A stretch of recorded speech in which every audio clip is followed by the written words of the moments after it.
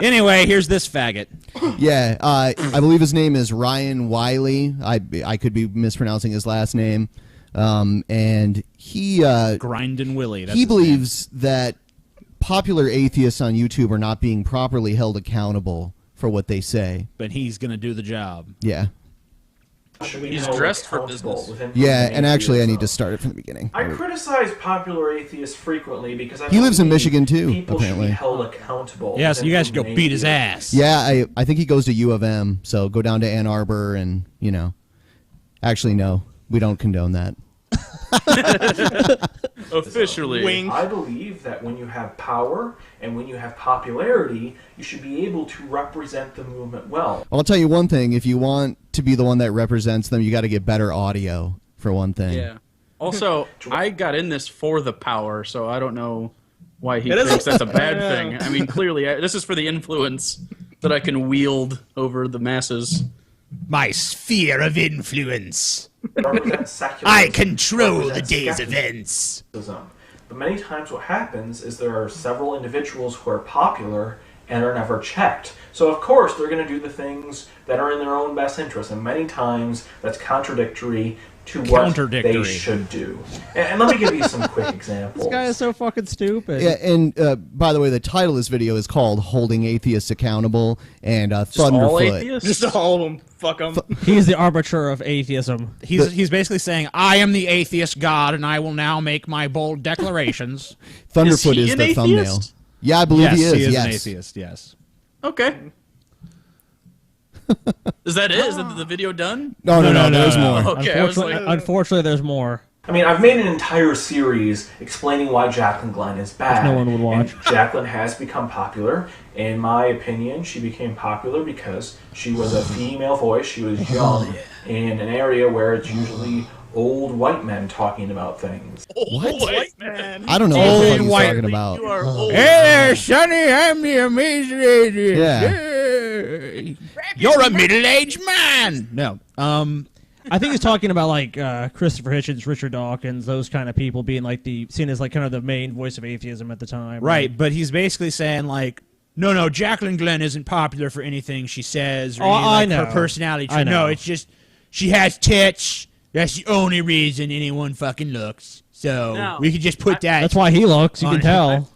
I wouldn't argue that it doesn't help her case. Sure, it probably But helps she- a little. But I she mean, most- she certainly isn't only subscribed to because she has female genitalia. It's not like she turns the camera on and just like, boo, boo, boo. She, like, I mean, Yeah. basically what this guy is saying is like, why aren't I popular? If I was a chick, I'd have 1 million subscribers. Maybe he should take those top 2 buttons down and see what happens. I don't know. I feel like he thinks the collared shirt gives him legitimacy too. He's like, I'll put on this collared shirt. People will listen to me. Doesn't That's how work. this works, right? People see a collar, they know I'm serious.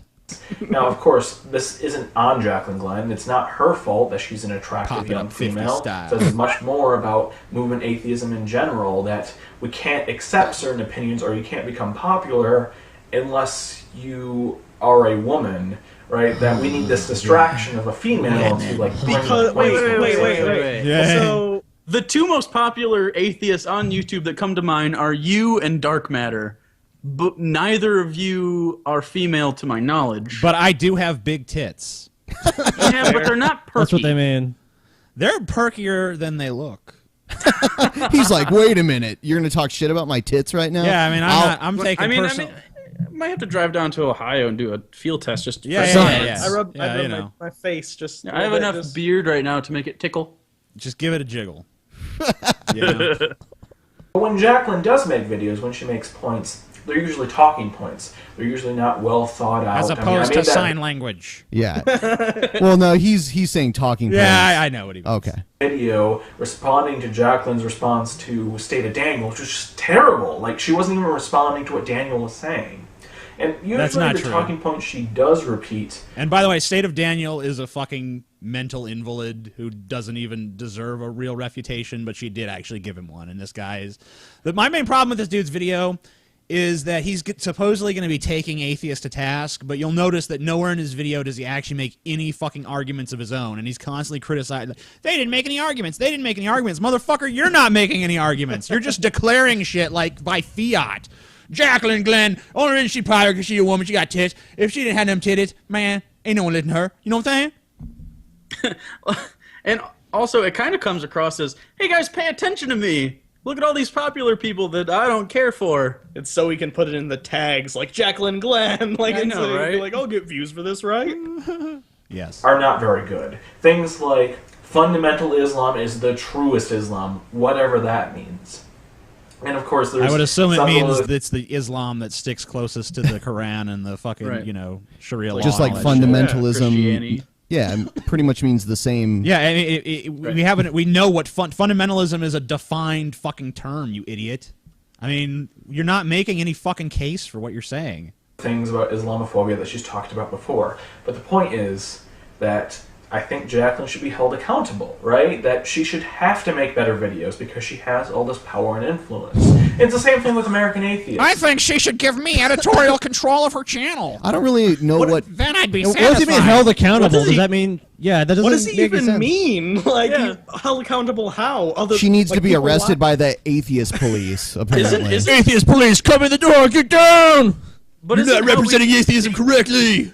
Isn't how we judge this sort of thing the court of public opinion anyway? Like, if you're popular, it means that other people agree with you. If you're unpopular, it means you're a douchebag and no one does. So it's like... But there's people out there that want to artificially, like, you know, if your opinion is the underdog opinion, just accept that and try to change people's minds. But then this guy's like, no, I have to change what's popular in order to you know, like, you can't do that. I saw him commenting on Twitter. He was talking shit. I think he's friends with Repsion. And TJ, when you made your comment to him about the shark fin soup, he was like, so now all of a sudden TJ's a vegan or whatever. I never said I was a vegan. Yeah, I know. He was yeah. His typical straw man tactics. No nuance exists.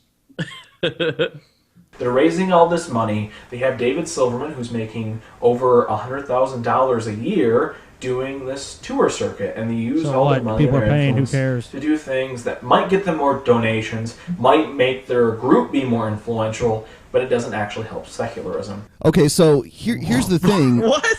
I know. People watch it on YouTube because it's entertaining. You know, it's not because it's, you know, trying to change the world or anything like that. And that's why no one watches your fucking videos, dude. Because they're fucking boring. Yeah, and the thing about American atheists not helping secularism at all, have you paid attention at all? They've been only probably the most influential atheist secularism group in the United States since its inception. Everything they do is good so far. I mean, sometimes they're a little. I think they. That's war on Christmas that's is a actually little dumb. a common misconception. They're garbage. They're garbage. No, they're garbage. And I don't need a garbage. reason. I don't need to explain that statement. I don't need a reason.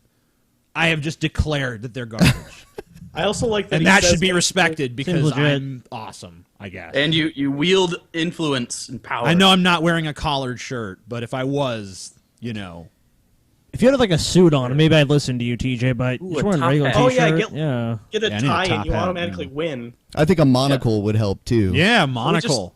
So the battle is we just have to out fashion this guy. We need fox furs of some sort. Ooh. We could get And of fancy. course, Hemp this bling. problem of accountability, I'd say, is very frequent within popular individuals. I mean, Thunderfoot comes to mind. Thunderfoot has pretty much embraced pseudoscience lately, especially in regards to feminism. Especially. Okay, so Science in someone regards to feminism. who is popular on YouTube for you know, being very educated as far as science goes is practicing pseudoscience. It's like you can go to Apparently. Thunderfoot's channel and see real science. Right. He'll do scientific experiments. Thunderfoot is in fact a scientist. It's interesting that this guy said he studies mathematics and economics. So how can he make the determination that it's pseudoscience? Like, Look, what I is mean, the basis you know, for I it? mean, to make the there's- Oh, you know, determination? STEM fields, they're all the same. There's people out there. I mean, look, there's people out there with scientific degrees who are full of shit. Of course. Thunderfoot is not one of them. You can't. I mean, you can disagree with what he says, but you can't. Labeling it pseudoscience is ridiculous. I mean, pseudoscience is something like reflexology Or or some homeopathic shit. medicine, yeah. You know, yeah, you know, you take this miracle cure and you'll be fine. You know, just we have the Make sure to- hidden cure for cancer Yeah, that the make sure to- medical industry has suppressed. Yeah, make sure to dilute it by 10,000 parts, though, or it's not effective. Has he even watched any of the like Thunderfoot's videos though, or does he just look for subscriber count and is like, I'm going after them next? Because he like tore apart solar roadways recently, and it was awesome. Yeah, And he that was awesome. And he was filming his experiments, and it was beautiful. And he went through all the math for nothing. What are you watching that I'm not? He just wants people to be held accountable for not agreeing with him. But what does hell? I don't know. It means Sounds accountable. right. Accountable means until they share my opinions on things, they're not being held accountable. Well, he's saying that Thunderfoot is practicing pseudoscience in regards to feminism. I don't really know what sort of science Thunderfoot was talking about. Is he like saying like you don't need, I don't know, pap smears to check vaginal health, and you can just like look at it and like blow on it and So is he a proponent or an opponent of feminism? Because he was just talking about the only reason people care about Jacqueline Glenn is because she looks nice. Yeah, I mean, we're getting mixed messages here. Yeah. He's acting like his viewpoints are so enlightened, and he said something more sexist than fucking... She was asking for it. Just look at her. Believes That's that basically what he's saying. apparently men and women's brains are different, and that's why they have certain roles which they'd be better at. Yeah, well, he's saying that Thunderfoot claimed this. Oh, okay. Yeah. But male and female brains are different. That's not even like... Yeah, I don't even understand. That's like, beyond... where he's going. I mean, you know... they have more connectivity. I mean, between I clothes. think, I think that, all human beings run an intellectual and emotional gamut from fucking A to Z, but I mean, there's definitely certain tendencies. I'm sure most of that's hormonal too. But Right, yeah, I mean, there's different chemicals at work and shit. So, I mean, I don't know what Thunderfoot was extrapolating from that, but I mean, that statement in and of itself is not incorrect or pseudoscience. He calls this sexual dimorphism, right? And people started calling like this argument neurosexism. And of course, it's completely pseudoscientific. There is no good evidence to back this up. There are not well-researched, well-debated papers on this. Yes, there are. It's just like some Wait a minute, little research. So once again, he's just declaring something by, there's nothing like that out there. It's like, yes, there is. If you've done even like a modicum of fucking research, you'd realize that what you're saying right now is bullshit. But I guess you don't care because you're just like, I'm going to go down the list of popular atheists and be like, this guy's bullshit, this chick's bullshit. They're all bullshit because they don't agree with me. And I'm the smartest. He's just trying to stir up drama to get views. It's so obvious. Well, he's succeeding. We're helping him succeed. Just look at this guy. you're What an enabling asshole. him. Yep. You're an enabler, TJ. You're going to be giving him his fix. I'm an enabler. Research that can't be reproduced. And of course, Thunderfoot, his entire brand is logic and reason for the win, but of course, he's essentially embraced pseudoscience, right? That's the problem with creationism, right? Thunderfoot has made this entire series about it, but I don't think he's learned the point. The reason creationism is bad is because it masquerades as science. And of course, I like how he I explains really everything like we're value fucking science. stupid. So it doesn't matter. The problem with creationism is that it masquerades as science. It's like, what? Okay, like, why are you just imagining yourself talking to an audience of fucking stupid toddlers with vacant expressions on their faces? I can't follow what you saying. I like how the toddlers What have is southern science? accents. They do. They're fucking little burly redneck toddlers. Name's Spud. I'm Spud. My name's Spud. He's the only one who has the answers, guys. He has a collar. God damn it. I don't know my dad's name. Mama said Daddy wasn't no good anyways. If you're religious or non-religious in your pseudoscience, it's always bad. And I think groups like the Magic Sandwich Show should hold him accountable. People like DPR Jones Magic Sandwich Show really needs to hold enable him Thunderfoot. accountable. He never corrects Thunderfoot, even though he's clearly wrong, and he allows him to come on his show. Right? And Aaron Ra has sometimes criticized Thunderfoot, but I'd like to see one of them be brave and maybe make a video or maybe directly address Thunderfoot on his points about feminism and all the stupid things that Thunderfoot has done recently with gender politics. And I can talk about the amazing atheist. He's another good example. Yes, you could. Yes, you could. Yeah. Talk about the Oh shit, it's on. Talk about him. What do you Super have to popular, say? But he said really dumb things about the First Amendment. Things that did. are not even close to factually true. Oh, okay. I can talk about Richard Dawkins, right? Oh, wait. You're not going to get into specific examples? Oh, how unusual. You said some really dumb things. I said dumb things which will not be pointed out or explained in any way, shape, or form. Correct. Awesome. That's really holding. He holds me accountable when he fucking makes blanket statements with with nothing to back them up, no argument, no sort of like, for instance, he said this, and that's wrong because of this, and here is my evidence for that case. No. Here is my argument. There is no argument. Shame. This guy's a better theist than he is an atheist because he just makes like moral pronouncements and judgments about you. He's like, this is how it is, and everyone's like, oh, okay, I take it at face value, thanks. This guy knows what he's talking about. No, I'm extremely curious. Islamophobe. I don't know what you said about the First Amendment. Yeah, I don't know. He let me know nothing.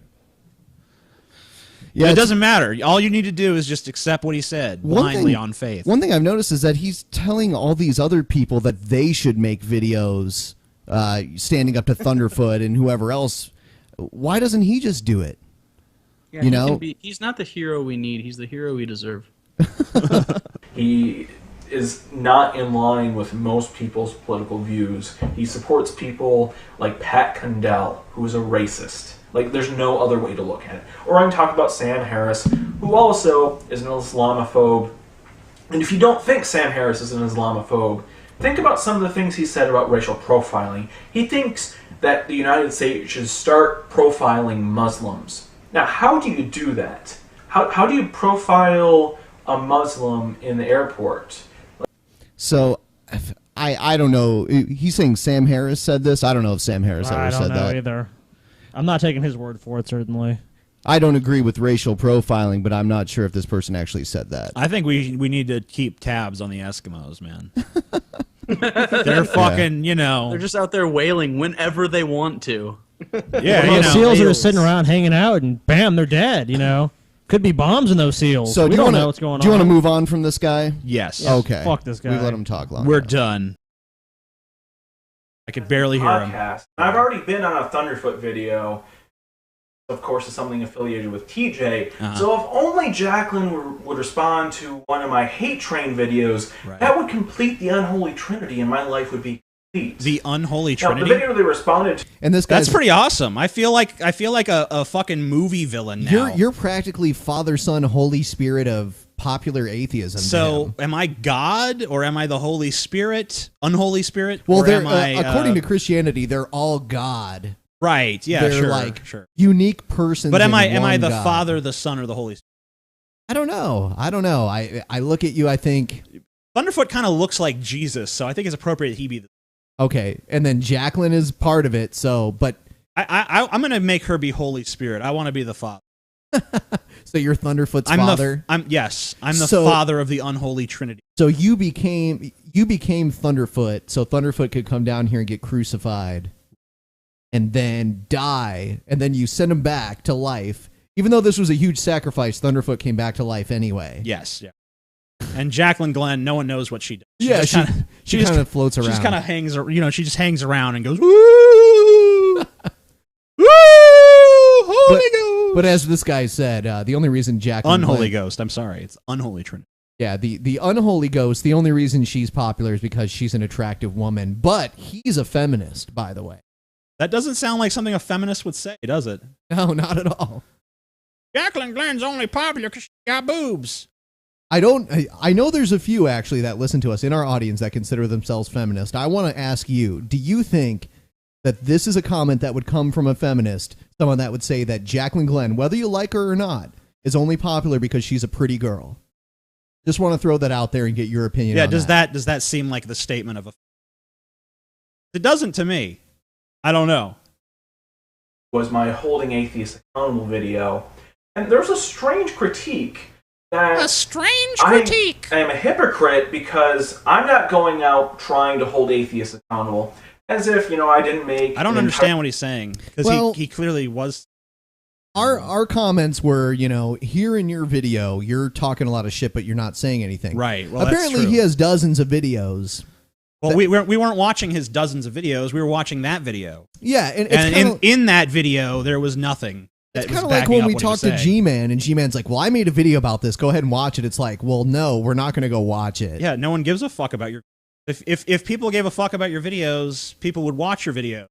And you did invite him to come on, right, TJ? You invited Ryan Wiley on. He basically... I thought he would want to come on. Because he wants to spread his message. That's why I invited him on, because I wanted to hear more about his point of view rather than just him saying, I declare this stuff wrong by fiat because I am the atheist god and I will determine how atheists should conduct themselves. And he talks about us as the unholy trinity, but he's basically the one with the god complex. But I thought maybe I could get him to come on here and defend his views, but he basically rebuffed me and said, he laughed at... He did a little lol at me, like, oh... As if I would come on your pedestrian show. Their series devoted to Jacqueline Glenn called the Jacqueline Glenn Hate Train Hour. I don't know, call out TJ when he's completely wrong about the First Amendment. Glenn I don't know. Hour. I don't know why would you hate why would you hate her? I mean, like, yeah, even if you think like, oh, well, she's not a good representative atheist. I mean, like, I can understand someone saying that. I mean, I don't think that, but I could see someone else at least having that opinion. But why do you have to hate Jacqueline Glenn? What has she ever done to earn your fucking hatred? I guess we could watch your boring-ass video. Yeah, I mean... I'm not going to do it. I don't know. Jacqueline has even come on our show and said things that I've disagreed with, but I don't hate her. I think she's a nice girl. You know? You sure? No, I probably just like her because she's an attractive girl. That's you true. got me. Sorry. If she was blinded by the tits and ass, my bad. You know, like... Blinded by the tits. I haven't called out Thunderfoot ever. Right? I've never responded to any of his videos except those 10 to 15 times I did. And I've never hold on. Like, so the criteria here is that we can't criticize one video until we've watched his entire library. That's like an Onision argument, honestly. I've seen him use that. You know, people have said, hey, Onision, you made jokes about people killing themselves. Well, can you name the video? You know, that kind of thing. I mean, that's kind of different because it's like, you know, I know when you make as many videos as I hate to defend. If you make as many videos as he or I do, like they kind of blend together and you kind of forget like, what did I say, where, who, what? But this guy is doing something different. It's like you can't criticize what I said in this video until you watch all of my other videos. Like, no, the onus is not on me to go back and research what you're saying by watching all of your fucking content.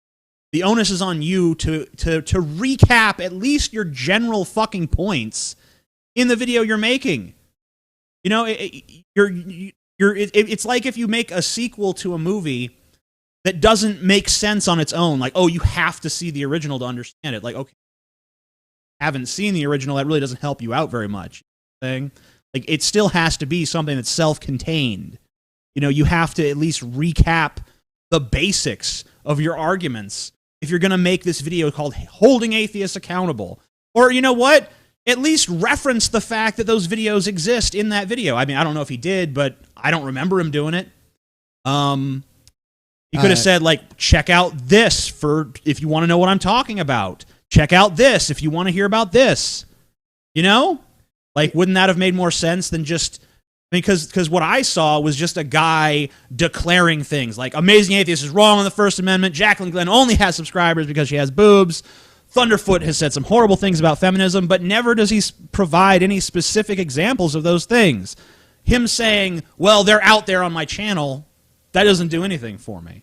What am I supposed to do? I'm supposed to go back and watch your entire fucking back catalog just so that one video makes sense before I can criticize it? That's an outrageous standard. Fuck you, I ain't doing it. Talking about movement atheism ever, well, except when I made like a 9 to 10 part series explaining why American Atheist is super ineffective, David Silverman is overpaid, and they're never going to do anything that actually improves secularism because they're focused on monuments and billboards. I mean, my bad. I'm sorry. Okay, so, guys. I mean, look, if you don't agree with what that organization is doing, that's fine. I mean, that's your right. But I mean, like, what are you really proposing any solution, or are you just criticizing them? Are you just saying like they're putting the focus on the wrong place? Because I mean, the obvious solution is if an organization isn't doing what you want it to do, you don't say, well, I'm going to change that organization. You basically just don't support that organization. You find some other organization to support. There's certainly not a lack of atheist organizations out there. And I mean, I'm also not hearing why that's the wrong approach.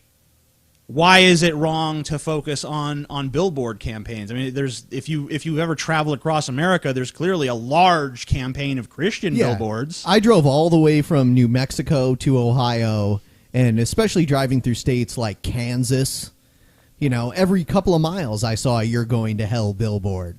Yeah. So I mean, like, the atheists are just trying to put out some of their own propaganda that contradicts the stuff that's already out there in abundance. I mean, I don't see how that is such a waste of time and money. You know, I mean, I'd like to hear if he has proposals for the way that a group could be more effective, then why doesn't he start his own fucking group? Oh, and or support a group that does embrace his agenda, rather than just complaining about a group that doesn't. By the way, everyone can stop bitching about the audio now. I've fixed it.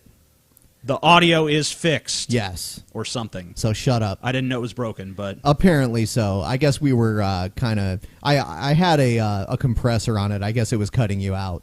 Neat. So I took it off. So now we're just going to... everyone. Yeah, that sounds good. I mean, I should really work harder. You know, I need to become the So is this entire video just him being a sarcastic little bitch? Part of it is, but I do want to get to some of his points that he makes. Hey, Ben, isn't this your mom? Network, right? Just 24/7 explain exactly why I don't like all these people. I mean, my bad. I guess I just gotta work harder. And of course, another critique was that, you know, I was wearing a button-up T-shirt to make myself look impressive. Yeah. Do you want to respond to that comment? Well, I mean, we already kind of responded to it a little bit. I mean, like, we were having a little fun at his expense, but I mean, no one was seriously presenting like he wears a collared shirt, therefore his arguments are invalid. I mean, that was not one of our substantive criticisms. No, it was the joke. That was I mean, it was a joke. It's what's called humor. It's like an exaggeration of a certain, you know, feeling or sentiment or idea in order to, you know, yeah. You're welcome, everybody. I mean, I guess I shouldn't have a job that requires me to work enough hours so that the only way I can record videos sometimes is to wear that shirt. Or yeah, there's no time to change my shirt. Yeah. That's a 3-hour process. Well, now he's going to say it's because he has a job. It's like, well, are you filming these videos at your work? Because maybe your employer should know about that. If you're taking the fucking time. Otherwise, you can change your fucking shirt if you want to. I know, right? So the fact that you have a job is irrelevant to the type of shirt you wear. Exactly. And you can wear any shirt you want. Yeah, we never actually gave a shit, right? Like, it was a fucking joke, you dipshit. I guess that you don't understand humor. Button-up shirts. You know, it's so terrible of me to be in a job that requires me to be professional and intellectual. Obviously, what I should have done is dropped out of high school. If his job requires him to be intellectual, then it's like, he should be fired immediately. I'm just saying. And professional? How is it professional to call out people on the internet? Like, I'm not professional. I'm willing to admit that. But this is my job. I mean, like, I probably make more money doing fucking YouTube than you make at your fucking little job that you have where you have to be professional and intellectual. But, yeah, whatever. Well, he brought this all up just to make the jab at you that he makes later. So okay. We'll keep playing The jab. There's a jab. Yeah, he jabs you with his little dick. Jab! Oh, shit. Well, I have a little dick because it's part of my job. Sorry, I have a job. Cool. And made YouTube videos for a living. I don't know, maybe throw in 1 or 2 failed websites You know, just take that money and not exactly say what I did with it. Even though I did. You know, start out making the website. I mean, what am I supposed to do? I mean, like... So now he's the fuck that didn't do his research. Right. We've addressed Because we've addressed that. So, I mean, if he's going to be like, you should take a look at my backlog of videos, why don't you take a look at my backlog of videos then? Because I fucking have addressed that. I addressed it right here on the Drunken Peasants. We criticize... Undertaker Freak 7, 6, 5, 9, 8, whatever 12, whatever the fuck. Who cares? We took on one of his videos where he was making criticisms about Not Productive, and we explained exactly where all the money went, and we fucking put that out there. I mean, I'm not saying that. I mean, like, if I'm gonna hold myself to the standard where I'm not gonna go back and watch his backlog of shit, then I guess he shouldn't do that. But if he's gonna hold that standard to me, then he should hold that standard to himself. Right. But yeah, we have addressed that. Just for the record, that has been addressed. It's been addressed right here on the Drunken Peasants. I don't remember what episode number or any of that shit, but it's there. Yeah, and we did explain it. Sure. Into a YouTube channel which has zero costs. Don't even talk about where the money went at all. That's Maybe your YouTube channel has zero cost. Right, like how the fuck does a YouTube channel have zero cost? I mean, like we're just, this Drunken Peasants channel is pretty new, but I'd say we've spent a pretty penny on it with all the equipment and shit we've had to buy. All the mics, all the cameras. I Everything. mean, like I have to spend money on renting a camera, renting lenses, lighting. Fucking, there's like lots of shit that you have to spend money on when you do a YouTube channel. Plus, if you want to do a promotion for a channel, which we did do on Not Productive to an extent. You have to fucking pay for promotion as well. So I don't know how it's just free. And I mean, also there's time and energy. Like, are you saying that the effort of making videos is not an imposition on time and therefore money? I mean, that doesn't make any sense to me. It's not what I should have done. And of course they brought up the point that I never explained, like, why I think movement atheism is terrible. We are, or you are, I should say, movement atheism. I think he is bowel movement atheism. Again, if they would have done a simple search on my channel, they might have found that. They might look. have Hey, found wait. Here, just for the record, no one cares about your channel. No one. Okay, you're boring. His production quality is shit too. He's just like talking into an internal mic on a laptop or something. Sure, like and the only way that anyone could watch your content and think it was interesting is with our commentary in it. That's the only thing that makes you fascinating is us tearing you apart. Beyond that, no one gives a shit. And that's really what your issue is. You know, you sit there and talk about, oh well, these people are doing this wrong and these people are doing this wrong, but really you're just butthurt because you're not in the position to do any of it. You're pissed at American atheists because you don't fucking wield that kind of influence. You're pissed at me and Thunderfoot and Jacqueline Glenn because we have audiences that actually give a shit what we have to say and you don't.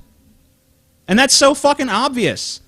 It's just obvious in every little butthurt statement that you make as you sit there like the smug, sarcastic little dipshit that you are. Like, well, I have a job. Excuse me for being professional. Excuse me for wanting to dress nice. Yeah. The one thing I've noticed, and I don't want to throw Daniel under the bus or anything, but he does not criticize Daniel at all, and I think that I've seen on Twitter that he's actually friends with him. Or I think that Daniel actually fillets him every Sunday, so that's like his version of church. It's true. It's true, folks. It's fucking true. I'm not. Okay. Daniel eats that dick like he eats shark fin soup. He loves that shit. DJ. What? What I do? What I say? I'm sorry. Nothing. Sorry. There's videos describing exactly what I believe, and of course this video is kind of like the conclusion to a number of times seeing pop atheists make really poorly researched videos that are counterfactual. And I mean, poorly researched? Your fucking videos don't have any research in them. It's just like, I declare this, and I declare that. He called you a pop atheist like you're like the Andy Warhol of atheism or something like that. That would be cool. I probably will get shot by a feminist like Andy Warhol at some point. But not him, like a real feminist that actually, you know, listens to the... Because, I mean, I think we can just... I mean, like, when you start... You can't say I'm a feminist and then attribute Jacqueline Glenn's success only and strictly to her appearance. Like, don't you see how that undermines the achievements of a woman who is actually successful? Like, how can you possibly say you're a feminist when you say some shit that's so sexist that even I, the recognized king of misogyny by the fucking denizens of Tumblr, I'm like, dude, that's pretty sexist. He's a no misogynist that hates women. He's a misogynist who hates women. Enough times that I can make a general conclusion about the group. No, it's my bad for not getting them to do their research. Yeah. Right. And in fact, it's my bad that they're telling me that I need to explain exactly what I said. Hold on. I just saw someone in the chat room say TJ sounds offended. I am offended by this fucking piece of shit. Because he's a loathsome little cocksucker. And he just gets on here and he talks an endless amount of shit with nothing to back it up. And if he said this shit to me in real life, well, I can't say what I'd do. But it'd be bad for him. In a moment here, he's going to say, well, you guys mentioned that, I just want to get views. But when I say what I'm going to say, people get pissed off. And he'll get to that, and I want to address that when he gets to that. You got it. They can't go out of their way to see what I've actually done. That's the weird thing about these guys. You would think that if you hold that position, you would hold that too. I mean, there's some word that describes that. I think it's called hypocrisy. And it's so weird. I think it's called hypocrisy. They kind of made my point for me that they made this 20 to 30 minute segment that was completely counterfactual and at times was laughably wrong. How was it counterfactual? It contradicted How what was it I do, counterfactual? on a daily basis. How was it counterfactual, specifically? And there was what was a lot of counterfactual time about devoted it? You have time to laughing at ramble someone on about because this they fucking wear a- your little sarcastic bullshit, but nowhere in any of this do you fucking support anything you say. It's just like, it's counterfactual. Just accept that on faith. You don't you can't argue your own fucking positions. It's pathetic. Come on our fucking show sometime, and I will trounce your bitch ass. Button-up shirt. I mean, that's so weird. It's almost as if the Emperor has no clothes, and a lot of the people who have a lot of power on here aren't that great of people. It's I am. Weird that, isn't it? I'm I guess I'm just wrong about this. I'm too stupid. Yeah. Me and my math right. degree and That's economics correct. degree. My math degree. He has an economics degree too, TJ. Watch out, he's going to throw some numbers at us, Ben. I'm gonna hit you with an abacus. Meh! Can't think logically. I gotta buy that logic T-shirt, I guess, and then I'll start thinking logically.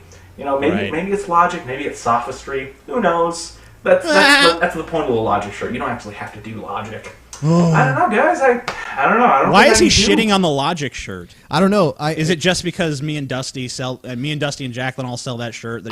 He didn't mention Dusty. Maybe he has in his video library. Yes, I'm sure. Have you ever watched my 23-part series on why Dusty is a piece of shit? You need to watch it.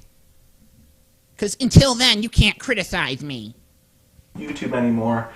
Just too stupid. Yeah, that's right. Too Yes. dumb to figure this whole thing out. I mean, Right. I gotta bow down Correct. to TJ and Thunderfoot because they're just so much better at this than I am. Right. I mean, No. We are. We're legitimately better than you. No. Accept that fucking fact. We are better at this than you are. By far. It's not even close. It's not even a fucking contest. We are better than you. You saying those words sarcastically is absurd because it's so clearly true. Okay. Channel and the real reason why I do this is I want to get popular by attacking famous atheists. And you might think I'm doing that strategy really poorly because whenever I make a Jacqueline Glenn video, I lose subscribers and I get a bunch of comments telling me how I'm terrible. And usually they'll Why would anyone say that about you? Where I can't even advertise my video because it won't pop up in suggested videos anymore because that's how YouTube works. Okay, well, why don't you fucking roll with the punches and go with the way YouTube works if that's how you decide to spread your message? Why don't you go with the more, catch more bees with honey approach? Like me. Not you. But I mean, he could still spread his message without trashing all the people he doesn't like and then losing subscribers and getting all these hateful messages like he's crying about right now. I call bullshit on this idea that he loses subscribers every time he criticizes Jacqueline, just because if I know YouTube fucking loves drama. They don't care. They don't have like this extreme loyalty to one person or another. They just want to see the fucking cat fight. Okay? And I don't buy that people are like so offended by these Jacqueline Glenn videos, especially when he's made so many. He sits there and says he has like a 25-part series on fucking Jacqueline Glenn. How could you even make that many videos on her, honestly? I mean, like, he's obviously got a little bit of a fucking obsession with her going on, but, you know, that's But neither here nor no, there. apparently I should be becoming famous. And also, there are a number of people who make similar videos as me, such as Sequester Zone, Hannibal the Victor, and Rob. Who? You know, they do similar things criticizing popular atheists. Yeah. And they aren't famous either. It's almost as if, you know, criticizing popular atheists doesn't get you very far ahead. Well, you know what? I bet you could get pretty far ahead with it if you were actually competent at it. Like Fuck you, Bill Maher. Fuck you, Bill Maher. Fuck you, Bill Maher. Fuck your mother in a fucking asshole. Go fuck yourself. That cunt is a douchebag, and I fucking hate him. He gets on his dumb fuck show and talks shit like that all the time. Fuck you! I'll let you do it. Fuck you! What is his name again? Ryan Wiley, I Fuck believe. you, Ryan Wiley! Fuck you! Go fuck your mother! It's kind of weird that we all tend to respond to the same videos. Now, either it's that we're in this massive plot to get famous together, or it might be the fact that those videos are actually bad that we're responding to, and we're taking. Or an it could be that the ethical videos stance that you're making because, are bad. Is that even a consideration? Does that even occur to you? Like, maybe these videos aren't popular because they suck dick. Like, does that even even as a split second, does that occur to you and then you kind of dismiss the notion? Or is it just like, These videos are great. Obviously, people don't like them because they just worship the amazing atheist and Jacqueline Glenn. If people were reasonable like me, they would see that I have valid points. I'm getting penis requests to show my penis on cam. okay. actually believe in something. Show we're Ben's not dick. nihilistic Show Ben's that dick. we would try and get famous. People are so bored with this guy, they're like, counterfactual come on, thought. Ben, whip it out. If I whip it out, it'll go all the way to Scotland, from here to Scotland. It's like that. Like, you could see it from space. From here.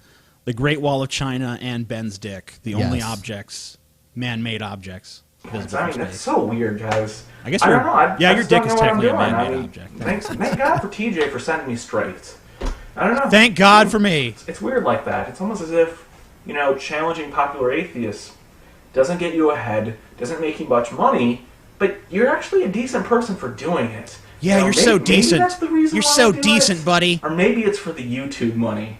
You know, silly me, I'm getting like $52 per month while Pat Jacqueline, yourself on the Thunderfoot, fucking back for your and decency. TJ are getting like thousands per month. It's weird like that, isn't it? I guess I'm just doing my strategy wrong. Me and my button-up shirt. It's too stupid, I guess. Yeah. Seriously, though. Seriously, thanks, TJ, though. for making my point. You and your bros. My bros. you know, Bro fist, buddy. demonstrate Yeah, exactly bros. Bro fist. type Woo! Woo, bros. Someone said Ben's duck. Yeah, I do have a duck. You caught me. Wah, wah, wah. Yeah. of thing I stand against, because that segment was in many ways completely hypocritical, not well researched, thrown What was there to together research? quickly. It's not. You're not a fucking in many college ways was thesis. It doesn't anti-intellectual. take research to fucking argue with what you're saying. We should have like written a paper and cited our sources and put a bibliography in it and everything. Mm-hmm. Turned it into Professor Ryan Wiley so he could grade it for us. Yeah, that sounds good. That sounds reasonable. Which is all the things I hate about most popular atheists on YouTube. So I really appreciate it, and I will show people your video when I try and describe what I dislike about atheism on YouTube now. So yeah, thanks. And thanks for watching, guys. I hope you appreciated my sarcasm for like 7 minutes. I All right, didn't. See you guys but next that's time. fine. Anything else you want to add to that before we move on to something else? No. I don't know. No, I have nothing to add. He'll make another video, I'm sure. I'm sure he will. He'll have fun. Here's another video that was made about you that I think, and we watched a little bit of Ryan Wiley's video earlier, but this one I don't know if you've ever seen, honestly. I don't know what it is. No. Okay. I'll play it here.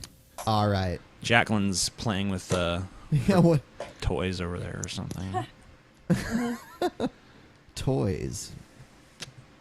All right, so we're going to bring Ryan Wiley on here. I'm excited. Here we go. Sexually excited. Yes. You've been waiting to talk to him for a while, TJ. Are you nervous? No. Well, yeah. I'm a little nervous about talking to Ryan because I'm afraid he might even be more frustrating than G-Man. But we'll see. No. I don't know. I if like that's possible. G-Man.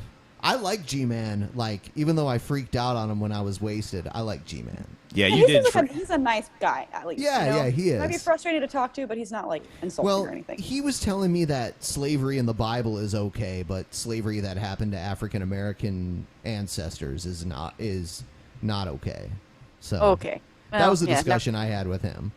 So that was very frustrating. Anyway, here comes Ryan. Here he comes to save the day. Motherfucker day, yeah. Yeah. America. What the hell's going on? What is happening? I don't know. Hold on. We'll bring it. Apparently we're having difficulties. Not really. Difficult. Difficult. Here he is. All right. Do-do-do-do-do-do-do-do-do-do. Here he comes. Here he comes. In our asses. Oh my god. Yeah. Is he on? Ryan? Yep. Yes, I'm here. There you Hello. are. Holy shit. It's a Yay. miracle. Can I have a chance to It's explain, a like, miracle. why I don't like It's a live miracle. responses? Can I have that? Yeah, Yeah, go go ahead. ahead. Go ahead, sure. So, 30 minutes of hold on. prior research Hol- is not available whenever you're doing things live. well, I actually have been consistent on this in the past. I actually made a video about it more than a year ago, explaining that I think that live debates are not meant to create knowledge about a subject or spread knowledge. Right. Rather, it's about talking So, points. You It's think? about- Well, I can agree with you to an extent on that, Ryan. I mean, like if you're watching like a news show, I mean, the No, Democrats but, and the like, Republicans but are not making very substantive I points would against think each you other. guys would like at least understand this, because this is what creationists do. Well, no. Here's what I don't understand, Ryan. I don't understand why you make so many tweets towards me, well, and it's- wait, okay, hold on, so and towards Jacqueline. If you don't want a discussion, if you don't want a discussion, don't address me because I will give you a fucking discussion every time. Because I don't think this is a discussion. There's no reason for me to believe that. But you can do it on Twitter? Yeah, you can do what's it the on difference? No, you're right. You don't. But you don't want. You're the one who doesn't want a fucking discussion, Ryan. All you want to do is stand on your pedestal and preside from on high. Video and then you respond to it, right? Well, what? Okay, that how just is that any benefits both different than? parties. Look, but if we You if we want do me it to come in on real your- time, Go ahead. if we do it in real time, there's so much more that we can exchange Right, quickly but and easily. In real time, you can't think about subjects. You have to do Okay. it in real time. Wait. Right? Yeah, you can. That's you not. can think. I mean, I'm You capable can of thinking think in real about time. subjects, but that's not how we do science. That's not how we do math. This That's isn't not the way I science do or it. math. This is not science But- or math. but- This is fucking discussion. It's a separate fucking area. I honestly prefer this type of forum because then if somebody says something, you can quickly correct them if it's a flat-out lie or off base or interpreted in the wrong way. Right, or doing you can do a a Gish responsive- Gallop where you just shout out a bunch of bullshit and no one can ever actually deal with it. Right? This is what happens in creationist circles. And you don't see, like, perhaps there might be a problem in other medias.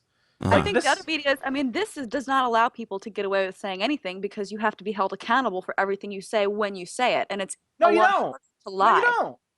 Why Well, would it you depends do on who. that? It depends on who you're having a discussion with. Right, you I mean, have look to- at you. Look at you. Right now, you're using discussion as a tool to make your argument against us. Isn't this Right, so I much don't think this is easier? very effective, though. I think it's going Okay, to it's be- Go ahead. okay. No, you go ahead. That's fine. I just don't think it's a very effective mean. Excuse me.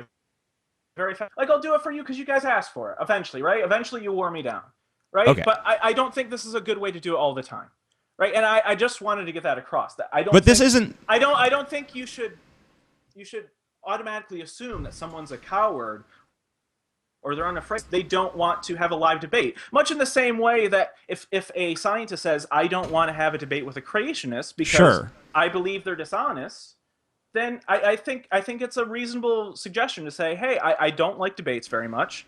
Right, I don't think they're very also don't engage. Scientists also won't engage these creationists in petty Twitter fights. Right, exactly. That's my problem with. It's not a petty Twitter. Okay, no, right? hold on. Let's just get rid of the characterization of it as petty. But here, let me just explain things from my perspective for a second, Ryan. Right. Can I at least explain the power dynamic? Right. You guys hold on. I promise. I will let you explain the power dynamic. I will let you explain it. Just give me 1 second. My problem is that you perpetually respond to me, and you perpetually throw questions at me, and you make arguments towards me, but then you act like you don't want to debate every time I try to invite you on the show. I think the problem is you're thinking of that I'm actually directly addressing you with those tweets. The idea is I'm trying to actually create this counter argument to what you're suggesting, right? Right. I understand that. But what I'm saying is that you don't. It seems you want to make this counter argument, but you don't want a counter argument to the counter argument. Now, hold on. Now, why don't you? I think it's fine. I think you guys can always make a video and say Ryan is wrong, right? Right. I don't have that same capacity with your audience, right? Everyone in my audience is going to see what you're saying. It's not the same for your audience, right? True. Not everyone in your audience is going to understand the direct context of what I'm saying. Sure. So I think it's completely fair for me to directly live respond in tweets. Like I don't think it's that. But do you understand how asking for a video every time I don't want a video. Something is a little bit ridiculous. I don't care if you guys respond to me. I really don't. That's a mischaracterization, right? I'm responding to your points. If you want to respond to my points, great. That's awesome. But if you don't want to, I don't care either way. The point is that I want to spread the notion that perhaps what you're saying is wrong. That's it. And there are you guys are not above criticism. That's no. I agree. We're not above criticism, but we're also not beneath defending ourselves from criticism either. I think you guys. Hey, Ryan. No one has ever said that we're above criticism. I welcome criticism. If I hadn't welcomed criticism, I would still be a Christian. Have you seen some of the responses? Like some of the responses I get to the arguments I make. Ryan, the thing is, you wonder why I categorize you into the attention-seeking group. It's because I don't of the way. So let me finish.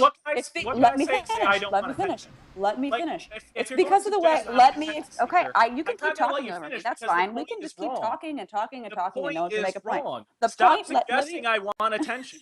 Period. If you don't want me to suggest you want attention, then don't use attention-seeking behavior. The titles of your videos and the aggressive nature of your communication is in a way that resembles a troll. The joke is it's not a joke.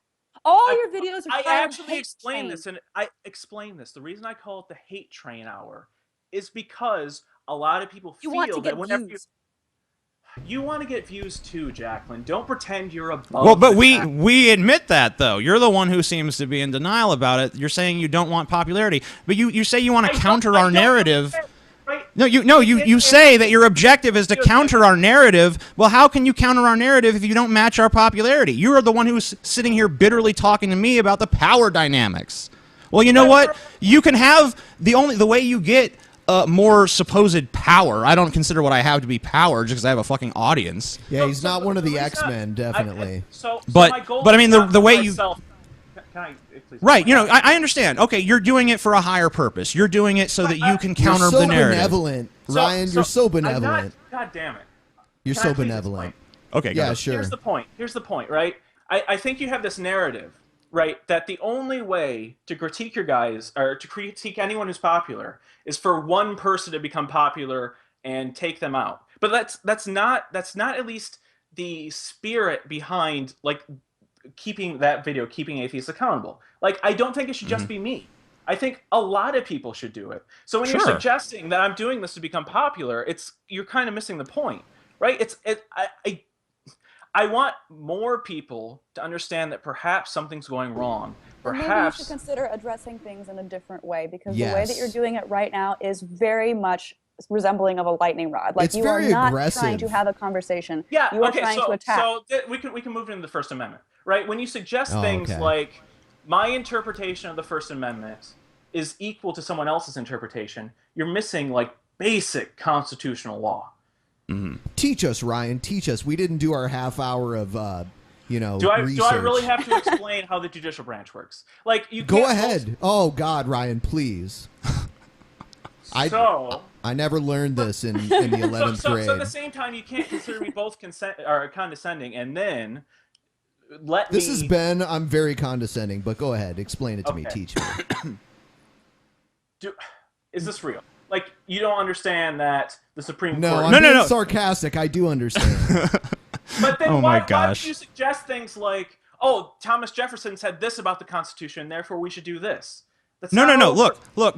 No. Look, you're see where you're confused is I'm saying that what Thomas Jefferson said laid down a certain philosophical framework wherein the Constitution and the Bill of Rights I should be understand able that. to be amended. I understand And that, but look, that's- I understand that you and I disagree about how that should take place. I think the But founding it's fathers not were a actually disagreement.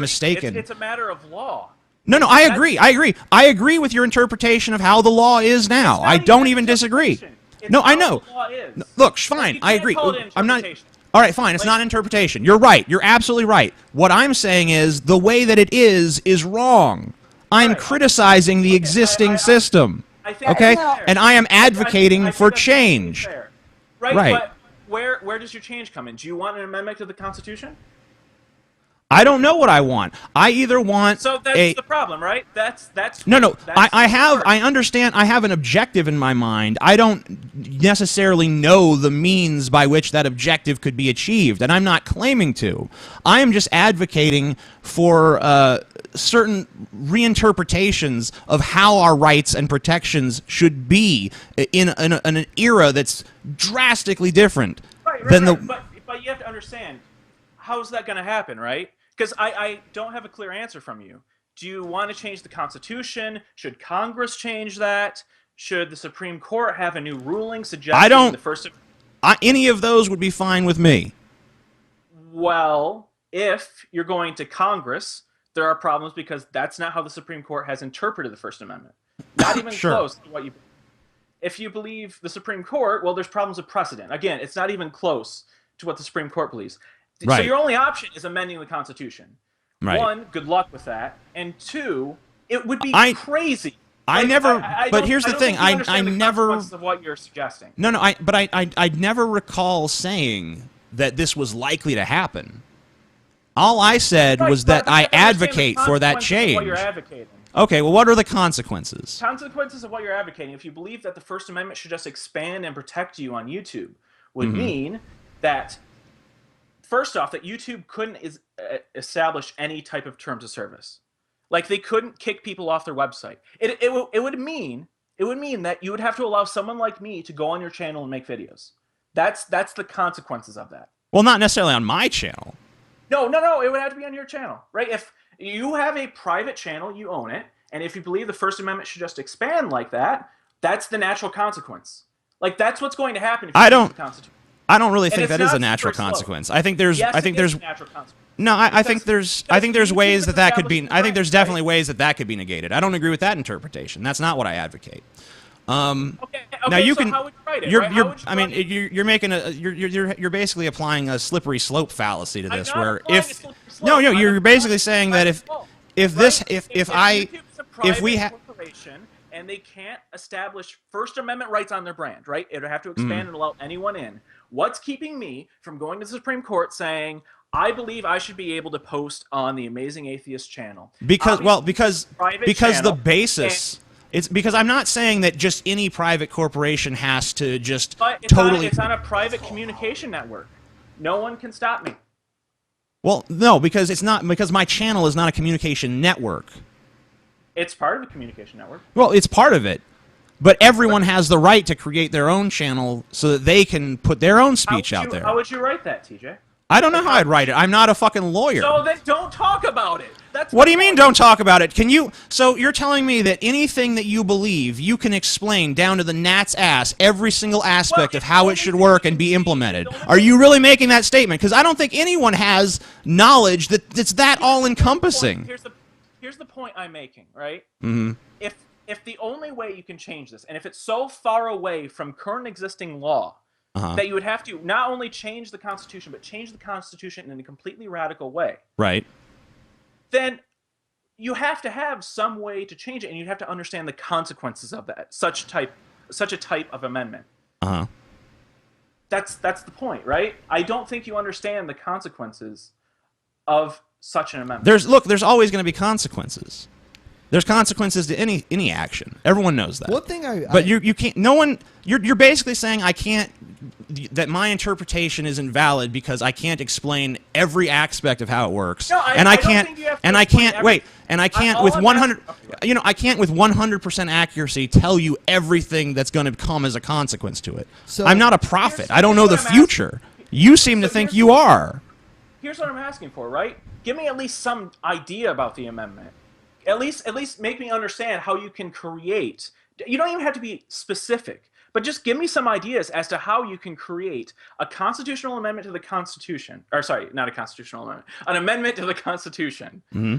So that it would keep YouTube from taking down your videos and keeping other individuals from essentially going to the Supreme Court and suggesting that they should be able to put content on your channel. And beyond this, understand how the ramifications of allowing any content on YouTube would drastically alter our society, because there'd be no such thing as copyright claims. It would be so drastically different and so counter to the idea of private property and the right to establish yourself that the consequences would be catastrophic.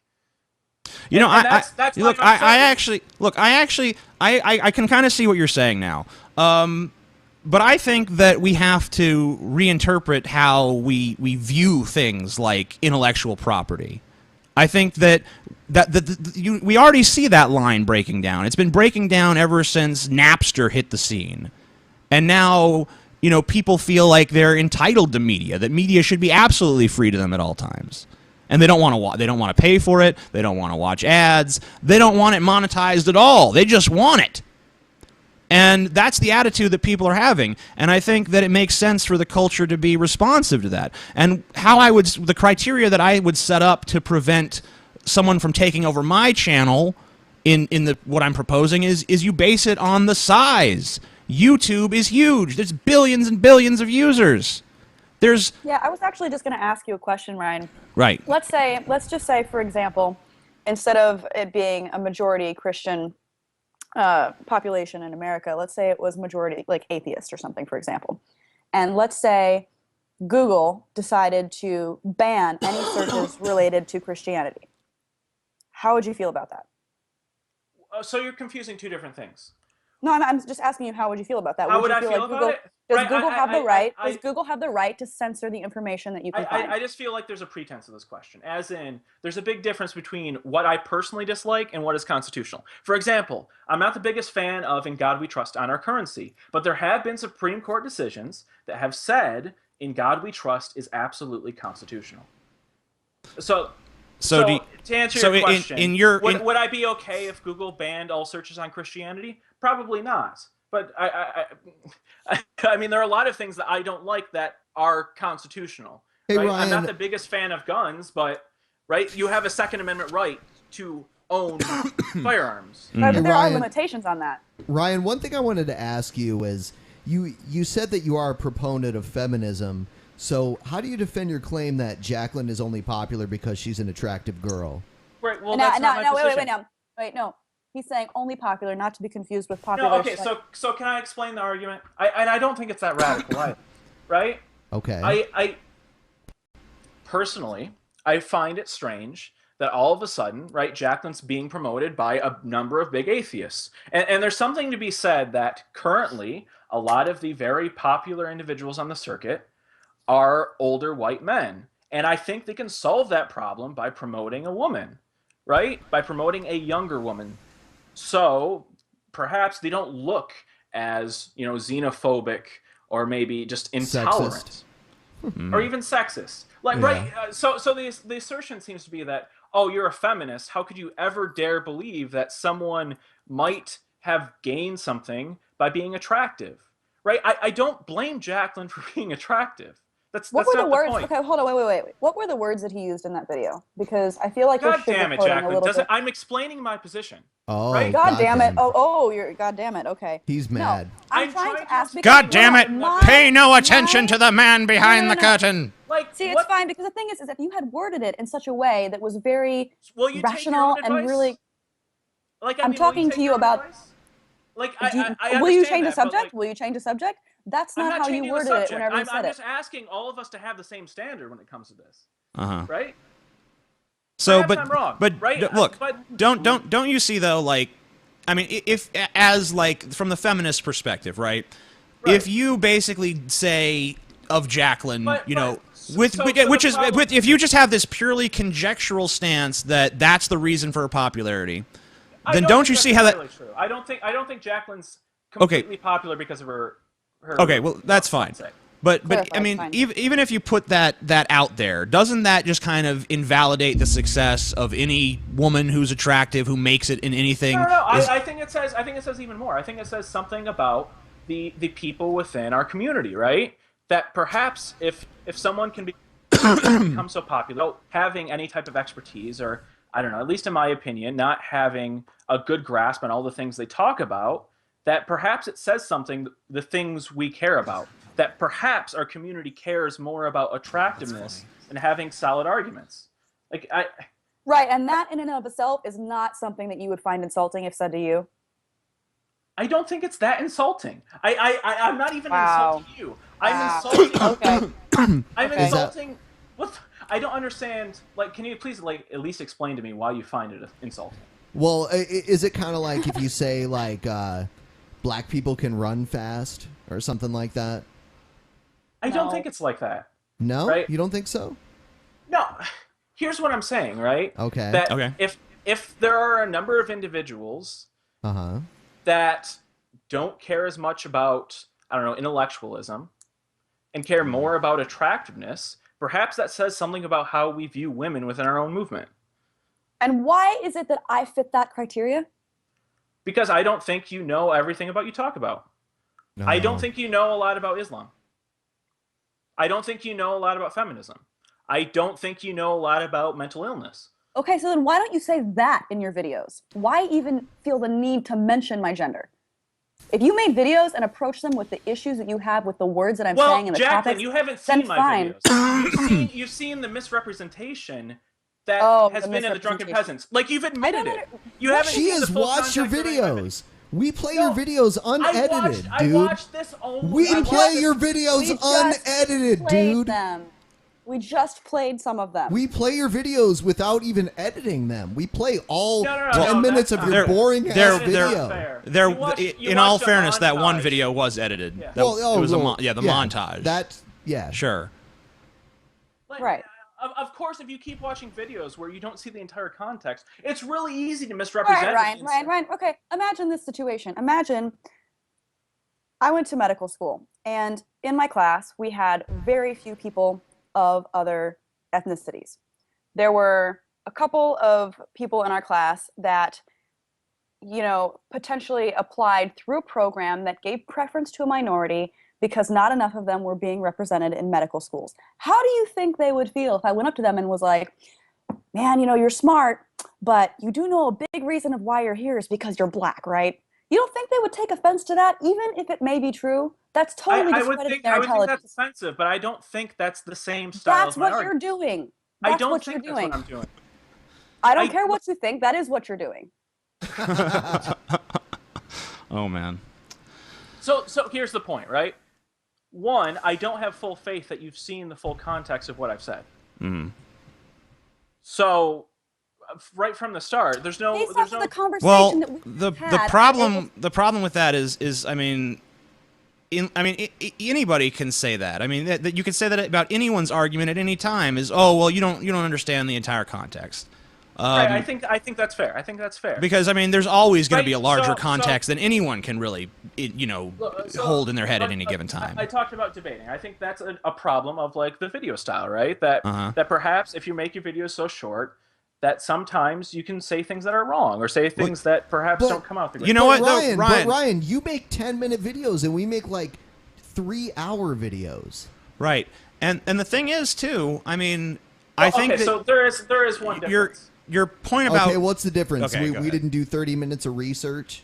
No, I whatever. All right. Oh, so okay. here's the difference, right? You're doing a live stream of the video, Yeah. right? You're directly responding to it. Yeah, and we you're don't not get to actually- edit out anything that we say. You right, we don't. Right. Okay. So the point is, you're actively engaging that all the time. I think you can attack me for not preparing well enough, which is why I attack your videos, right? But hold I on. think that goes both ways. Hold on, though. I mean, look. Honestly, I think that you're probably defending yourself better here than you've ever defended yourself Yes, on Twitter. On Twitter. I mean, I think your point about not wanting to come on the show is totally invalid because you've actually been able to express. You've been able to express your views so much better here. Don't you see how much easier it is when you can actually respond to what we're saying in real time? I'm just saying, like, why were you so afraid to come on the show? I mean, you can say, okay, I'm sorry, not afraid, but why? What was the objection there, really? I mean, is it really that bad? I think you're getting points across somewhat. I mean, I don't agree with everything you're saying. You probably don't agree with much of what I'm saying, but at least you're able to actually advocate for your position now. Isn't that so much nicer? Isn't that so much nicer than just tweeting from the shadows constantly? So here's the point, right? We live in a world where we don't know what's going to happen. Like, right. I would say you were more fair than I thought you would be, right? I think that's fair, but we also set a precedent in our actions. Personally, I don't believe that scientists should be debating creationists, or we should debate on positions where we have some type of back and forth debate where we don't actually take long times to think about what we actually believe. So that's why. The thing is, though, that was my objection. And I right, but the problem with that analogy is that a scientist has verifiable empirical evidence. You saying Jacqueline doesn't understand Islam, that's just your opinion. That's just your interpretation. That's subjective. So I think that does merit debate. I think that does merit discussion. I wouldn't say it's entirely subjective. Okay, well, I think in many ways so you believe that you can not understand Islam. You can. All right. Well, give me an example of a way that Jacqueline doesn't understand Islam. Yeah, I'd like to hear this. Don't bring G-Man in here. Look, right? I can't think of it off the top of my head. That's why I don't like live debates, right? All right. And get specific examples, right? You don't have an infinite amount of knowledge in your head. Okay, that's fair enough. So, is there can you give me an example of any of the specific examples of something that Jacqueline or I have said? Well, you've already kind of went over it with me in the First Amendment. We've kind of discussed that already. But there was other instances where you said Jacqueline was ignorant. Like you said she was ignorant about feminism. Can you give us a demonstration about that? So at the same time, you're both suggesting that you're not a feminist, yet you're believing in clearly feministic ideologies.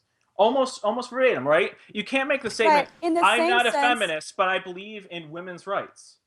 That doesn't make any sense.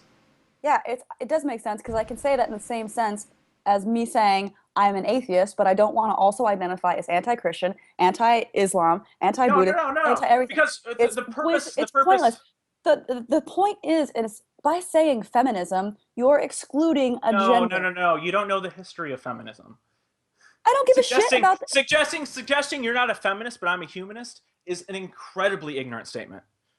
If you because watch the video, humanism is a completely distinct ideology. Exactly, and I said that in my video called "I'm a Radical Then Feminist." Why would you call yourself "I'm not a feminist, but I'm a humanist"? If you understand the things, then why are you saying them?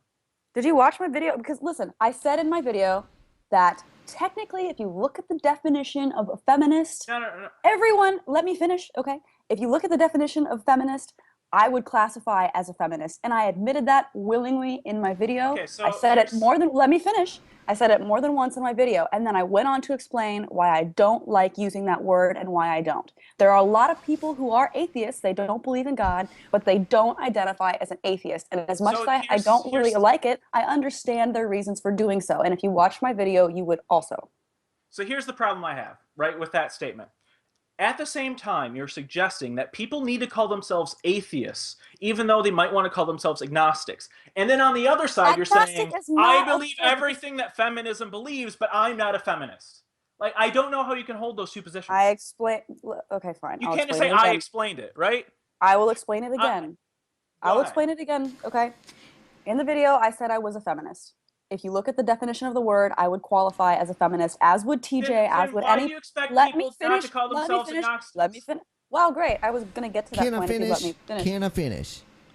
Agnosticism is not anything in reference to belief. The word agnostic is a position of knowledge. Saying you're agnostic is admitting that you don't know. I am an atheist, yet I am agnostic because I cannot know for sure or prove anything definitively. As many Christians will also claim to be agnostic theists. They are not mutually exclusive terms. So whenever you say that you're agnostic, it tells me absolutely nothing about your position of belief. That is where the word atheist comes in. Using the word atheist is different than the word feminist because atheism is not excluding a group of people. Everyone who doesn't believe in God can fall under the category of being. Anybody who doesn't believe in God can fall under the category of being an atheist. When you say that you're a feminist, that is excluding men. Why sit there and say no, it is not. Why sit there and say that you're a feminist and a men's rights? Why sit there and say that you're a feminist and a men's rights activist? I guess if you get to talk as long as you want, you can just talk over me forever. Can I at least address some of your points as you explain them, right? You're suggesting that feminism is exclusionary. It is not, right? We live in a society where females are the non-privileged category, right? They are the non-privileged. How can you possibly believe that? Do you know what's happening in my state? There's a bill for an 8-week abortion ban.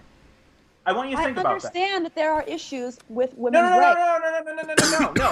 Women are disproportionately disadvantaged in our society because there are certain attacks made to make it so women cannot live on an equal footing as men, right? It's happening in the United States. Hobby Lobby is happening. Attacks on women's rights are happening, right? Equal pay is not happening. It's not the same. It's not equal pay is not happening. It's like what, 70 cents to a man, right? Yeah, but if you look at all the factors that women work less, women take maternity leave, there are a lot of factors that work into that statistic. If you look at econometrics, maybe if you did your 30 minutes of research before, you would know that. Hey, this is my field. If I've looked at econometric studies, it's 95% to 100%, controlling for everything. Why did you just say 70? Why? Because that's the actual gap right now. Women earn 77% to men. There's an econometric. Your numbers keep changing. 70, 77, 95. The numbers change because we're talking about two different things, right? If we just look at men and women earn 77 cents to a man. But that is not fair whenever you take into consideration the amount of time worked and the ambition of women. Men go ahead. Ben wants to interject something. No, I just wanted one at a time to talk. Go ahead, Jacqueline, and then Ryan respond when Jacqueline's done. I'm just saying, it seems as though your usage of the 70% is manipulative, knowing full well that there are reasons for that number being the way that it is. Then you switch to 95. If you believed technically that it was 95 to 100, you should have said that to begin with, because otherwise it makes it look like you're trying to win an argument without being totally honest and transparent. So, let me explain why I use two different numbers, right? The 95% controls for everything. The reason why that's unfair. So why would you use that to begin with? Please, can I explain? Right? This is quiet for a second, Jacqueline. So the reason why the 77 to 100 might be interesting is because there have been studies that showed that if you take the same resume, you put a man's name, you put a woman, change nothing, men will be called back more. So there's this additional problem where women are getting less access to opportunities. That's why you have to compare this. Except for, of course, of me. I'm getting all these extra opportunities because I happen to be a woman, right? Let's not forget that. I think it's completely fair for you to take advantage of those opportunities. Oh, but then you do. Did I say the opposite? But the way that you use it, come on, be honest. The way that you used that was a jab at me. Don't try to lie and weasel your way out of it. I'm trying to understand why things happen. The Jacqueline Glenn hate video. Gee, for Christ's sake, at least admit to that. Oh man. Yeah. Again, do I have to explain? Like, the point of the Hate Train Hour is to illuminate this fact that whenever you criticize someone who's popular, they think that you're just a hater. By saying, "Oh, it's just the Hate Train Hour, therefore you're a hater." Listen, there is such a thing. It'd be like if you called a video "fuck niggers" and then inside the video it was like, I'm a totally non-racist message, but like, I don't understand why people are confused. If you actually watch the video, you'll see I'm saying the opposite. So let me give you an example of something I think is really important. Right when Stephen Colbert did that bit on the Washington Redskins. Right, the Redskins. There were a number of people that thought he was totally racist. Sometimes you can use like a turn of phrase or use language to try and prove a point. Right. So how do you feel about the Redskins, Ryan? Do you think they should be called the Redskins? I do not. Okay. I agree with that, actually. That's very relevant. Okay. No, it's not. It was just an aside. Yeah. We're sorry. We're not all we don't always stick strictly to topic. So I mean, let's just on this feminism thing. Like, I don't understand why feminism wants to be this ideology that can basically tell people that they're a feminist. Like, oh, well, you agree with everything you're saying, so just join us. It just makes sense to join us. It's like, no, I don't like everything that you do. I don't like everything that goes on in your community, so I don't want to join you. Because, frankly, you could talk about how feminism just stands for equality, but if you look at a lot of the feminists out there, or at least a lot of people who are identifying as feminists, that's not what they believe. So I think that it's fair to say, oh, I don't want to be associated with those people. I don't want that label. And plus, I find the label of feminism to be exclusionary because it sounds like something that is focused strictly on women and not on both genders. So we want something that's more egalitarian. That's what we like. Exactly. Right. So let me talk about that. Sure, go ahead. I want to ask you a question. If I identify, please respond to what TJ said. All right. Well, hold on. Jacqueline will ask you a question. You can respond to both things. No, it's fine. I just want to say, like, I agree with what TJ said, and I want to add to that. If we don't identify with the term feminist, but agree with all the at least important components that go along with it, why do they give a shit whether or not we accept the title? Obviously, there are negative things that go along with it, but if we advocate for women's rights, and I've seen TJ do it, I've done it. What the fuck is the problem? Can I respond to this with a question? Why do you think it's important for atheists to come out of the closet? Political reasons? Same thing, right? Because there's been much in the same way that atheists. Hold on, one at a time. Can I please at least get some time to respond? One at a time. Ryan, you go first. You go ahead. You got the floor. Go ahead. So, much in the same way that atheism has been attacked for years and years and years, and certain groups have tried to take away certain rights, the term feminist has been attacked. Terms like feminazi, right? In fact, there are a number of books describing this phenomenon where for years and years and years, people have been attacked for this idea of being a feminist, much to the point that people no longer want to associate with the term because they think it's evil. I would hope that at least in some way, being an atheist, you would at least understand in some ways why I do get it. I get it. Right, I get it completely. But I still find the term in and of itself totally and completely unnecessary. And I feel like, what if someone believes the term atheist is unnecessary? If they were a secularist, if they were a secularist, I wouldn't give a shit. But right. I mean, because look, the atheists. I don't know about that. Look, right? atheist. But the thing is that atheists. If you go to like a skeptic conference, there's people that identify as skeptics. There's people who identify as brights. There's people who identify as atheists. Right, there's people who have all these different identifications that are very similar, and they form a coalition together. But it's like when it's like I'm a feminist. Oh well, I'm a gender egalitarian. it's pretty much the same thing in a lot of ways, but for some reason, the feminists are just like, no, fuck you. If you're not a feminist, you're not with us. You're against us. And if you make any criticisms towards feminism or anything that any feminist, popular or otherwise, does, then you're a misogynist, you're a sexist, you're opposed to women's rights, so on and so forth. Whenever I make videos encouraging people to come out as atheists, it's not necessarily that I need all them these to different use the term atheist. It's not that. It's that I need them to be able to at least admit to other people that they don't need religion in their life, and that leads to political change. If they identified as a secular humanist or a skeptic or whatever makes them comfortable, I really wouldn't care. That same notion within the movement. I don't think so. I really don't think so. I don't think we have. There's a reason why there's this push for this word atheist. Right? Because it's been demonized for so long. Mm-hmm. Much, as I said before, much in the same way that a lot of people believe feminists has been demonized. Like, there's not another way. And there are a lot of people who say, "I'm not a feminist. I believe in all these things, except for these certain policies which are very misogynistic." Mm-hmm. Right? I think that happens. I think there are people who say, "I'm not a feminist. I'm an egalitarian. Therefore, I believe in certain policies that are misogynistic." Like, I think it's certainly true. Well, give us, like, I know that I'm probably called misogynistic. I'm called misogynistic constantly because I've made videos critical of feminism. But, I mean, I've asked, you know, how am I misogynistic? What have I done that's misogynistic? What have I advocated that's misogynistic? Now, I admit I've made some statements that are inappropriate, that, you know, were made, you know, from a very stupid place. But if you actually look at my positions, if you actually look at what I advocate, if you actually look at what I stand for, I've always been for gender equality. I've always been against sexist assholes. I've made several videos advocating for women's rights, advocating for, you know, things like Planned Parenthood and so on and so forth.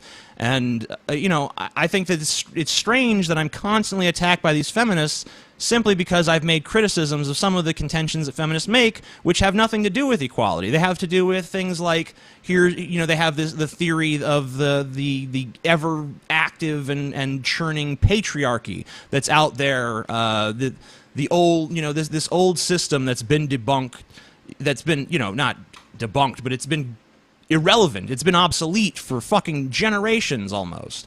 And yet they're still acting like it's in full force, it's in full swing.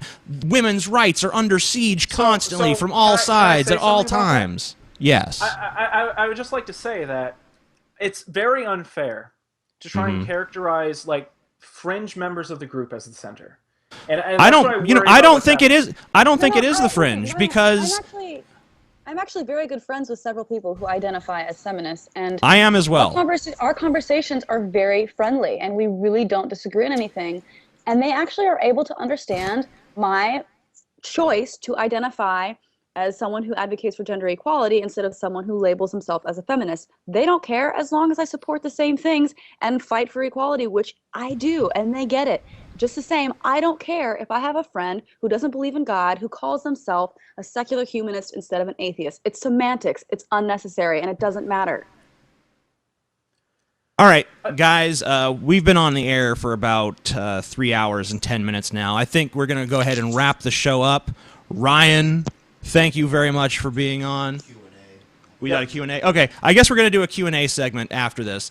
But Ryan, thank you for finally coming on. I hope that it wasn't nearly the purely rhetorical exchange that you were fearing. I hope that, you know, we were able to cover some substantive stuff here.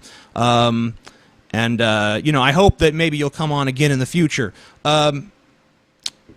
Jacqueline, do you want to stay on for the Q&A session, or do you want to go? I actually might need to go somewhere, so I okay. Get ready. So we're going to go ahead and let both of our callers go now, and we are going to. Are we going to take a quick break before we do questions? We're going to take a quick break. We'll be right back to answer some questions from our audience. Video questions. And unfortunately, some of the questions are directed towards Patrick. And just play the video. Here we go. Play it. So this is not. Ben. Ben. Turn Amish? What happened? Why, Ben? Side so we can see where it ends. Look how nice he's dressed this time. He's, you know. He took our advice. Yep. He put on a collared shirt. Yeah, and he's a dignified gentleman. In gentleman. his two-tone green home. but he Yeah. didn't get that middle zit. No, That's the a middle tough zit's life, still. man. When you're just breaking You out can- all the time, I feel You for could you, see, Ryan. you could see it pulsating.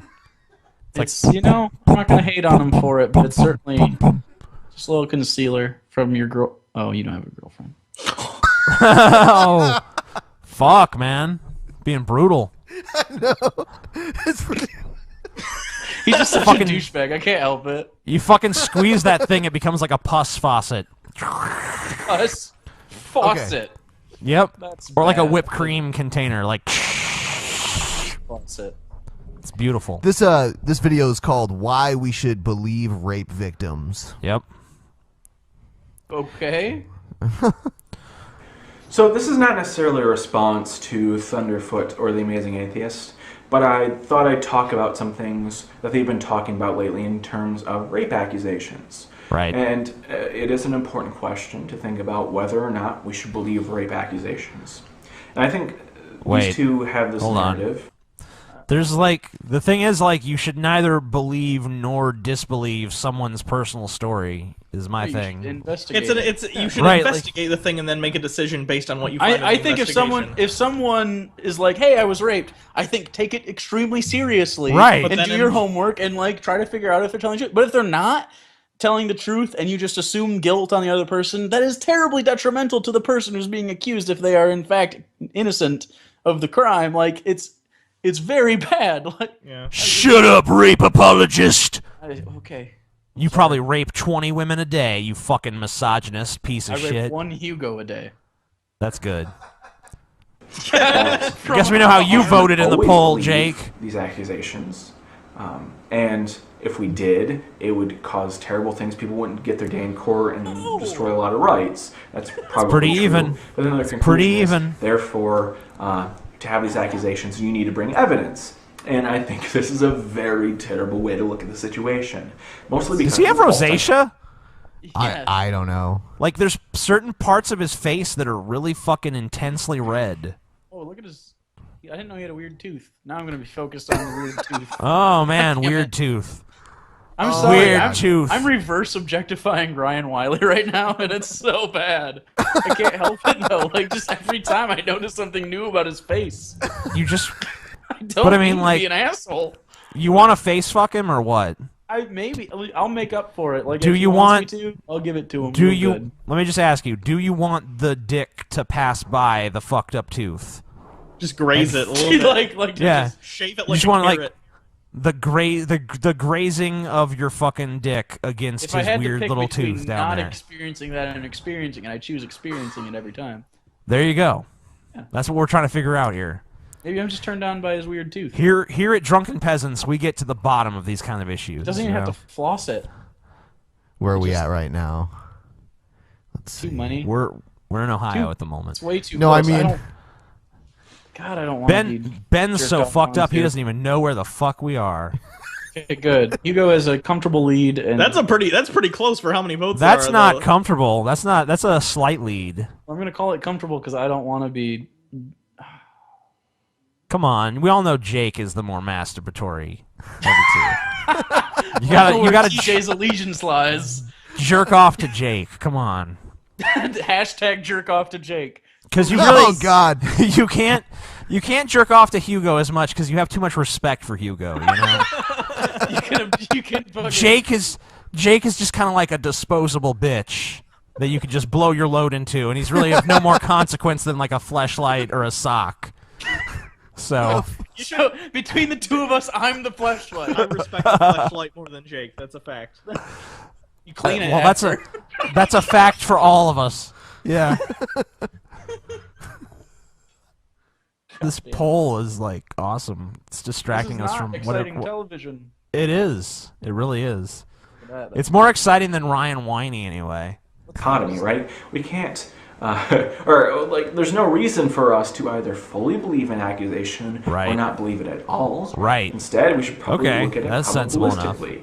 Right. Probably. And we can use other evidence, other events to try and determine, given just an accusation, what the probability of it being true. Uh-huh. Now, of course, this is the focus of many studies, right? Many people want to Okay, see so here's the what- problem with that. Like, by that logic, we should just, like, if a crime is made, like, if an accusation is made against a black person, should we be like, this is more likely because, like, black people are statistically more criminal? Like, would you support that policy as well? I mean, I don't think you would. I don't know why his line of logic you is can here. Just take all accusations seriously in the sense that you investigate them, and then once you find your findings, then make a judgment on, the guilt or innocence, but you don't have to... Why do like face judgment? Yeah, I mean, like, why do we have to fucking, like, let's figure out who we side with more on a gut level first? It's like, no, how let's is that actually even just a conversation that he can right. have? Let's actually look at the evidence of what's going on here. I would hate for anyone based on a gut feeling to either be denied justice for their rape or be falsely accused and convicted of rape. Like, both ways, that's terrible. Frequency of false rape accusations. I personally believe it to be under 5%. In fact, it's my personal belief. Throw that out there. His personal argument, something like well, statistics are just like gonna change based on what your personal belief is. My personal belief is it's under 5%. Therefore, even this. If it was at 1%. Even if it is at 5 or 1%, that means a certain percentage are, and everyone needs to be investigated. Take accusations seriously and then investigate, and then I don't know why that's hard. Why is this a debate? It's not. He's just Ryan Wiley. TJ say shit. He's about to talk shit about TJ. Good. Brought this up in his video. He made an argument something like, well, some studies say it's 2%. The MRA studies say it's 40%. So we don't know. I don't that's know. not what I said. I said that MRAs quote studies that say it's 40%. That doesn't mean it's not. It's not the MRAs did studies that say it was 40%. I can't imagine it's that high for anything. That's pretty high. Like false accusations of any crime. 40% is really high. But the Maybe thing being is, witches. I don't know, because you know what? It's a very strange thing happened to me over the last few days. Someone wrote me and basically said that it was a girl that wrote me and basically said that she falsely accused some people of rape when she was a teenager, and then after I published her letter, like, several more came forward and basically said, I did that too. Yeah. So I don't know if there's... I don't know if maybe there's, like, some sort of psychological impetus that makes... Oh, god damn it, that's close. Certain girls, like, want to do that. I don't know. I really don't know enough about it to fucking really comment much, but I mean, I'm just saying I don't really know what the statistics actually are. It's pretty hard to measure anything when it comes to rape because we don't really even know how many rapes are committed in this country. Right, because for the longest time it was like socially hush hush. Yeah. Either way, so it's like I don't know. I can't get over the weird tooth and the beard thing though. It's almost a beard. It bugs me that the mustache and the beard don't connect. He's an Amishman. It's a chasm that can never be reached by anything. He makes home woven like hats because he's Amish. He churns butter and makes quilts, but not for AIDS because he doesn't know about it because he's Amish. Yeah. Churn butter once or twice. One time when we had a Ryan Wiley video on here, people were doing hashtag Nuke Michigan.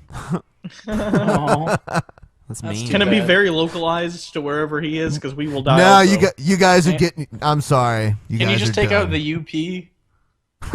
The UP? We don't need it. Like, it's just there. It's not doing anything. Yeah. I don't know, yeah. That's the Upper Peninsula. Oh, yeah, I've been up there. Non-Midwesterners. Not you guys. The other ones.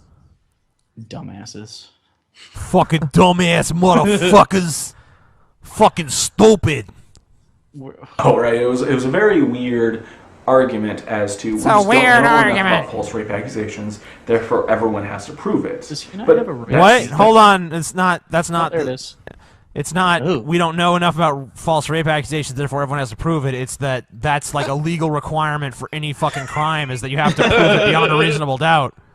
And yes, his face is pretty funny right now. He's being terribly unreasonable. Like, is he hulking out? He looks like he's hulking out. You better rip that shirt off. If he doesn't rip the shirt off, I am unsubscribing. Ryan Wiley smash! A lot of people in the chat room are saying Nuke Michigan right now. Nuke Michigan. But it also kind of looks like he is about to fart, but he doesn't trust it. Like, he's not sure. He's like skeptical. Like, is this gonna be a fart or is this gonna be a big chocolate anaconda let loose in my briefs? What's gonna happen here? Only time will tell. Hold on. We'll let everybody get a screenshot. Screenshot. Screenshot Ryan Wiley's weird face. Yep. Yeah, like make memes about how fucking- he has to poop. The next episode, Yeah. you should like do a Draw like a contest for big- the best ones. Big cloud of green fucking noxious gas rising up from his asshole. That's what we need here. Of course, it wouldn't contrast nicely against the green wall, though. That's the unfortunate thing. Why did he have to make his walls puke green? Because he's Ryan Wiley. That's a good He's just point. fucking. Do you have puke and puke-eared green? I will take both of them, please. Those are my spirit animal colors. That's actually not true. Like, even if we accept the 40% statistics that MRAs like to tout, we shouldn't believe it because I believe it's very biased, and MRAs could benefit a lot from having a very large frequency of rape accusations in the culture because that's the agenda they want to promote. Okay, so what? Even if we accept it, this suggests there's a 60% chance. Everyone has an agenda. Just because there's an agenda doesn't mean you shouldn't investigate the truth of a fucking claim, you stupid dipshit. I mean, like, really? I don't care who said... Like, you should have total source blindness when it comes to this kind of shit. He acts as though there are only two options. Either you have to, when someone says, I've been raped, you either have to believe them immediately or disbelieve them immediately. Yeah. No, you can say, oh no, let's investigate this further because I am a policeman and that is what I do. And certainly, people are going to have initial reactions, but that doesn't mean you don't investigate further. Either you take it seriously, but you also... why is this a debate? What is he saying we should even do? Just automatically convict anyone who's accused? I don't... No. One word for that, buddy. Communism. Communism. You're Ryan, a fucking Ryan communist. is very, very good at giving pseudo-solutions to everything at the same time. Right. I guarantee you, guys, he's already tweeting against us. I guarantee it as well. I don't even have to look at Twitter. I already know he's Okay, taken to well, it. if he's on Twitter and The I will drunken check, peasants are immature I morons wanna who know know- nothing of my stances and strawman me at every corner. God damn! that is Look, a close it's tied. It's vote. fucking he's tied. winning by the tiniest vote. Right. But it's 50-50, though. Yeah. You guys just want to jerk off on me too much. You don't want to jerk off on me nearly enough. I will pose for you. I'll bend over. I don't Do care. it, please. It'll make you win, I think. Oh, it almost certainly would. You have... I'd get their channel banned again for taking on my butthole. Take off your fucking shirt, Hugo. Let's see the goods. Maybe he is not tweeting yet. I'm on his Twitter right now. His last tweet was 3 hours ago. Good. Well, he probably hasn't heard about it yet, but he will be there soon. He'll be there that's shortly So fucking... No, to let us know stop what he it. thinks. God damn it. There we go. To let us know what he Just- thinks. Get on camera. All We are right, on there we go. camera. Yeah. He wants to jack off to us. Why is this happening? I'm game. You can stick it right here and just rub. I'm a little beardy for that. You shouldn't. Some people are No, into that. They want a people little like the texture. A little bit of grit. Yeah, Never you- hurt no one. bit of grit. Add a little friction to the diction. You know what I'm saying? Some dick friction. I got Dick you. friction. Better dick friction than friction. science fiction, motherfucker. Wow, I can't believe how close it is. It's I can't close. believe it either. This is It's a neck this is a and huge neck. sample size too. We're equally fuckable. Apparently, yeah, but how, it's not a how fuckable are they? We're- It's No, we're just between you the two, guys- That's your only option. You guys are tied at a 2. There you go. Okay, let's do. A You're thing, both perfect and 2s. then we are. That's solid. That means we can date 4s though. Woo! Woo! Hell yeah. And if you get rich, you could date 10s. My So friends are so not fortunate. That once an accusation starts, it's true or has some merit of truth. That would be giving the accuser the benefit of the doubt. I think we've addressed every And of course, I point he's believe going to conceivably make in this video.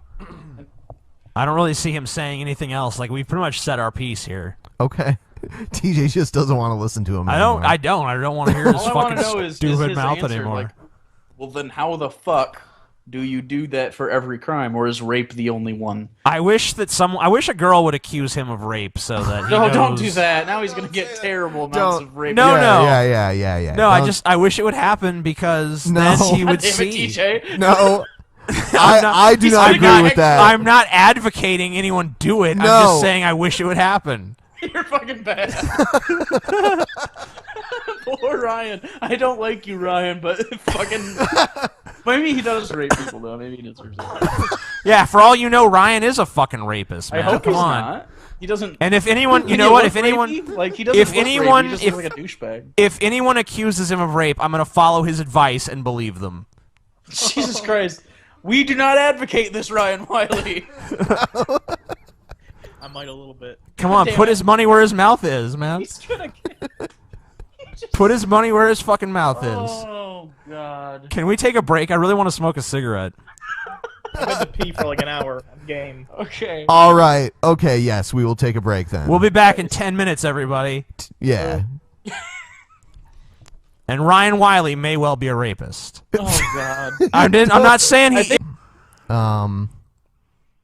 For those of you who don't know what Elevatorgate is, it had to do with what was her name? Rebecca Watson. Rebecca Watson. Yeah, Rebecca Watson was in another country, I think either Ireland or the UK, and she was in an elevator with a man alone. If she was in the UK, it would be Liftgate. Oh, true. Well, I think they call it a lift in Ireland too. But anyway, she was alone in an elevator with a man she had been out drinking with, and he invited her back to his room for coffee. I don't remember it being in another country, but I think it was in another country. At any rate, she was in an elevator. Dude asked for coffee. She made a video on YouTube like, and maybe guys, don't do that. Yeah, and maybe he did mean sex. Maybe. I would even side that even if he did, he asked. It's not like he raped her. You just like said like, hey, want to come back to my room? Right. He didn't lay hands on her. He didn't do anything weird. He just asked. I mean, how else are you supposed to approach a woman that you're interested in? He must have been pretty drunk, by the way. Anyway. He used the coffee euphemism. What more do you want, bitch? Right. He should have used the yada yada. It's not like he just whipped out his dick and said, start sucking. Yeah. Then I could see a complaint. Oh, so today I'm like, and by the way, it's your favorite guy, Ryan Wiley, doing the video, telling us that we're all wrong about Elevatorgate. Oh no! But his face isn't in the video, so well, thank God for small favors, I guess. to talk a bit about the mythology of Elevatorgate, because it's gotten really bad to the point where there are a number of people who respond to Rebecca Watson who like don't even portray what happened. Right, it's gotten ridiculous to the point where people are saying Rebecca Watson doesn't think you should ask out women ever or ask women out to coffee. It's not what's going on. That's not what actually happened. Well, I mean, if she somehow finds you attractive, then that's okay with her, I'm sure. So you just have to magically know beforehand whether or not she's going to consider you attractive. Happened. So I'm going to draw two columns. Okay. One is going to be the myths that we see all the time, and the other is going to be what actually happened. Reality. I'm going to call this reality. So I think that's he's the arbiter of what is myth and what is reality. The only person who would know what really happened other than Rebecca Watson is the other dude in the elevator. So was that him? What was it, Ryan Wiley? I know. Well, that's the only way he could know. Like, I'm gonna tell you what really happened. Like, what? You? bombastic. How do you know I what think really you get the happened? idea. Okay. So the first myth is that, Rebecca Watson was just in an elevator. Okay.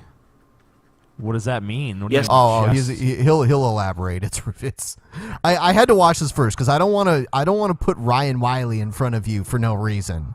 But I watched this video and I was like, "Fuck, we have to use this video." I don't even understand. Like, the sentence doesn't even make sense to me. Well, Rebecca Watson was just in an elevator. How's it a myth? She was in an elevator. He's gonna address each one, and it's fucking bullshit when he does. Okay, well, let's see. It is true that she was in an elevator. Okay, but so that is not a myth then. It's true she was in an. Oh no, well here's the reality of the situation. TJ, he's gonna lay this out.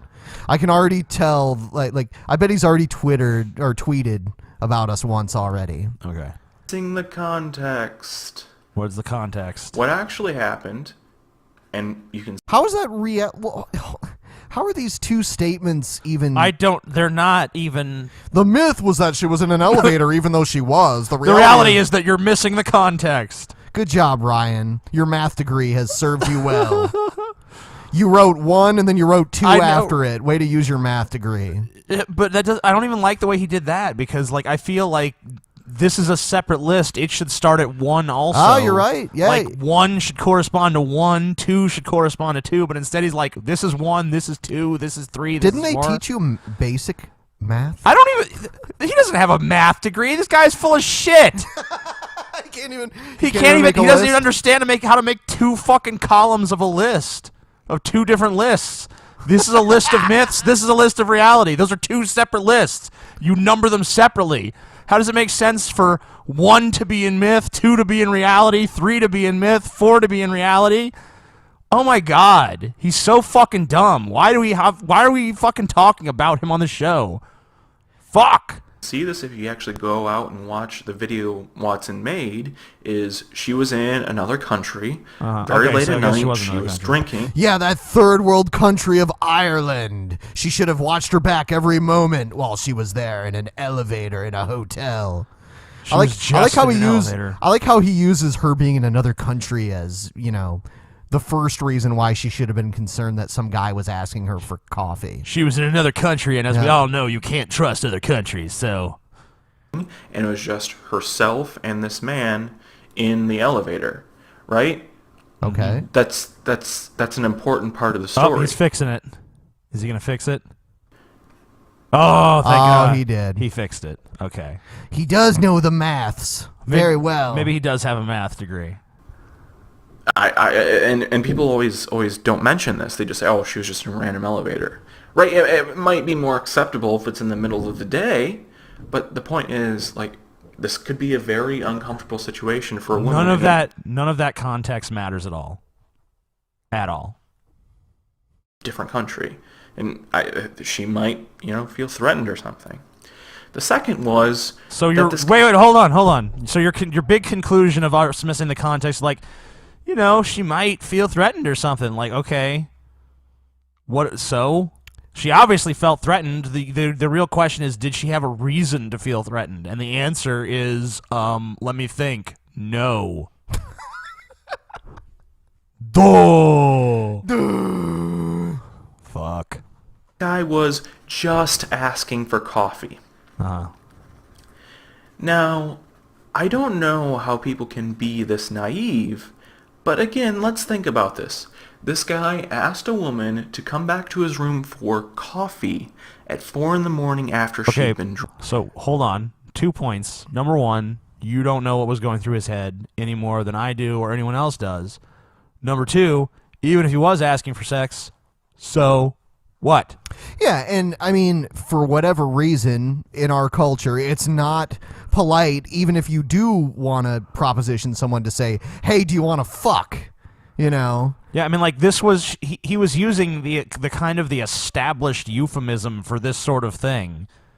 Hey, want to get some coffee? He even said before it, "Don't take this the wrong way." Yeah, he did say that, and she took it the wrong way immediately. Right, so it's and even she says, "No, thank you," and he didn't push the issue any further, and he went back to his room, and she went back to her room, and nothing happened. He could have been creepy about it. He could have not taken no for an answer. He could have followed her back to her room. He could have been "Yeah, you sure? Let me just walk you back to your room, or something like that." None of that happened.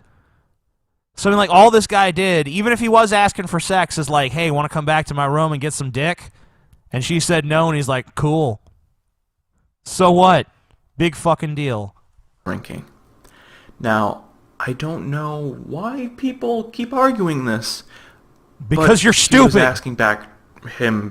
was asking Watson back to his room to have sex with her. Right. So what? So what?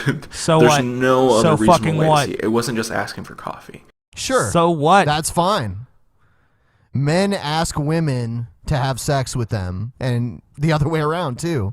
That's how people have sex. Yeah. I mean, you're so big on consent. I know, right? Right? Right? You know, like you motherfuckers are like, gotta ask consent, gotta make sure she's in it, blah blah blah. Someone asks for sex. Oh my god, this person asked for sex. Oh my god, they're evil. Fucking morons. And here's some good evidence, right? This man started off by We don't saying, care. "I hope you don't take this the wrong way, but would you like to come back to my room for some coffee?" Right? The clarifier means that there's something else behind it, right? That essentially. Actually, he's saying specifically there's nothing else behind it. That's what that's supposed to mean. Even if there was. But yeah, even if there was, who cares? Doesn't matter. They're using a euphemism to essentially ask a woman to, have sex. Ask is the key word, I think. What's going on? Yeah, sex is not the key word. Ask is the key word. Right. I like how he portrays this as if women don't enjoy sex. You know, this disgusting man. He just wants to have his way with her. He wanted to have sex. Right. He wanted to have sex. What a monster. I don't know why people keep suggesting the opposite. It's not just about coffee. And Watson knew it was not just about coffee. And the man knew it was not just about coffee. Okay. Right? So? And obviously Watson's not saying never ask a woman for coffee. Just never ask a woman for sex. Or don't essentially ask women back to your hotel room when it's very late at night. Why not? Maybe they'll say yes. Well, they were in another country. Maybe in his time zone, it was the middle of the afternoon. But I mean, like, don't fucking care what time of day it is. But I mean, like, what if she'd said yes? What if she'd been like, oh yeah, I do want this guy's nuts. I'm gonna go check this out. You know, like, what do you mean? Don't ask for sex if you want it. I don't even understand that. Right. That goes back to the whole consent thing. It's like, well, if you're not allowed to ask for sex when you want it, but you demand clear consent, then I don't get it. It's a catch-22 at that point. I mean, like, it's not like he pressed the issue. All you have to do if you don't want the sex is say no. You know, it's not a big deal. You want to have sex? No. Okay. Right. Go about your business. Honestly, if he would have been, if it would have gone any further than that after she said no, then I'd be on her side about the whole thing. 100%, for sure. And they're in a different country, and you have no idea who they are. And the third, I like how he keeps bringing up the different countries. Are you that xenophobic? I know he's a xenophobic motherfucker. He's like terrified of like it was another country. Don't you guys know? It was another country. It wasn't America. It was somewhere else. General claims about objectification. And yes, I think this is actually somewhat true. But people miss the point, right? So how can you tell if someone's using someone else as an object? Well, if they don't see the other person as an actual person, but rather a means to an end. Well, if this man just doesn't care about how the woman feels and just wants to ask her back to her hotel room, he did care about how she felt. That's why he didn't like rape her or something, or fucking like press the issue beyond where she was comfortable discussing it. He asked her one simple question that took like 3 seconds out of her existence. She said no. He accepted that and went about his fucking business. Right, and this is all based on Rebecca Watson's own story. We've never heard a testimony from the man involved in this. Yeah, but even by the standards of her own story, nothing happened for her to even be upset about at all on any level. So this is garbage. Hey, that's seeing her as a means to an end, right? If you don't care about the other person, how they feel, or if they might feel uncomfortable, that's at least in some ways objectification, right? I don't think it's full objectification, but I can at least understand the argument. And people never mention this, and they never mention why Watson might think objectification was occurring. So overall, we have this very twisted view of Rebecca Watson. No. And I just don't think it's very helpful that people keep repeating these. I don't think your stupidity is very helpful, so be gone. All right. So we'll move on to someone even better. Someone even better than Ryan Wiley. Yep. I thought I'd do a quick little video discussing what's happened on YouTube recently. So, as I'm sure many of you are aware, Bewildered Ape made this video reaching out to the place that Phil Mason works. And in fact, in the Czech Republic, they have this law that makes it illegal to spread the promotion of genocide or engage in denial of any type of genocide. Overall, I think that type of law is very problematic. I find it very strange that someone like Thunderfoot will rail against Muslims for, engaging in this type of assault on free speech. But when it comes to his own country and things that generally, aren't related as much to religion, he just doesn't care. But overall, I think we have to engage in a discussion as to whether or not it's right to notify someone's employers if they're doing something we think is wrong on the internet. Now, as for myself, I think there comes a difference. And, of course, I don't think we should just go to any random person on the internet and find their employers, and dock drop them. No. What we should do is do that to people that I don't like. Yeah. Right? Only the people that I don't like. That's okay. I don't remember Thunderfoot ever being like, genocide is cool. Like, when did that happen? I don't recall that. I mean, I don't watch every Thunderfoot video. It doesn't really seem like something he'd say. No. Like, man, what we just need to do is just genocide these fucks. I mean, what? Doesn't really sound like something he'd say. I don't know. It sounds like he's being misinterpreted intentionally. Well, yeah, right. I mean, for all the problems we've had with Ryan Wiley despises Thunderfoot probably more than anybody else on sure. YouTube. So, but I think if they start becoming more public, if they start making a lot of money for what they do, I think the situation becomes a lot different. Mainly because this is another source of income. For example, correct me if I'm wrong, and this might have changed since I last checked, but I don't believe that Thunderfoot monetizes his videos. I know he makes money off of his channel in some way, shape, or form. I know he has a Patreon. Sure. Well, I mean, last I checked, though, he wasn't putting ads on his videos. So maybe that's changed since the last time I've looked at his stuff, but at least for a long time, he wasn't monetizing. If someone was working as a scientist and they had some additional job doing something strange, like, for example, working for Stormfront.org, should their employer not know about what's going on? Overall, I think it's kind of complicated and kind of hard to piece through, but I think it's definitely a discussion we have to have because it's going to become more and more common on the internet. Anyways, hope you guys are having a nice day, and I'll see you next time. So wait, because Thunderfoot was critical of Islam, that means it's like equivalent to him being on Stormfront.com, which is a white supremacist site? I don't see the connection, but... I mean, that's kind of a stretch. Yeah, he elaborates on it a little more in the next video. Well, let's take We'll play a little bit of it, probably not the whole thing.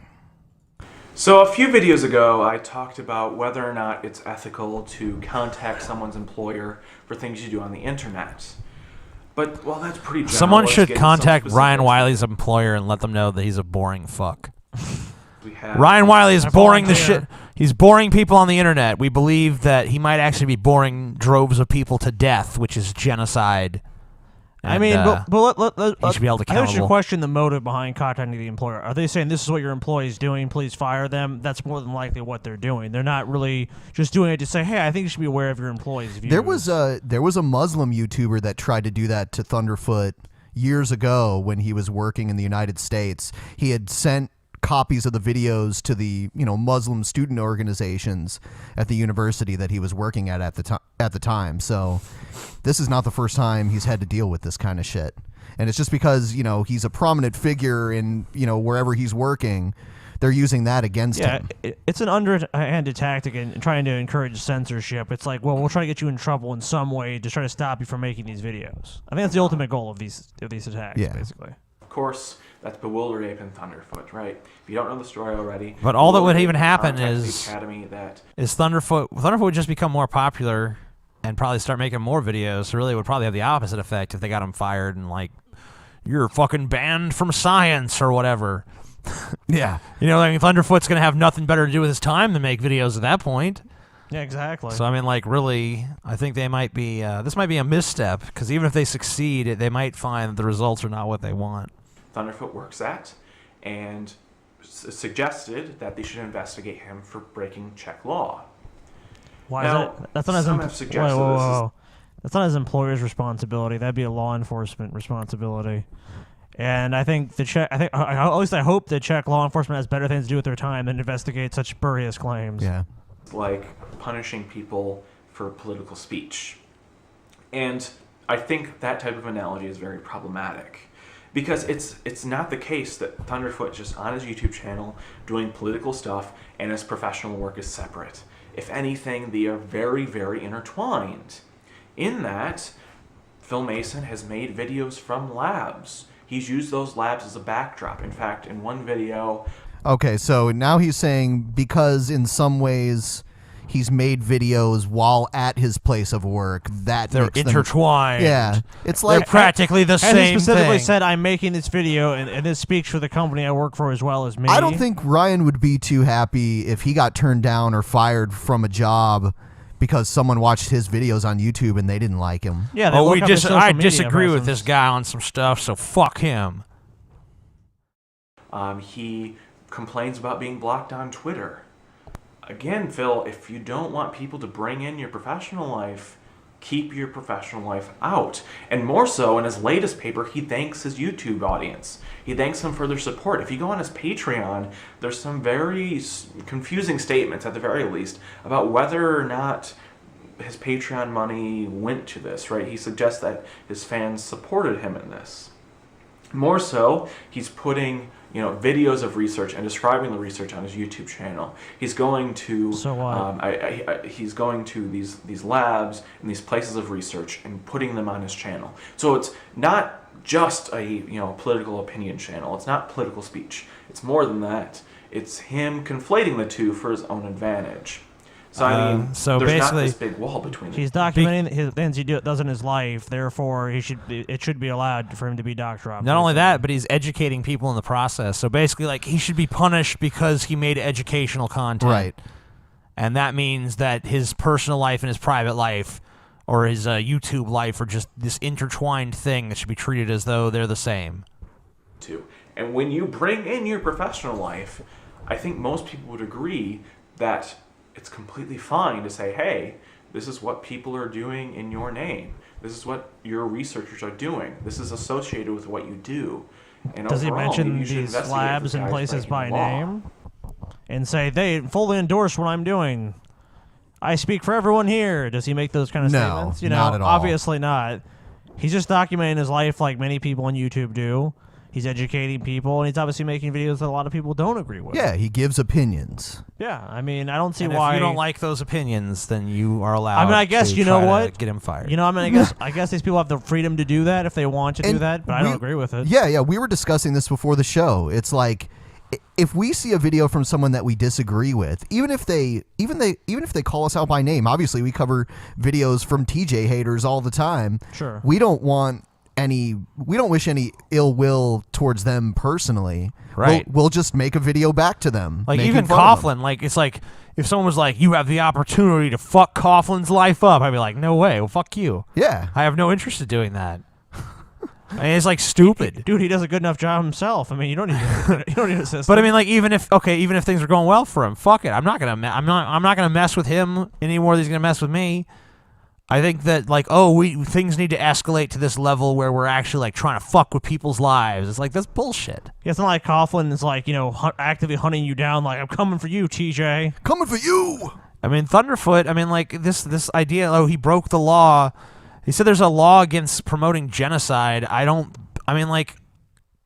have not seen the videos they're referring to, but I find it very difficult to believe that there's a video where Coughlin is endorsing genocide. You mean Thunderfoot?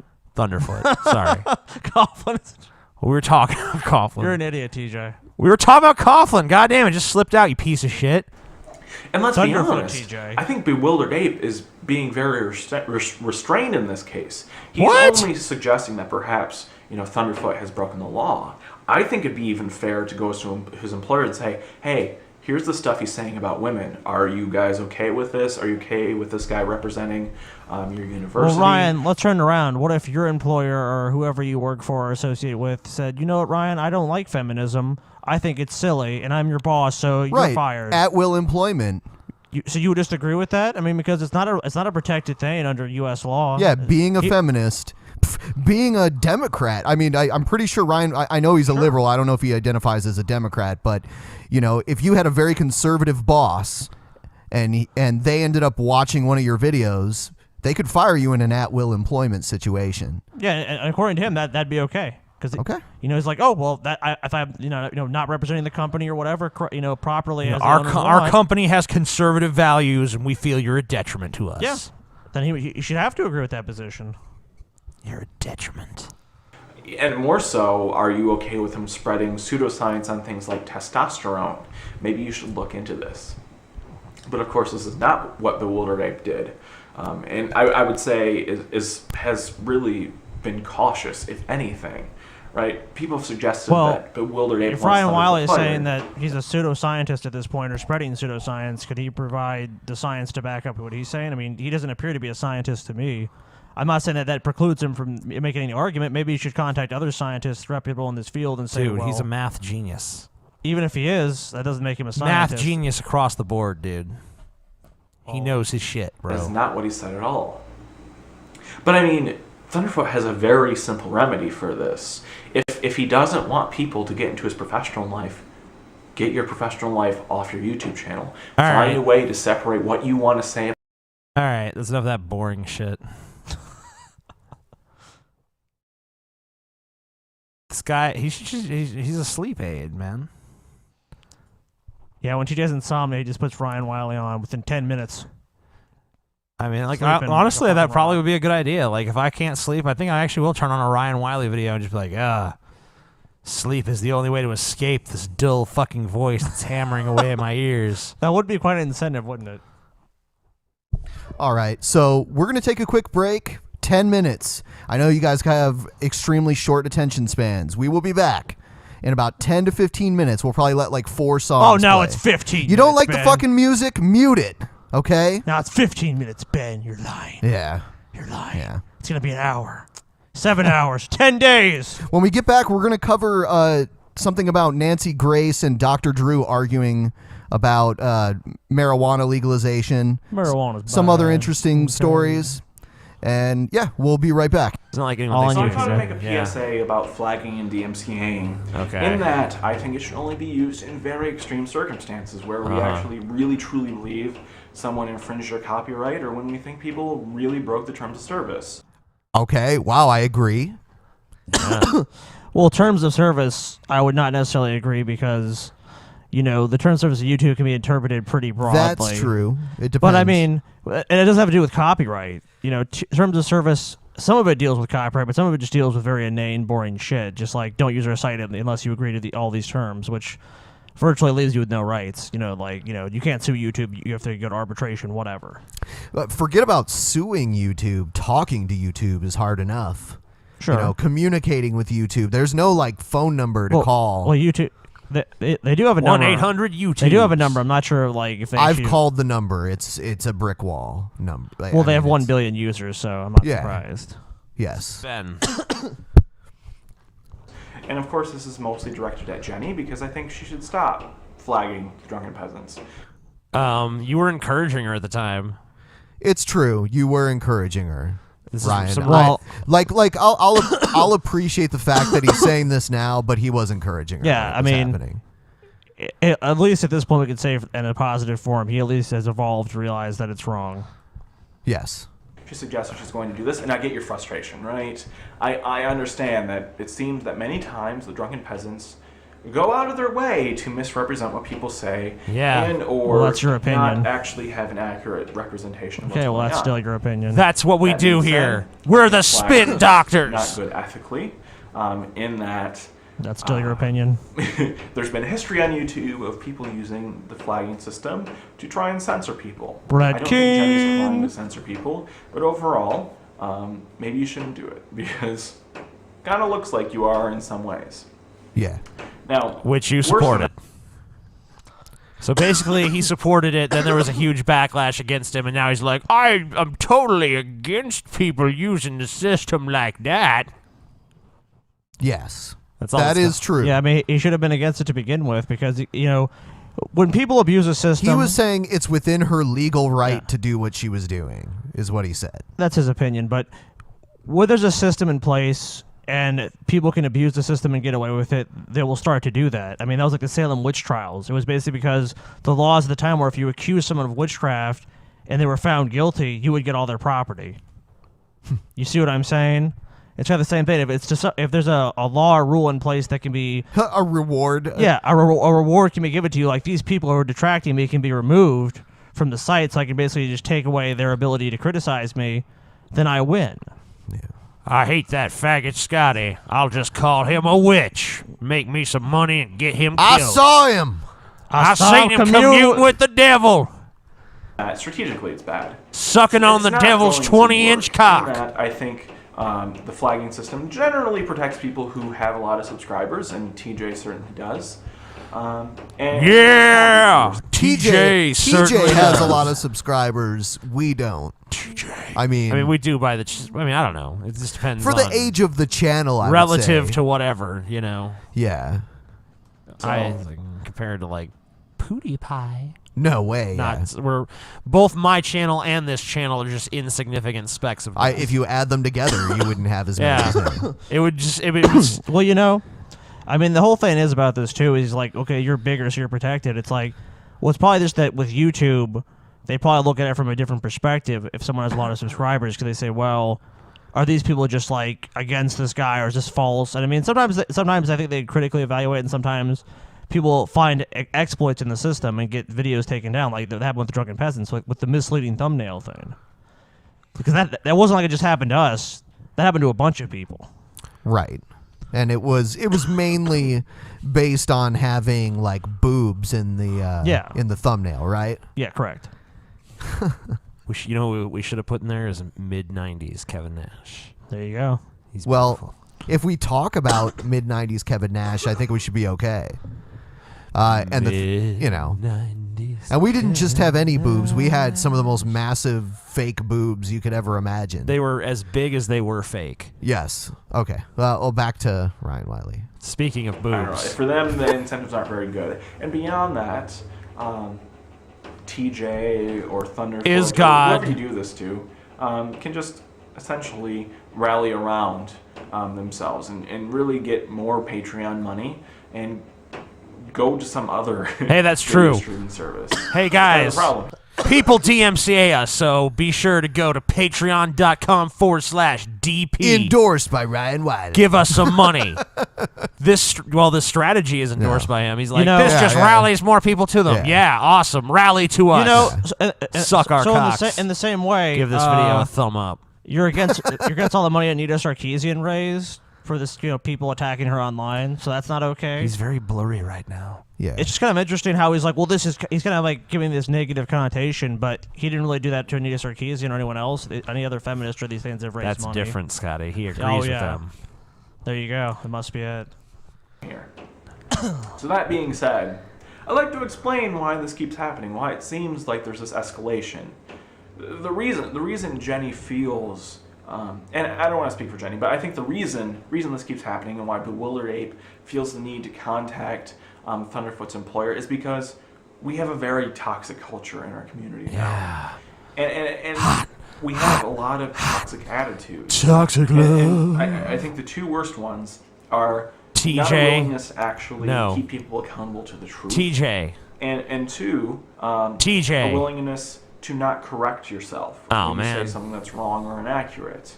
And I don't want to be like, let's blame one particular person, because it's not. It's TJ. Very pervasive. It's all TJ. Sorry, say TJ. it's all TJ. Sorry, you're not going to get that one, apparently. You definitely are. In terms of the Drunken Peasants, because, I mean, that's where this the is greatest podcast of all time. The Drunken Peasants podcast. Yes, I would say that. With Ben and TJ, featuring Scotty. Patreon.com/DP. Yeah. There are many times when they're literally watching videos, and I see that, like, you see them watching the videos. Yeah. And they're saying things that the person never said, misrepresenting them to make it much easier to essentially debunk them. What? That's really problematic. Oh my God, it's really problematic. No, stop. He's making the argument everyone's made against us. That we just constantly straw man, that we don't really attack their arguments. And I just don't see that. I mean, I'm not saying we've been 100% right about every single thing on the show. But first of all, number one. But who's honestly going to be held to that standard and succeed? Number one, every time anyone's ever called us on something that we were demonstrably wrong about, we have done retractions. Sure. Whenever we've noticed that. Yeah, the thing where we said the moon doesn't rotate. Right.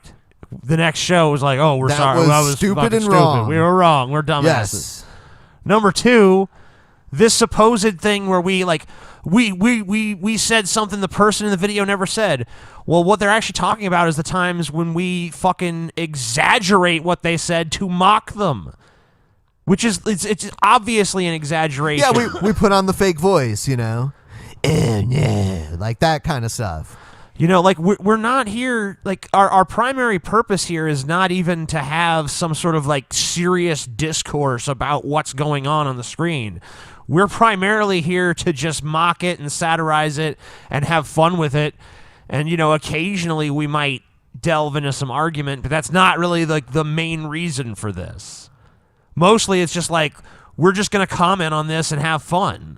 It's more about having fun. It's about it's supposed to be like a lighthearted, fun show. And Ryan Wiley's like, you know, this is really problematic and wrong when people do this kind of behavior because it leaves these false impressions and people's lives are destroyed. It's like, no, it doesn't. You have no sense of humor. I've never fucking seen you smile. I've never seen you crack a joke. You just fucking take everything seriously, so you get all butthurt about nothing. And that's all that's happening here. That's all that's ever happened here between us and Ryan Wiley is we're just playing around, and he's like, oh my God, what's going on here? These guys are dicks. Don't give them Patreon money. Don't do anything with them. I hate them. Let me give you some examples. For example, Anita Sarkeesian, there's this very big narrative that Anita Sarkeesian wants to ban video games. That's not true. She's never suggested she doesn't want what? No one who? She wants to. She would like for people to censor video games in a manner. I have never heard anyone say that Anita Sarkeesian wants to ban video games. Yeah. That's a straw man. I have never heard there. anyone, anywhere, anyone say that. Did he mean like just ban games? Like there's no more games? That's what he said. No, she wants video games to be different. I've never heard her say that she wants to get rid of them. She wishes that they would change. I've never even heard her. I mean, like, you know, as much as I disagree with Anita Sarkeesian, I can't say that I've ever heard her actually even explicitly say, you know, I demand this is changed or anything. She just says, like, I'm drawing attention to these aspects of the games that I see as problematic or whatever. I guess that's true. So I've never even heard, I've never misconstrued what she said. And if other people have, then whatever, but, you know, things get misconstrued. It happens with every issue. You know, there's always someone muddying the fucking water. That's just part of fucking public discourse. And it's certainly not us propagating that bullshit. So I don't know why we're being even lumped into that. But it keeps being said. Just like the same thing with Rebecca Watson. People were suggesting that Watson believes that men shouldn't ask women out for coffee. That's not true at all. That's not. I'm sorry that you would get that moral from her story. Yeah, guys, as you don't do that. As uptight as she is, and the way she presented the story, and just her chronic behavior about that situation, like where we constantly see her being like, "This was inappropriate." He knew it was inappropriate, and he was just like trying to get me in bed immediately, and it was just like, okay, whoa. I mean, like maybe if he would have pressed the issue after she like denied him, she would have a point. But according to the story, she rejected him, and he didn't do anything after that. Otherwise, she probably would have mentioned it. So I don't know. Well, to them, it was to highlight how these skeptic conferences, like there are these like creepy males around who are just trying to hit on them, and you know all this. Well, and the reality of the situation was like obviously she didn't like him. If she probably liked him, or he was some top guy in the organization, it might have been a little bit different. Doesn't even understand the nuance of what's going on. Really, we've lacked the sense of nuance that perhaps it's more complicated than that. But no, we really have this culture oh my God! of If there's anyone who doesn't have a sense of nuance, it's Ryan fucking Wiley. He never makes distinctions or allows for other context or interpretations. He's always been like, you either think the way I do or you're wrong. And that's always been his attitude. And now he's going to fucking sit here and preach nuance like that's like what he's all about? Bullshit. You're not about nuance at all. You know? Straw man at him, CJ.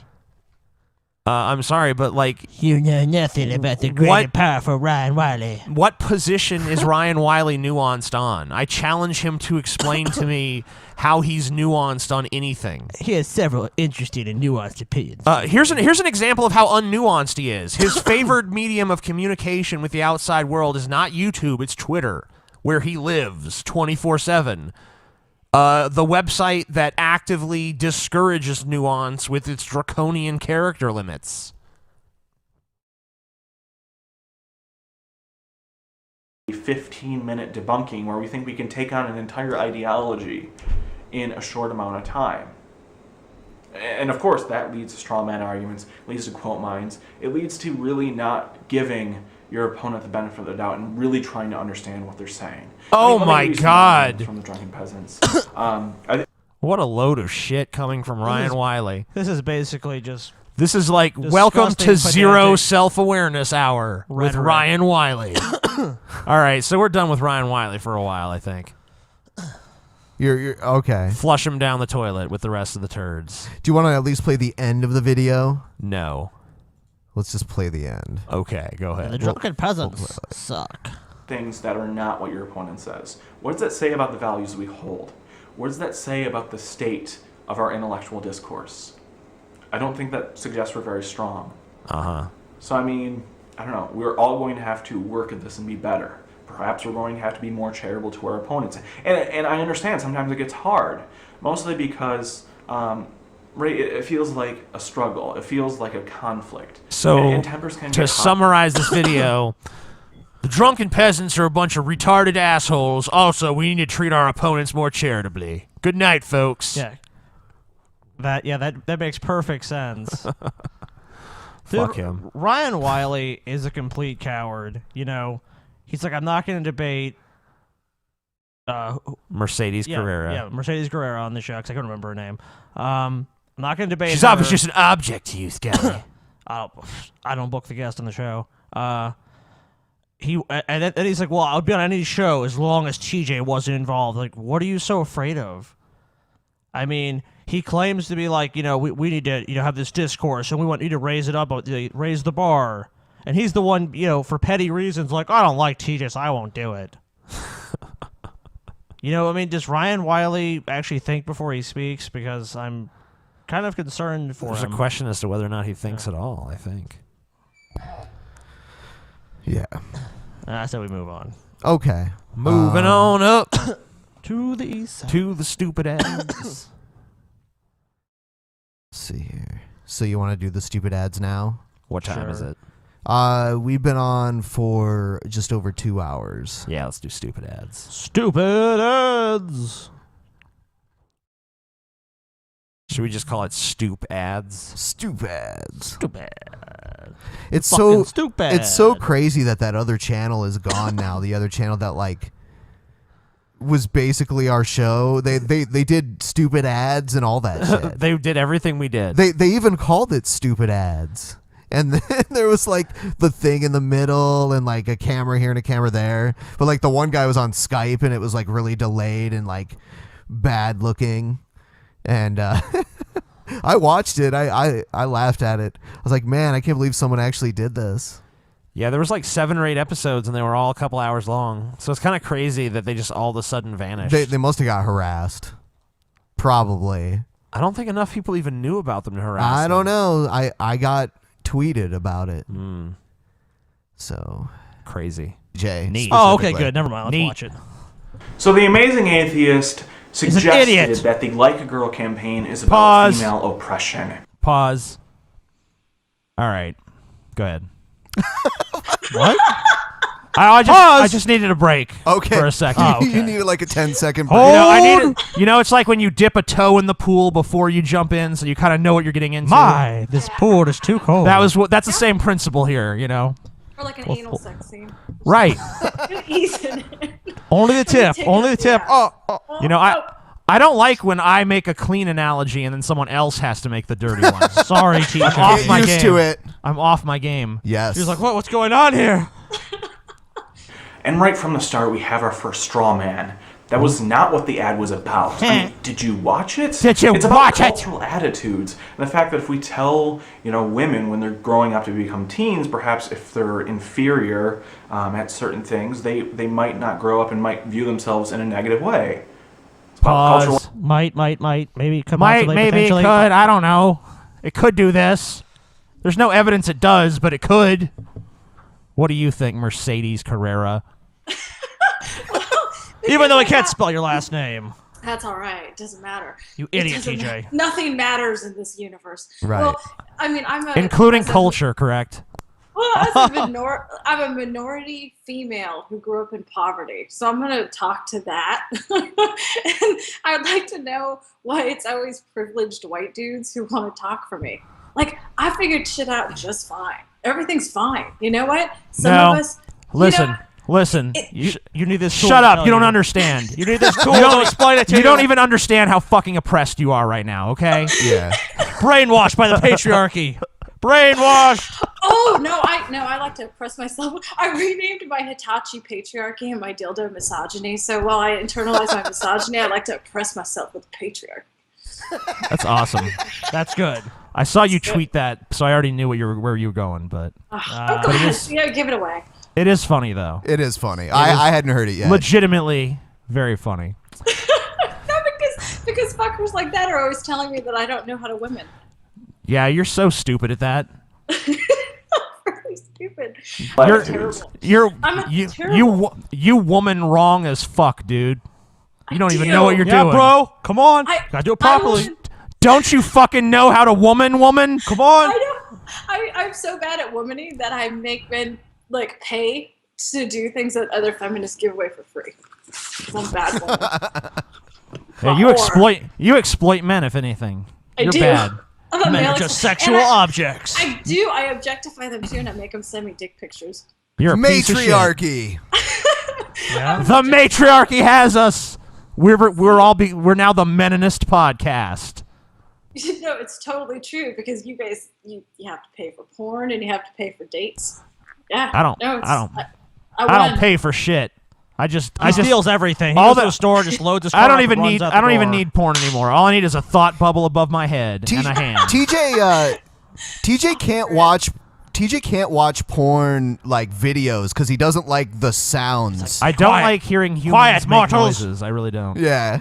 I mean that goes for just people talking and everything, though. I mean, I don't like to hear human beings making sounds. I much prefer solitude in my own company. What about the sounds of animals? Does that do it for you? No. I don't. If I had my choice, I would live in a very quiet world, honestly, which is strange because I'm such a loud person. Yeah. But that's all I want to hear is my own voice, really. Yeah. At least just echoing back. At least you're honest, TJ. Honestly, it'd be best if I lived in a place with a good echo, so that every time I said something, I could hear it again. Live in a cave. Yeah. TJ. That's why all the wisest men in history had to go live in a cave for a while. I'm gonna finish Ryan's video so he doesn't complain that we never finished it. He looks like he's trying to suck a dick from the side. No idea where this oppression thing came in. Oppression wasn't mentioned at all, but hey, if you can argue whatever your opponent wants you to, well, it's real easy. Hands a straw man. Okay, hold on. Good word. Hands a straw man. So, oppression wasn't mentioned explicitly in the ad, but it was pretty implied that, these girls... which ad was it again? Just to give a little context to it. It was the Super Bowl ad for the Like a Girl ad. Yeah, Like a Girl. Okay. Basically, they show little girls. I don't know. Older, it's like throw like a girl. Older girls and boys, and they say, do this like a girl, do that like a girl, and they do it really ninny-ish. And then they show younger girls, and they do it with way more enthusiasm and vigor. And therefore, we're supposed to infer that society has, stamped them with this horrible like a girl label, and it's stifling their potential and blah blah blah. But obviously, when you look at the facts of our society, the potential of women is not being stifled in most respects. No. And that was the point. And he's about to talk about the wage gap. I guess I can let him do it before I refute what he's saying. But sure. TJ. But I mean, what does TJ use to suggest that women aren't oppressed? And overall, I think that's a loaded word, but what does TJ say? Well, he says women live longer, yes. Women commit less suicide. Men graduate from high school less, and more women are going to college. And the wage gap all but disappears when you control for education. Now, let me say a little bit about the wage gap, because Go ahead. TJ decided that wasn't to the only leave two control, but sources that's fine. for that claim. One was PolitiFact, and the other, I believe, was the Washington Post or something similar. Now, both of those sources are talking about the president's statement that women earn 70 cents for the same job. 77 cents. This is not... Hold on. So I already know what he's about to say. He's about to say, oh, well, those articles said that there are wage gaps in certain industries, and that when you don't account for the, gaps in employment, like, women aren't all, there's certain industries where men are more represented, and certain industries where women are more represented. Mm-hmm. And, when you factor all that into account, then you can come up with an overall wage gap, but there's no wage gap between women doing the same work. And that's the figure that feminists always trot out and say, this is the wage gap. Women make 70 cents to the dollar for what a man would make, and for doing the exact same work. And that is the wage gap. Now, if they presented it honestly and said, women are underemployed in certain high-paying jobs, and in other jobs there is a slight wage gap, then that would actually be true, and you could say, okay, well, that's a problem, we can address it. But that's not how the wage gap is presented, and so the wage gap, as you present it, Ryan Wiley, is false, and fuck you. Sounds good. Yeah. So next. Suggest, however, that the wage gap all but disappears when... Yeah, I've already refuted all that. You're a liar. So the Amazing Atheist has made a follow-up to his Like World I see Ben is trying to bore the audience to death. About what he suggested about the ad and how he mischaracterized it, or why his argument about why women aren't oppressed is fundamentally flawed. No, he talks some more about the wage gap, and suggests that apparently there's a number of feminists suggesting that women earn 77 cents for the same job compared to men. Yeah. Now, I don't know where TJ gets this. It'd be nice if this was so widespread and there was so much misinformation coming from feminists that he would provide some sources. Okay, the President of the United States touted that line out. Yes, he did. And where do you think the president got that from? Do you think he just pulled it out of his ass? No. He got it from the fucking feminists. That line was designed to appease fucking popular feminist sensibilities. That's all over the place. I know. I mean, for Ryan Wiley to sit there and act like, well, who said that? It's like a bunch of them. A bunch of them have said that. Women. TJ, I have the line that women are paid less for the same work is like one of the most common fucking cliches of feminism. You commonly hear women only earn 77 cents on a dollar, and every year they have a day where we celebrate the day where women reach equal pay to men. It's like April something every year, like May, and it's like when women earn the same amount as a man would earn in 1 year. It takes a woman 16 months or something. No, apparently feminists are liars because the president made this statement, and somehow feminists tricked the president into making this misleading statement. They didn't trick him; they just fed him the line. For this, does TJ even suggest how this happened? Yeah. No, it's God, you're so stupid. What the fuck? He's so stupid. He can't even. Okay, does he even watch your videos? He's dumb as shit. Look, he really is. I mean, like he's talking about misinterpreting. Like he intentionally misinterprets like all the information given to him just so he has something to attack. Where do you think the president got it from? He got it from fucking popular feminist ideals that are running through this fucking country. You even have come on our show and said this statistic and say, 77%, yeah. Oh, by the way, just in case we don't get through the whole video, in this video at some point he says that he'll come on the show and talk about this, I think. Uh-huh. Yeah. So I don't know, maybe we should poll that, whether or not... Do you think the poll would just turn out? Poll it? Yeah. Poland. Do you think we should do that? Maybe. I don't know. It's your choice. I don't care. Let's watch a little more. He wants any evidence, because TJ is not a skeptic when it comes to feminism. Now, of course, what the president said was wrong. It was wrong. But this is so unfair. Imagine if I came on here and said, anti-feminists are liars. Why? Well, Paul Alam said something that was untrue. Thunderfoot said something that was untrue. Therefore, anti-feminists, blanket there's no statement, factual are liars. basis for any criticism of feminism. That's what Ryan Wiley is basically saying. Like, our arguments boil down to some guy named Thunderfoot said something, so he's probably right. Anytime we've mentioned Thunderfoot, we say go watch Thunderfoot's video on this, which Thunderfoot almost always has sources for his information. It's not like he himself is just like, I, Thunderfoot, came up with this idea, and now I'm going to attack this. That's what we got from TJ. So it's a complete mischaracterization. But you got that because you're a of what fucking feminists are retard. doing. And, he should be called out for it. Go ahead. He should be called out. That's what you're doing right now, you fucking moron. Now he cites the same PolitiFact article, which is so irresponsible. PolitiFact is not a scientific source. It's not. a Hold on. website. It's not a scientific source. It's a fact-checking website. All right, like if. Is the wage gap a matter of scientific study now? That's kind of a confusing point. Does he want you to go get some like Stanford biologist or Berkeley chemistry but the professors to study this issue? But the fact is that article cites economics professors from prestigious schools, and it's not like it's a political fact-checking site. So that's what it does. So and is he saying that that site is not valuable for any sort of information on any of these issues? Why don't we just get rid of that site then? I think that it's a trusted source.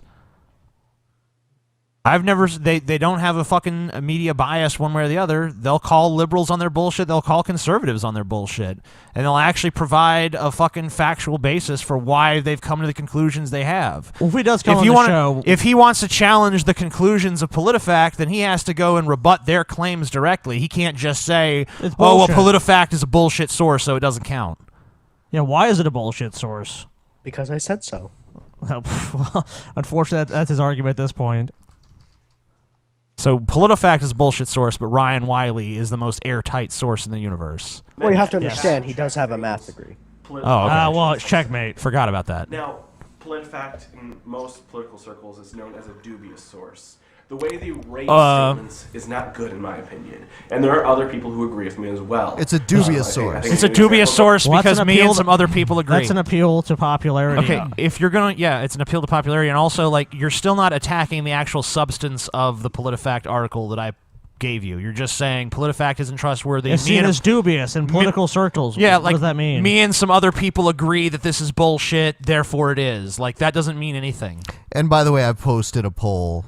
No guarantee that we will follow the results of the poll. This is just for us to gauge you. Yes. Should Ryan Wiley be on the show again? People.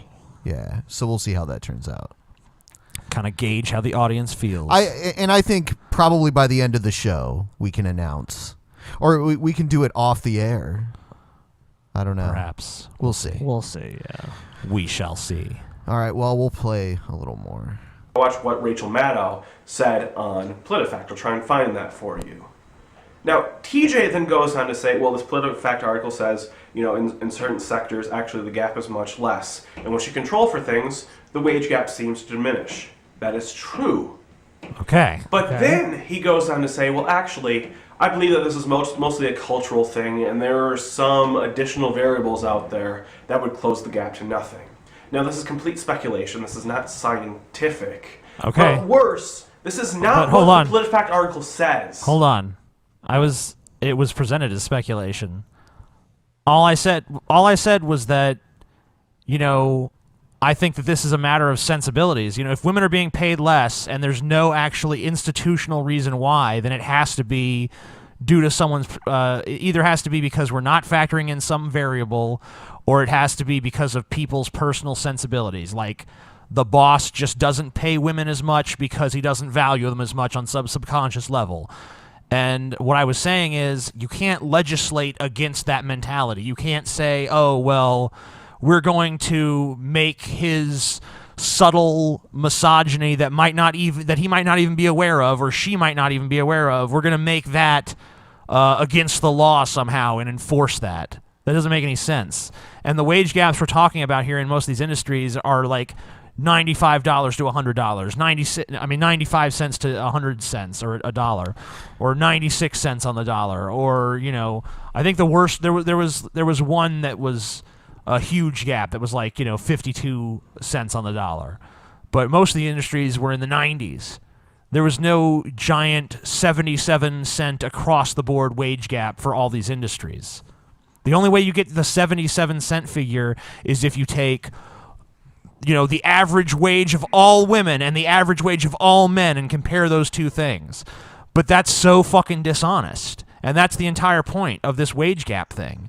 The wage gap is dishonest. The idea that women are paid 77 cents on the dollar, that statement is true from a very particular perspective, but it's true from such a limited perspective that it's really a misleading statement.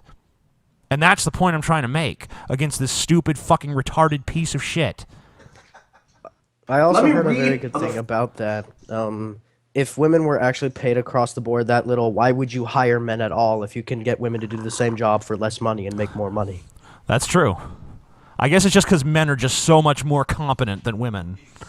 That, even though women are cheaper, you don't want to hire them because they just suck. Fucking paragraph of the article. Nothing in our analysis suggests that gender discrimination doesn't exist. Okay. In fact, hold on. Shut the fuck up, you stupid, miserable sack of shit. Because if you actually watched my video, you would see that I said that gender discrimination is a problem. All I said was that the wage gaps figure that your fucking posse of people keeps touting is bullshit and it's misleading. And they shouldn't fucking use that anymore.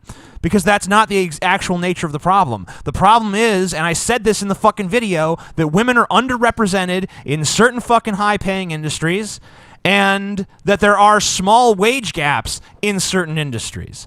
But those have to be, but even if you can find a way to address those at all, you have to address them on a case-by-case basis. You can't possibly make some rule across the board that says we're going to even out the wages, because that's not the nature of the fucking problem. If you're not even willing to acknowledge the true nature of the problem, how can you ever hope to fucking solve it?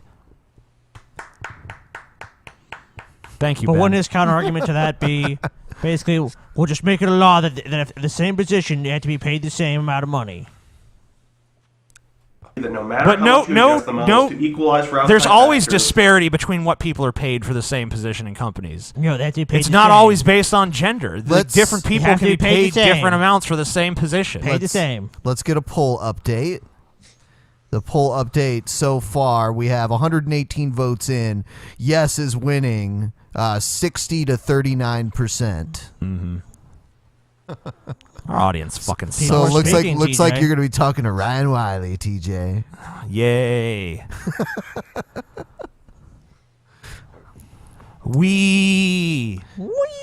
Got to be nice to him, TJ. You have to hug and kiss Ryan Wiley. No. Got to be nice to him. I'll fucking kick him down a flight of stairs. Got to be nice. That's not very nice. At SummerSlam, right? SummerSlam. Yes. the pay between men and women remains, and it's one that can't be explained away. Your fucking sources don't agree with what you're saying. Why are you using that source? You're an idiot, Ryan Wiley. God, he's so fucking dumb. Anything. So no, we don't don't understand anything. You must have the listening comprehension skills of a fucking tomato. That's an insult to tomatoes, TJ. I demand you retract that statement. God, he's garbage. I'm not garbage, okay? I am at best fucking like recycling materials. He's garbage. No, TJ, you are fat garbage. No, well, You're if I'm garbage, TJ. Ryan Wiley is like toxic waste. Yeah, he's like toxic sludge that kills everything he touches. Yes. Going on or how people study it. We're not even having a conversation about how these regression models work. And we could talk about why the methodology is flawed. In fact, there was a famous Berkeley study that suggested that actually there was massive discrimination when it came to hiring women. But there's this thing, especially when you're doing regressions that have a lot of covariates, called Simpson's paradox, where actually, if you went to that Berkeley study and looked at a department by department basis, there was actually a slight bias in favor of women. essentially Simpson's paradox suggests that overall you get results that are actually different when you break it down into groups. That's something we could talk about. No, but you don't want to talk about that though. All you want to do is be like, "You're wrong," and misconstrue what I said, and fucking act like I drew conclusions I didn't even fucking draw. PolitiFact is dubious, and you're a liar, and this is all bullshit. Now, if you want to have a civilized discussion, yeah, Ryan, how can you claim to be this civil guy when you're doing the same thing you're accusing us of doing? I mean, I point out so many times, like, he's like, these guys are garbage and shit, but I want to have a civil discussion. No, you fucking don't. No, you don't. Why don't you just be honest? Be like, I don't like the Drunken Peasants. I would at least respect that. Instead, you come out here and you say the same shit against us each time about we're liars and we're just these we're like these boogeymen. No, the wage gap is bullshit because the president said something that was misleading. And worse, when it comes to policy, TJ It's says, not just the we president, can't do though. anything about this. You know, if women are being discriminated when it comes to pay, apparently the government can't do anything. It might be somewhat cultural, but that's just not true. Well, what could be done? Give me an Ryan, example. if you have the solution of all of life's problems, then why don't you just lay it out for us? Yeah, he's about to apparently. So let him. Fucking, oh yeah, I'm sure he has let the him lay out his solution. fucking solutions. Policies, right? There's the Lilly Ledbetter Act. That Lilly hey, Ledbetter Act. discrimination doesn't exist. Let's give people more time to sue their employer.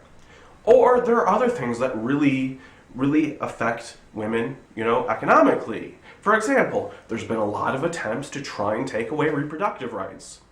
Okay, that has nothing to do with the Having wage a gap. baby might really impact women's economic careers. Okay, might it should. impact them economically. It should. Substantially. Yeah, it But no, should. apparently Why the fuck should it not impact their careers? If you have to leave for months and months to take care of some baby, you're not going to be able to work. They're going to have to fucking have someone else do your job in that time. So why shouldn't that affect you economically? You don't have to have a baby. There's no law that says if you're a woman, you got to have a fucking kid. Yes, there is. No, there's not. Yes, there is. No, there's not. Is. It's called the Patriarchy Act. Oh, okay. The Patriarchy Act. We need to get that passed. Yeah. Oh, you mean it's not already passed? I think it's about Hopefully to pass. soon. Shh! Don't tell them, TJ. Okay, They we don't gotta realize it's we gotta already pass it passed. real secret, real slick like. Don't worry, no feminists watch our show. And by the way, if this is cultural, that's what feminists care about. That's why most feminists do what they do. Uh-huh. They care about gender roles. Right. But no discussion of that. Apparently we can't do anything. I did discuss And that. It's incredibly silly. This entire video is a fucking farce. Are you talking about your video? No, he's talking about yours. No, he's talking about his. Well, you think he's talking about his, but he's actually talking about yours. He's talking about his. And sure, that's Whether true. intentionally But or he's not. earning $6,000 a month from his Drunken Peasants Patreon. This is his Okay, career. stop. He's getting paid. I am not. Oh, I am not earning $6,000 a month from fucking No. Drunken Peasants Patreon. I don't know if you've noticed, but there's more than one person here doing the show. Yeah. No, I'm not going TJ, to talk. they're all I'm your not going to folks. talk about the exact nature of the split, but I it's like- not like every dollar goes to me. It's pretty interesting how Ryan Wiley goes to our Patreon to see how much is donated to us, and Yeah. feels the need to bring that up. Like, well, you guys are making money. Yeah. He has a Patreon too. He does? Yeah. How much is his making? I don't know. Not a lot. I mean, we don't see us bringing it up like Ryan Wiley's Patreon only makes $75 a month. I only know that he has a Patreon because I've seen in videos that he's talked about having one. So donate to my Patreon so I can continue to make these boring fucking dishonest videos, guys. Paid to misinform people, to be at the lowest level of, you know, describing a The phenomenon irony that's here happening. is fucking painful. You deserve better than this. We all deserve better than this. You don't deserve This shit. is what we Ryan. get. And what TJ shows us is so fucking irresponsible. Uh-huh. We should all laugh at him when we see this. Okay. I think That being said, Scotty, you missed. my fan was just laughing at me, Scotty, at Ryan Wiley's instruction. Scotty's killing me. I don't know what the fucking deal Scotty, is. you missed it. Oh, Okay, He didn't say to sorry. kill me. He said to laugh at me. Oh, okay. I'm dead. I'm dead. I'm dead. Scotty couldn't handle himself. Scotty, Ryan Wiley brought up our Patreon, and then he said, that we get paid money, but we just misinform people. Yeah, where people are basically paying us to lie to them. Yeah. It's pretty awesome. If you guys want to be a part of that, patreon.com/DP.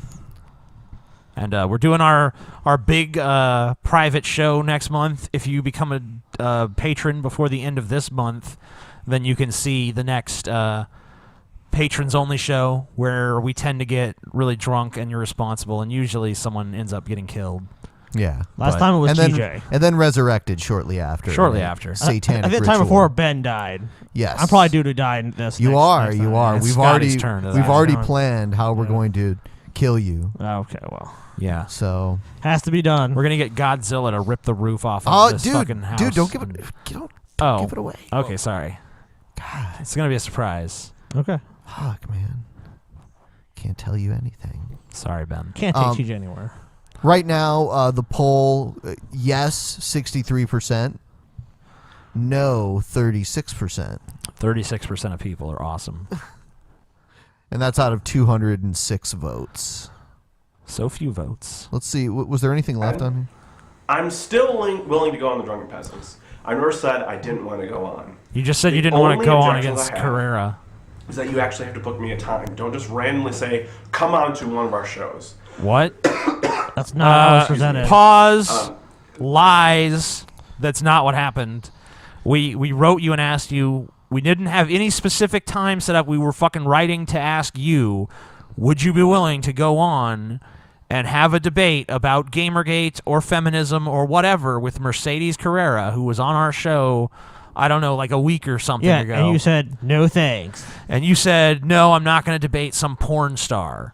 And then she called your ass out on Twitter, and then you even told her, like, look, I'm even willing to debate you. I just won't do it on the Drunken Peasants. Yeah, I mean, it was all there. Everyone saw So, it. I mean, like, you're very fucking, you're not coming to some consistent fucking position on whether or not you're going to come on our show. It's very flip-floppy. Like, 1 second you say you are, and then we offer you a chance, and you say no, and then you say it's because you won't debate this person, and then you say you will debate that person, but not on our show, and now you're saying you've been willing to come on our show the whole time, but we just have to give you a time. It's like, we'll work out a time with you, you stupid motherfucker.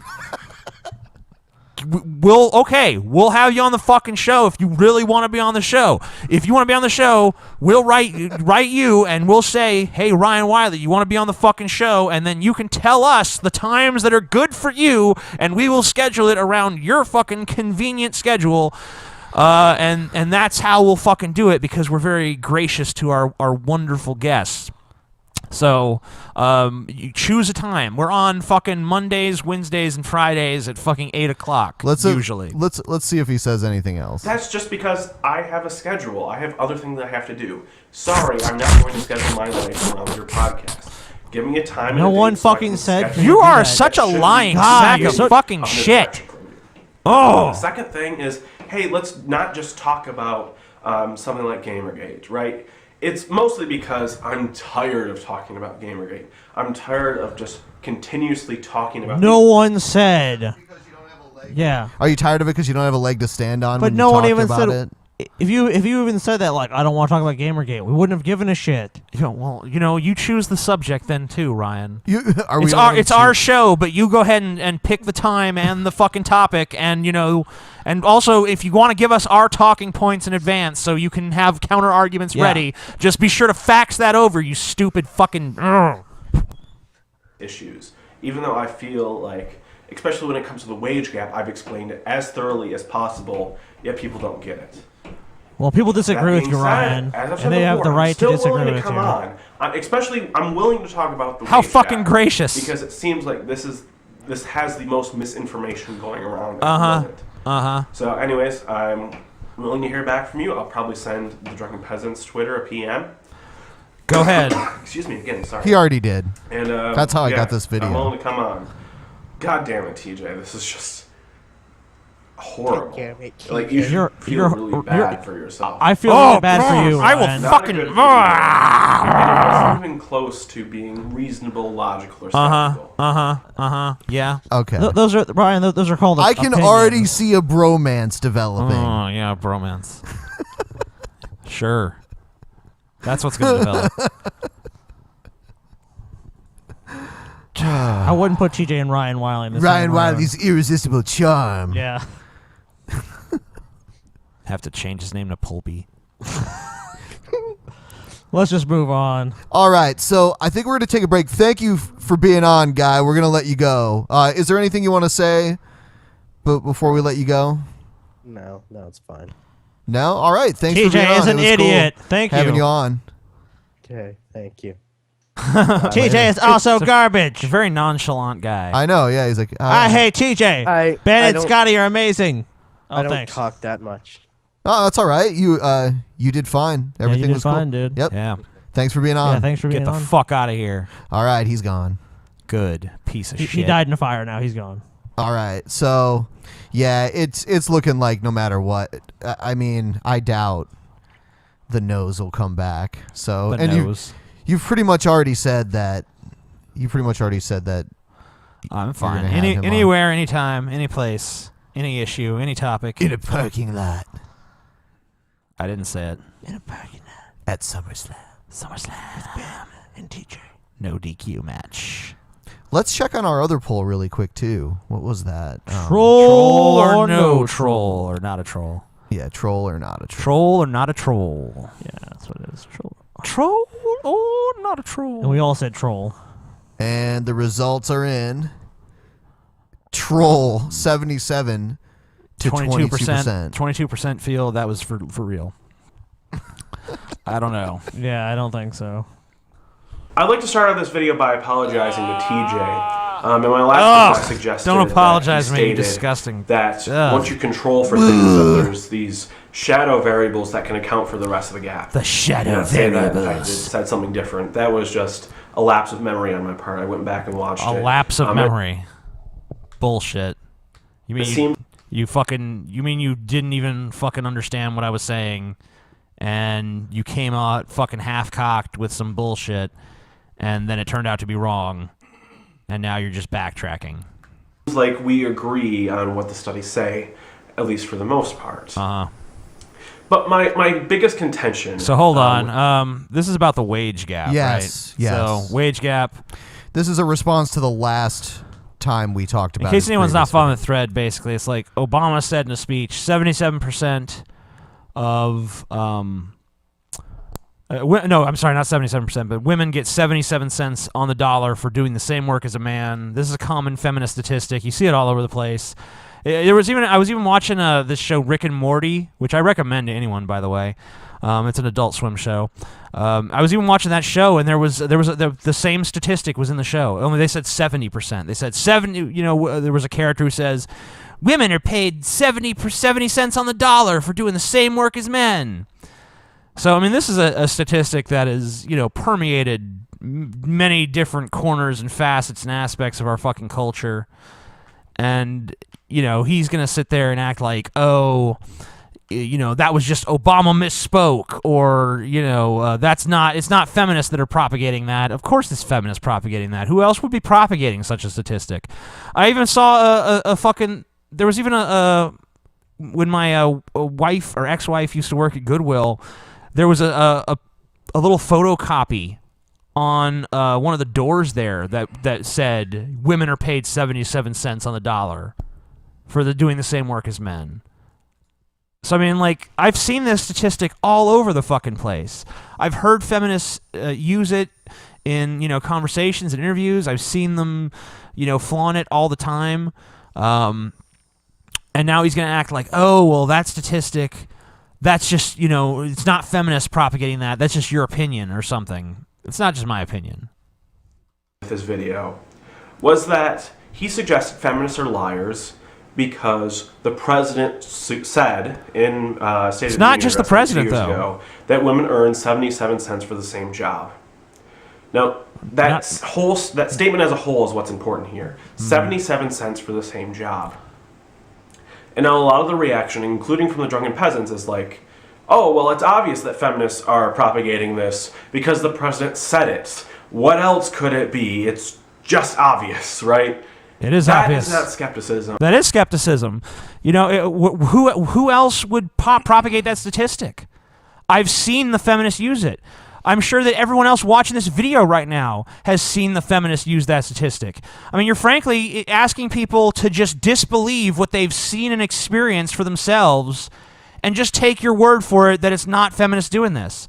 I mean, look, just go fucking type this shit into a Google search. And, I mean, well, the first few entries you'll get will actually be things debunking the fucking wage gap, because most people have realized by now that it's bullshit. But if you dig deep down, you'll find that you'll find plenty of feminists who are citing that statistic and saying, yeah, this is the way fucking shit is. But it's not. It's a totally misleading statistic. It would actually be somewhat realistic if you just said, oh, well, we compared the overall median income of men and the overall median income of women, and it's 77 cents on the dollar. That would be I think it's based on the median. I don't know if it might be based on the average, but I'm pretty sure it's based on the median incomes. But that would be honest, but it really doesn't mean anything because the women aren't doing the same work. Just comparing how much every man makes and every woman makes and not factoring in any other variables whatsoever is extraordinarily misleading when you fucking trot that statistic out. Because even if you don't say afterwards that, it's for the same work, it still implies that there's this wage gap that, it's industry by industry. You're still insinuating that, if a woman and a man are working the same job, the woman is going to be probably getting paid 77 cents on the dollar. And that's just not true. It's deceptive as fuck. That's a conspiracy. Because there are a number of alternatives that are much more plausible. In that maybe the president made a mistake.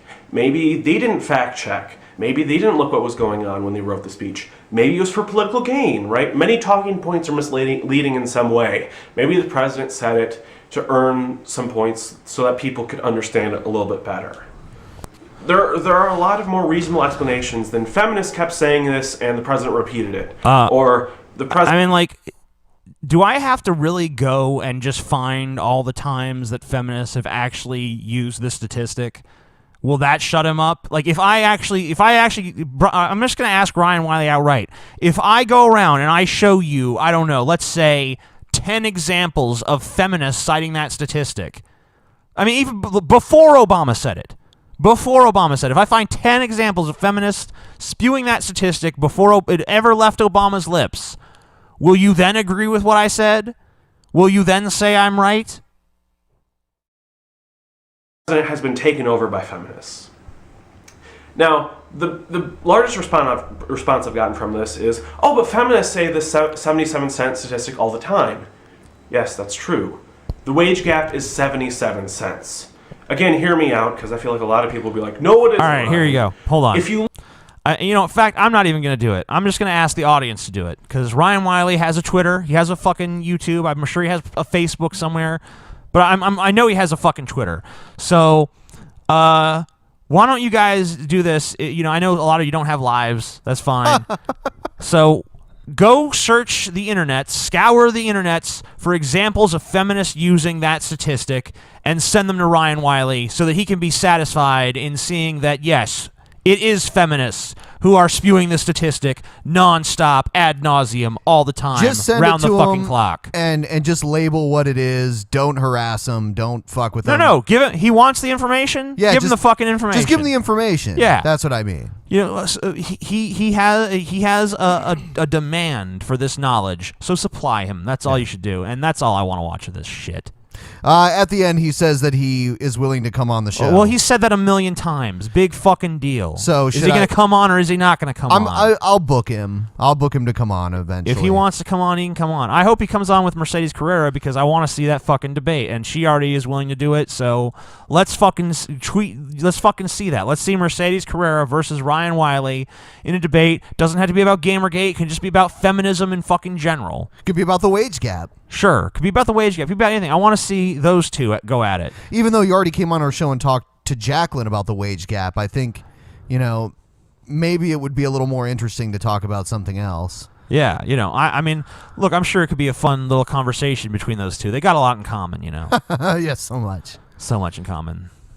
Oh, here's a video from the beat. More than you do. I'm Ryan Wiley. All right, so I've got a math degree. All right. Okay.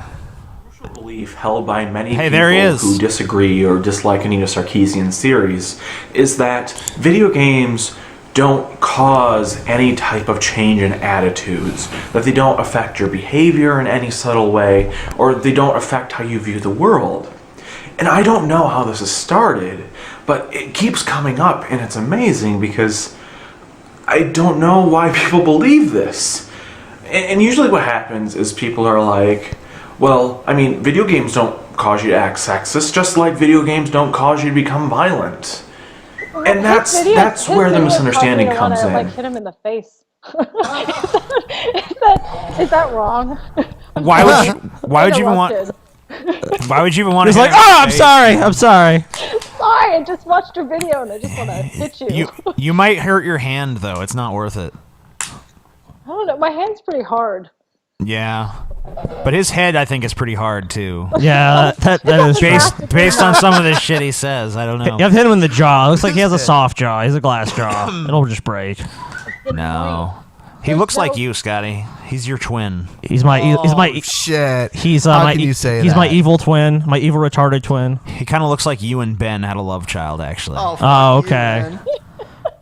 Well, as long as Ben was the one having the baby, that's fine. Yeah. How exactly would that work? I don't know, man. Okay. You tell me. All right.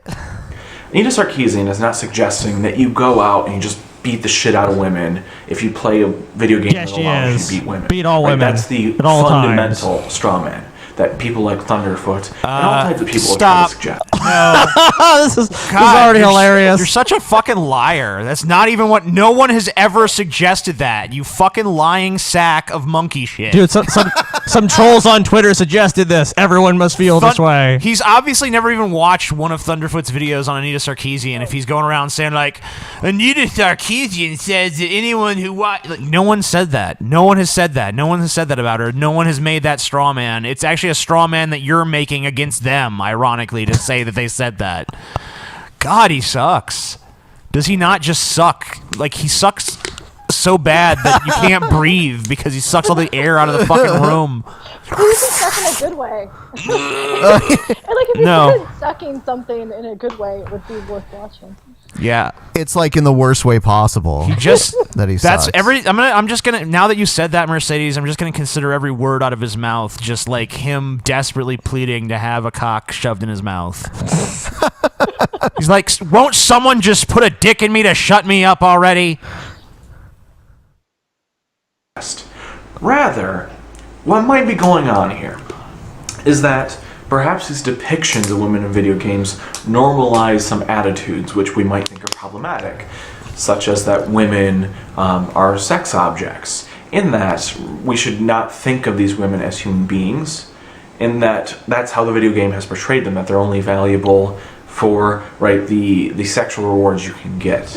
Wait, stop. This is the guy who actually said, though, when you guys wanted me to debate him, he's the guy who said, I'm not going to debate some random-ass porn star. So he actually objectified me and reduced me to my profession. He did exactly what he's saying. Like, I don't understand how somebody with a math degree doesn't understand this. It's a meth degree, actually. We've established several times that he actually has a meth degree. I was just, he did the thing that he says that the... Right, he's like... Maybe he played too many video games first. That's just proving his point, He played some GTA, and then he's like, I won't debate some random-ass porn star. She's just a sex object. GTA 5. Oh my god, I should never have said that. It was GTA talking, not me. Obviously, video games are to blame for people's personal defects, not themselves.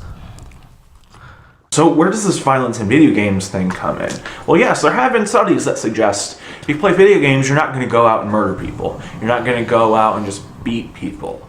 However, although you can if you want to. I think it's very silly to assume that this suggests that when you watch media of any type or watch a violent movie, that it doesn't affect your perceptions of violence in any way. And perhaps we need a lot more studies on the subject to really understand it. Okay, hold on. Instead, many... Dude, this... He has no evidence. He's just like, perhaps. Perhaps more studies are needed. That's totally different from saying that there's actually something there. And by the way, this was a huge issue all throughout the fucking... I mean, this has really been a huge issue since media became a thing. Like, people have always asked, like, do the images in the movies cause this? Do the images on TV cause this? Do the lyrics in music cause this? Does this drawing in the comic book cause this? So, because it's been such a question, there actually has been a lot of study, and most of it has shown that, no, there's no link between... the one that I've seen the most is violent video games and violence in real life, and they've done the studies, and it's shown time and time again, no link. But, you're going to sit here and say, oh, we need more studies. Look, even if the media we consume is affecting the way we view things in some subtle way, what would that even mean? Should we then limit the media people are allowed to enjoy on the basis of that? I don't think so. Well, and who's to say? I mean, they like to say that we're being influenced by media, but really it's humans creating the media. So it's right. People are drawn to whatever resonates with them, whether it's like that crazy Christian dude in the cowboy hat that you guys make fun of. So people are watching that going, I agree with that. And so people find whatever makes sense to them. The other thing is when they say more studies are needed, it's just basically them saying, I don't like that the studies that have been conducted have a data outcome that doesn't resonate with my belief system. That's all that is. So no, they've done tons of studies on video games and human behavior, and the outcome consistently is it actually reduces real world violence because it gives people an outlet. And so guys like Wiley don't want to admit that because it doesn't fit with their premise.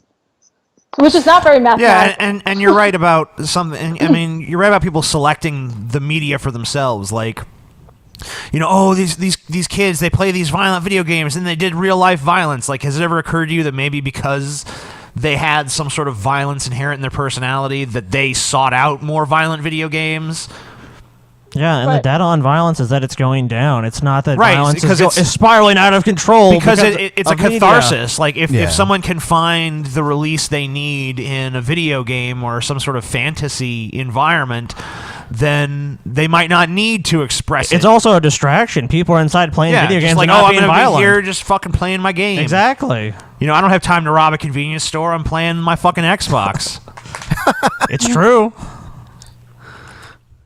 People are trying to make this false analogy. First off, it doesn't even matter what the studies on violence are. We're talking about two different issues. One is much more cultural, and violence is much more related to behavior and the things you do to other people. What? So first off, it's not clear that the two are automatically in the same boat. What? And more than that. No. I don't understand. Huh? He's like, oh, well, you can't... Violence is more about behavior than sexism is. I mean, like, what are you talking about? It still has to be expressed through behavior either way. I don't have facts to back this up. Exactly. Yeah, I told Ben to play that. I'm like, this is the perfect time for that. I mean, okay, keep going. A lot of people feel that video games are art. I think video games are art too. And the reason they're art is they make you feel a certain way. They make you look at the world a different way, right? They change your perception of certain things through the art of the story. So of course video games are going to influence you. Now the question is, how much do they influence you? That's the real important question, but that's not really the discussion we have. It's mostly, no, video games don't cause violence, therefore, they don't change our cultural attitudes. Oh my god, this is a joke. It's a very strange argument. And it doesn't just happen in video games. Scotty. This is like I like the narrative of what he's doing. He's like, the discussion is only what my opposition is saying. It's like, violence in the media has been debated endlessly. That's so disingenuous to imply that the only conversation we're having is like, there's no effect. Like, what world does Ryan Wiley live in? Well, what is he even arguing for? So, I mean, he's comparing it to art, and then the typical progressive stance on art was, well, art shouldn't be censored. But then, like, there was that feminist, Camille Paglia, who's amazing, who said, part of the problem with modern feminism is that they want art censored. which they're doing right now, and then he puts out this video comparing video games to art. Is he implying that video games should be censored? Like, where is he going with this? It's like he's trying to establish it as art just so he can censor it. It's like, yeah. you know, we're not on the side of fucking censorship. You know, are you really going to sit there and say, this is art, so of course it affects people, so of course it should be censored? Ah! Was he going to argue for obscenity now? No, if you're going to define it as art, that's a great argument for why it should not be censored at all. At all. By anyone. Exactly. Either. I think people fail to understand how bad hundreds upon hundreds of negative tweets or comments can be to a person's psyche. It can really... Oh, God! Really? The tweets. How many mean tweets have you put to us and TJ, Ryan guess Wiley? I could just get off of Twitter or something, but... So TJ, Ryan Wiley's admitted he wants to damage your psyche, according to him. Yeah, because he sent me some mean-ass tweets. All the time. He sends the show mean tweets. He's probably tweeting about us right now, the fucking pussy. Behind a blocker. Drunken Peasants once again attempt to juvenilely, sophomorically lay waste to my brilliant arguments, which are beyond reproach.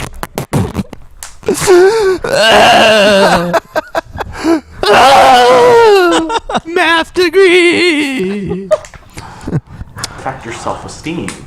And it's not just trolls doing this. I can't say it enough. Troll, not a troll. Send these type of aggressive, essentially violent tweets sometimes towards Anita Sarkeesian are doing violent tweets. Violent tweets, so the tweets are actually violent. The tweet punches Anita in the face. Yeah, the tweet jumps off the screen. It's like, I'm aggressive. He's aggressive. He's the whip. What are you talking about? Aggressive tweets. And these guys who talk about this, like, Anita Sarkeesian gets mean tweets because she says mean things about gamers. Like, I get mean tweets just for doing porn all the time. Just like I make porn, and then some asshole somewhere sees it and is like, fuck you, I hope you die and get raped and your family disowns you. I don't know the person. I never said, like, hey, Vince so-and-so, you're an asshole. I never said anything. I just get all kinds of shit. I'm going to make a collage for guys like this. The mean tweets. Does it keep me off Twitter? No. It does not. Stay off Twitter. Yeah, you need to get off Twitter now for your safety. Call the FBI immediately. The FBI needs to be on the case, tracking down these mean tweeters. You need aircraft. No one's ever been mean to me in a tweet, though. No, never. It's always been with the utmost kindness that I've been received. They're always by offering my him peers. free bananas. Yeah, all the time. I'm sure it's saving a place for you in heaven. Yeah. Ryan White, he's beautiful. Look at him. Look at him. That's like his blue steel look right there. Let's see. Oh, we'll play a little more of him. Okay, TJ, is that fine with you? That's your show, Ben. The Ben Podcast. Because we're human beings, right? Through evolution, we've developed this, I don't want to call it instinct, but this sense of not having everyone hate us. So when people send these floods of tweets, of course it makes you feel bad. Hold on. Ryan Wiley, why would you have that sense? Everyone does totally hate you. I mean, it's not even us directing them to either. It's just like all we have to do is just like show your videos and people are just like, ugh, who the fuck is that? What the fuck is he talking about? People start vomiting randomly. And you're just like, you know, and we don't even have to feel going on. We don't even have to feel bad about it because all you do is just mischaracterize people and just like try to make these like terrible arguments against everyone that you don't fallacious arguments, like these appeal to nature fallacies. We know people are like this. We know people are naturally like inclined to be, violent and evil and bad and whatever else I say. Yeah. Said, well, people, we have a point of view of everyone likes us, and then when these mean tweets happen, it destroys our little psychological matrix, and we implode into the cowering little, quivering purple masses that we truly are deep down It's inside. because he's describing himself. He's so insecure. It's so obvious. If anyone's mean to me, I'm gonna kill myself. Like, who honestly believes everyone likes them? Everyone I've ever met likes me. And it's like Twitter's like, no, bitch, we hate you. I just assume everyone hates me. It's easier. It is. I agree with that. Yeah, fuck yeah. Fuck yeah. Fuck yeah. If someone then if someone likes you, it's like a bonus. Like holy. You're like, shit. whoa. They like Wow, someone fucking doesn't think I'm a piece of shit. That's great. In all fairness, TJ, no one does like you. That's true. Yeah.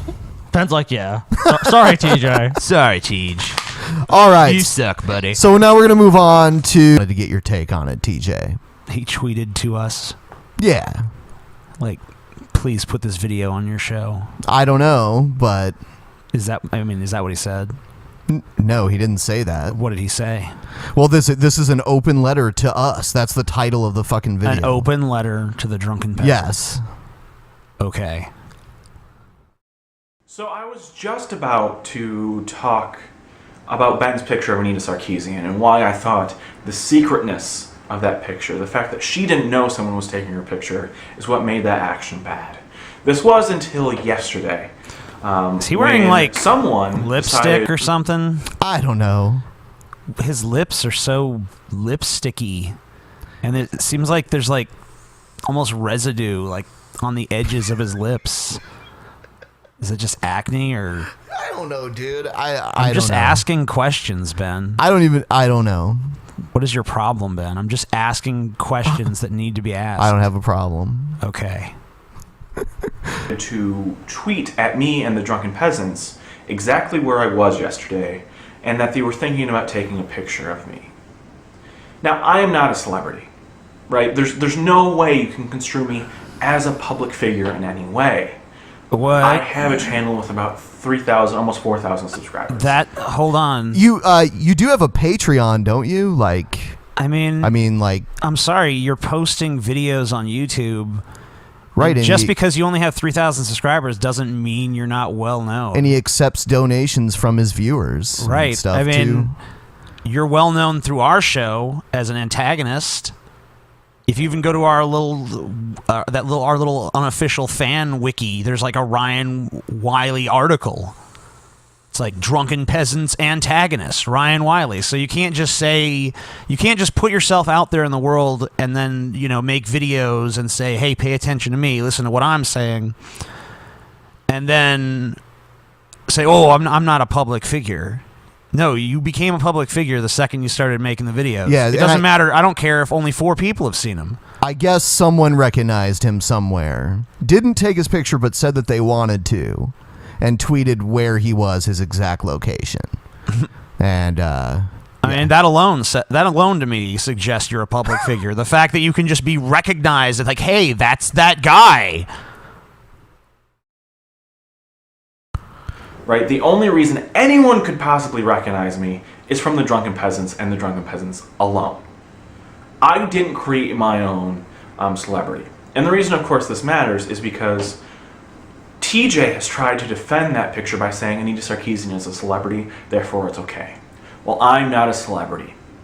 And now it seems like someone saw the Drunken Peasants action, which was taking a photo of someone without their permission and doing it secretly, and it's now causing consequences for other people in the real world.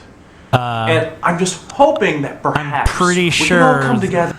I'm pretty sure that regardless of whether or not that stuff ever had happened with Ben, if someone saw you in public that recognized you as an iconic fucking Drunken Peasants antagonist, and you could say, oh, well, you guys really are the ones who made that happen. It's like, no, you made that happen by posting videos on the fucking internet.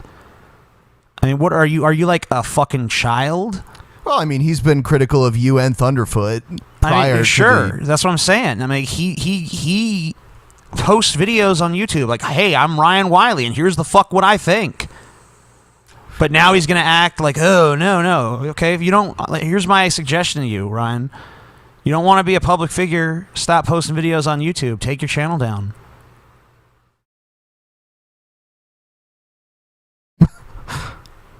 And say, hey, let's not be evil, right? We can all disagree, but there are some actions which are just too far. And one of those should be disclosing the exact location of someone, or taking a secret photo, or in any way acting kind of like a stalker. If you're coincidentally in one place with somebody, that's not stalking. Yes. Stalking would be figuring out intentionally where you're going to be. And, like, following making you. sure you're there, like, and following that person around and keeping tabs on them and trying to watch what they do in public and shit. Yes. That's stalking. Yeah. Or, like, a pattern of, like, trying to fuck with some random person in ways that are, like, you know, beyond the pale. Invading their fucking life. A chance meeting at some place, and then someone saying, man, I was at Pottery Barn, and holy shit, Ryan Wiley was there. Yeah. That's not stalking. I mean, I can't even believe I'm having to explain this to you. Like, are you a fucking adult or what? Can we please stop this? Because for a while, the Drunken Peasants have always told me actually they're just entertainers. It doesn't matter what they do, it doesn't matter what they say. They should just take them as entertainment. But it seems like there are consequences coming now, right? My personal life is being affected because of their actions. And keep in mind, I didn't tell anyone where I was going. This was a private thing between me and some of my friends. Right, I wanted to go out and do something that you might call a brunch. Okay. That wasn't private, though. I mean, it's not. Yeah, it's not a private event. It wasn't at one of your friends' houses, was it? Or was it at your house?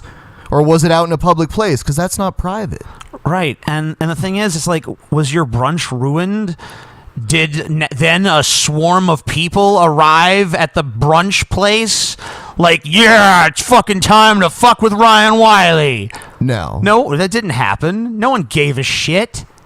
Well, he's talking about negative consequences. But what negative consequences did he suffer? I guess just the post itself was. It didn't harm him in any way. How the fuck did it hurt him? Let me say something. Like, if I'm at, like, Waffle House and someone fucking recognizes me and they take my picture and they say, "Amazing Atheist, this is fucking Waffle House." What happens then? Does a fucking team of ninjas burst in and, like, now we finally know your location, Amazing Atheist. Wahaha! You die by my blade. Does that happen? No. I finish my hash browns and I go about my fucking day. Yeah. What is the negative consequence here?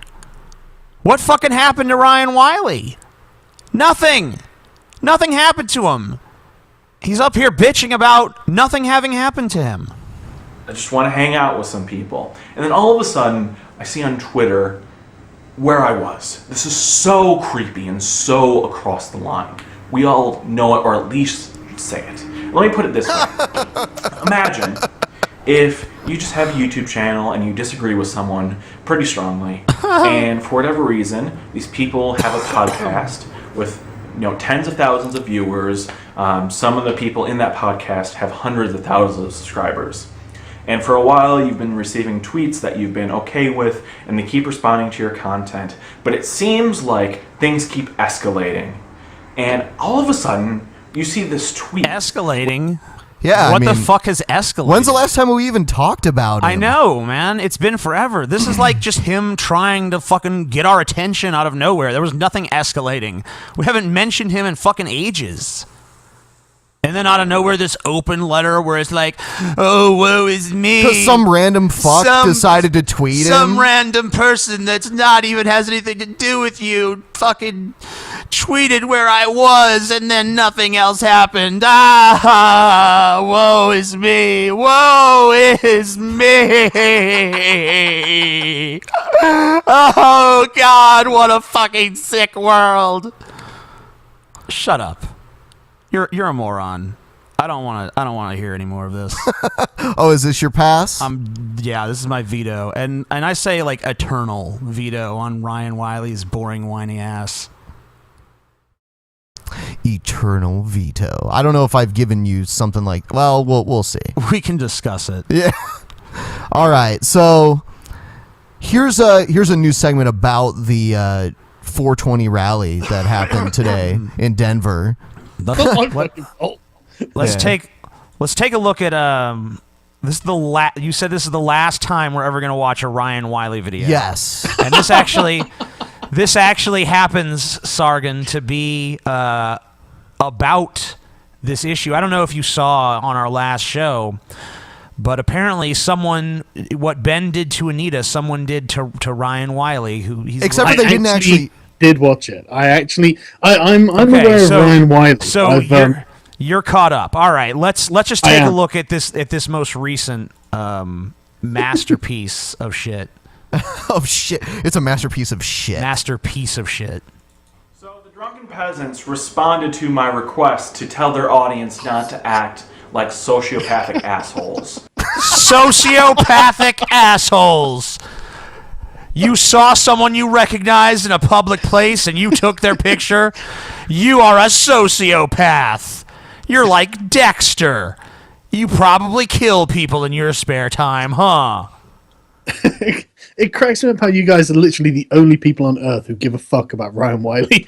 I mean, that's what we do. It's funny, man. I love his complaints. Like, I'm not exactly a public person. It's like, well, why are you making videos on YouTube? I mean, what the fuck do you think that is, Ryan? Sorry, go on.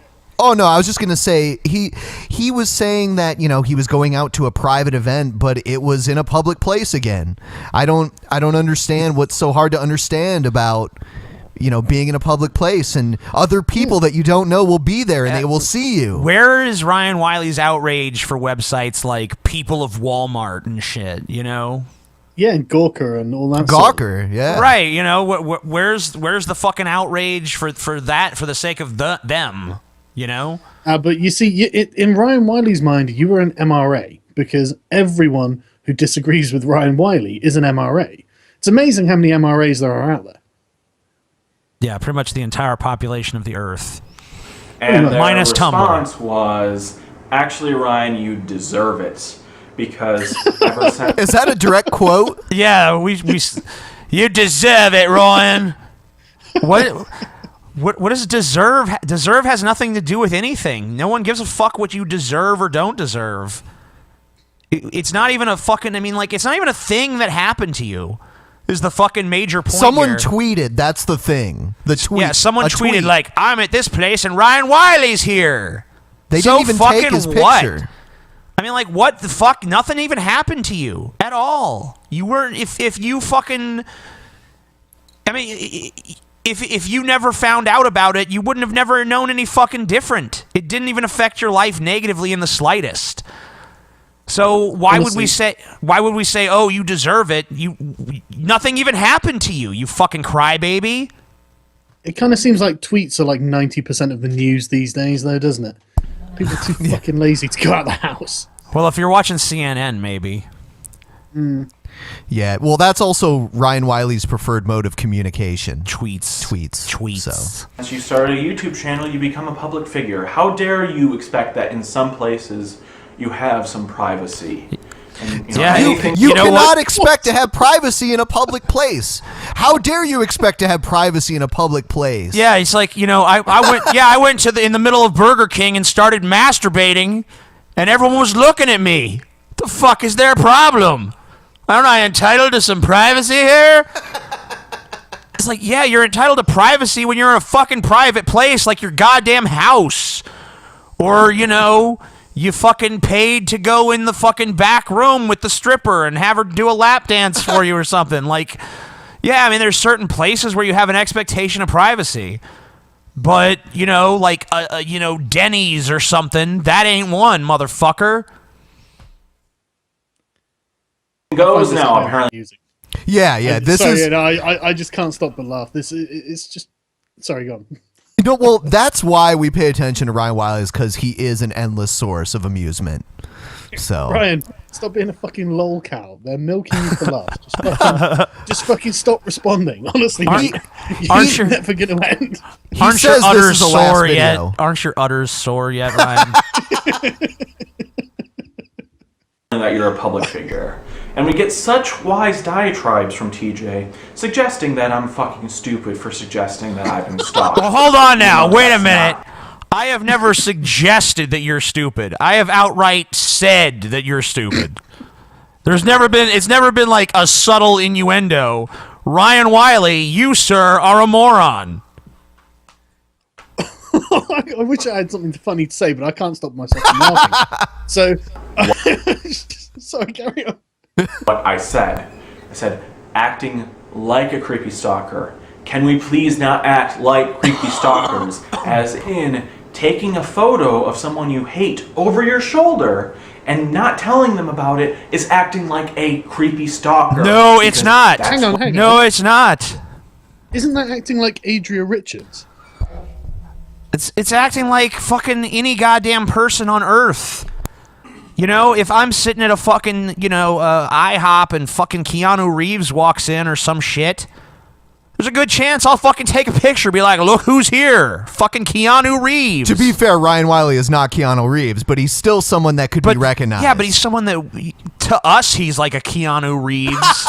Because we've spent so much time and energy talking about his lame ass. Thing is, he's complaining about exactly the same sort of thing like feminists do. Like Adria Richards, the Donglegate woman. Oh, yeah. You remember her? She fucking at some fucking Python con, and she takes a photo surreptitiously of two guys behind her making a fucking joke. All over social media. It's fucking famous now. Hell, we know about it, so it must be fucking famous. And he's not complaining about that. He didn't. No, and I mean... Well, that was an expose of two misogynist pigs. Joking about dongles. Joking about them dongles. You're evil. Pure evil. And one of those guys actually was fired, too. I heard they were all fired. I heard all three of them were fired. No. No? I think it was just the one guy, but he had like 2 kids, so that's okay. Oh, yeah, that's fine. The world was changed by the tweet, Yeah, women are no longer oppressed. Guys joking about how the word dongle sounds dirty, that really warrants that sort of response. Well, you see, it's keeping women out of tech, that joke specifically. Yeah, woman hear men go like, dongle, and they're like, oh my god, I'm not welcome in this environment. I better pack my bags and get to of someone on the internet that you don't like is acting like a creepy stalker. It amazes me how... No, stalking makes you a creepy stalker. Not taking a picture of someone you don't like. When you say acting like a stalker, there's only one thing people would associate with that with, and that's following someone around everywhere they go and like keeping tabs on them, because that's what a fucking stalker acts like. You know, Sargon, honestly, like, I disagree with a lot of things Anita says, but I don't even personally dislike her. It's funny because I'm probably one of the least hostile people towards Anita Sarkeesian that she could have encountered, honestly. I mean, I just want to take a picture. I think that she probably gets a lot of people who don't like her coming at her. So I think that she thinks that anyone who isn't on her side is automatically as bad as the worst people who come at her. Yeah. So that's probably what she was thinking, just to be, reasonable about things. Yeah, But, you say, I strongly disagree with your position, and she hears, I am going to rape you now. I think that is actually exactly what she hears. DJ can call everybody else morons and stupid, but doesn't even bother looking inside himself to understand, man, maybe that's not what someone is saying. Ryan Wiley bringing the ponage. Let me look. I'm going to look inside myself now. Yeah. Well, just attach a camera to a banana and then you're all set. There we go, yeah. Or we can lube up the webcam. It's pretty wide. Yeah, I don't know. It is pretty wide. I don't know. What exactly is Ryan saying? Is he saying that you don't understand that you're an idiot, or as well as him being an idiot? I mean, what's he actually? His overall point is that... It sounds to me like what he's saying is that I call these other people morons, but I don't even take the time to look inside myself and figure out what other people are saying. Why would what other people are saying be deep within myself? I don't even get that. But okay, I'm looking inside myself. Is he like a therapist now or something? I think, from the deepest inner recesses of my being, Ryan Wiley, you're a moron. I love how earnest he is, though. Look at him. He's so earnest about this. Maybe But like... No, that's... What?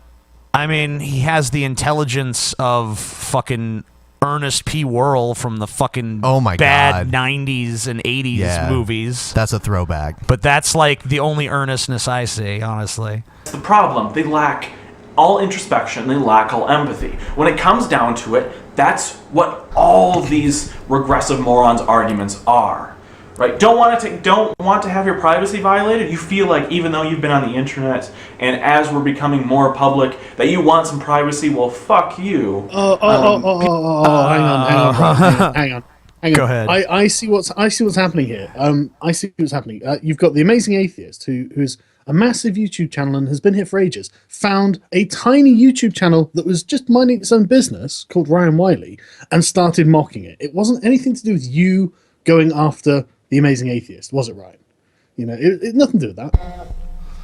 Yeah, I mean, it was that. It was Jacqueline Glenn. It was Thunderfoot. It's all the people that TJ knows over the years. You know, they all went after Ryan Wiley first because they knew who the fuck he was. Yeah, that's right. It's not like he did anything to draw our attention to him or anything. Yeah. Now you've got like the Eye of Sauron on you. Like, oh, I don't like it. It's like, well, why don't you just shut up then? People can do whatever they want. Oh, you feel like you should have some more representation in video games and you don't like how women are being treated? Well, just don't play video games. Don't just get out of the club. I wouldn't even say don't play video games. I would say if you have a problem with what video games are like, then fucking be the change you want to see. Right, make your own fucking video games that are more to your fucking standards then. I don't give a shit. Just don't try to fucking control other people's media. I think you'll find that there's no huge publishing companies that would want to put money into video games that you wouldn't deem offensive because you seem to be offended by so many things. So you know, and no one gets their fucking ideal video game anyway, you know. No, I mean, you know, we could all sit here and talk about like our dream fucking game. It's the same with music and right. anything. You know, anything else. I mean, like, you know, if you don't like what's being made, make something your fucking self. Yeah, but that's a lot of work, and these people don't really like work. I don't even mind criticism. I mean, if they want to sit there and say, oh, well, you know, these games are fucking sexist or whatever, that's fine. But don't be dishonest about how you fucking present shit. I mean, when I heard about Anita Sarkeesian's project, I was like, I'm going to look at this with a fucking open mind. I'm going to, you know, I'll give it a fair shake. But then the very first one was, you know, damsels in distress. And then I see this ironic parallel where Anita Sarkeesian plays up her own damsel status every fucking chance she gets. And, I'm such a victim, and look at all these people victimizing me, and look at all these people harassing me. And then it basically like, mainstream media and internet and lynch mob, please come to my fucking rescue. It's like, you're the ultimate damsel, and yet you're going to fucking make this damsel in distress video? You don't even have the balls to let people fucking comment on your videos. My favorite thing about the whole thing is, with Anita Sarkeesian, is the big fucking hoopy earrings, lipstick, eyeliner, and then she goes on about how Miss Pac-Man's got a bow, which is a feminist female gender signifier. So, right. Oh, fuck off, you fucking hypocrite. Just, Jesus, are you even listening to yourself? Do you even have any kind of self-awareness whatsoever? I'm so fucking pissed off about it. It's just so stupid. She's about on par with the Vigilant Christian. Not sure if you're familiar with him. I'm actually not, but that sounds awesome. He's a conspiracy theorist that bases his belief on religious text. There was a triangle in The Simpsons. Yeah. It's satanic. Yeah, but he has no when people started nitpicking everything he did and showing like, well, look, you did a triangle here, or you did an Illuminati symbol here. Was he like, holy shit, I'm part of the Illuminati? No, what he said was, you guys are just being paranoid, okay? Zero self-awareness. Oh my god. I would have been like, good fucking game, man. That was awesome. I mean, well played. This guy said credit card debt was satanic. You know, like, yeah. There might actually be an argument for that in like Christian theology, because I mean, the Catholic Church outlawed usury, which effectively is what credit card debt is. So that isn't actually as crazy as it sounds. I mean, it's not satanic because Satan doesn't exist. I agree with you, but the vigilant Christian would say that Catholics aren't real Christians. And not only that, oh, it's not like, oh, this is wrong because the Bible is against it. It's like, no, there are like active Illuminati Satanists making this happen right now just to spit in God's eye, you know? Well, that is what Satanists do, isn't it? I mean, they're everywhere conspiring to take over the world. What the fuck? Oh, yeah. All right, so we'll get to the end of this Ryan Wiley video. Sorry. Yeah, oh, no, it's okay. Digressions are great. Digressions fine. Let's see a little bit more of what Ryan is saying. He makes his point at the end, and I'm like, okay, well, whatever. You don't feel like you should be harassed on the internet if you make statements about women in video games and how women are treated on the internet? Well, just get off the internet. You deserved it. Oh, I mean, the Drunken Peasants personally haven't made this, but it's been kind of implied. Hang on. Oh, does he even look at like Anita Sarkeesian's fucking Twitter feed where she's like, oh, it's always boys and men who commit school shootings? What a fucking coincidence. It's like, Anita, if you were like, it's always blacks and Jews committing, do you think that would be acceptable? I mean, for fuck's sake. Yeah. It's because you're being a raging fucking bigot. That's why people hate you.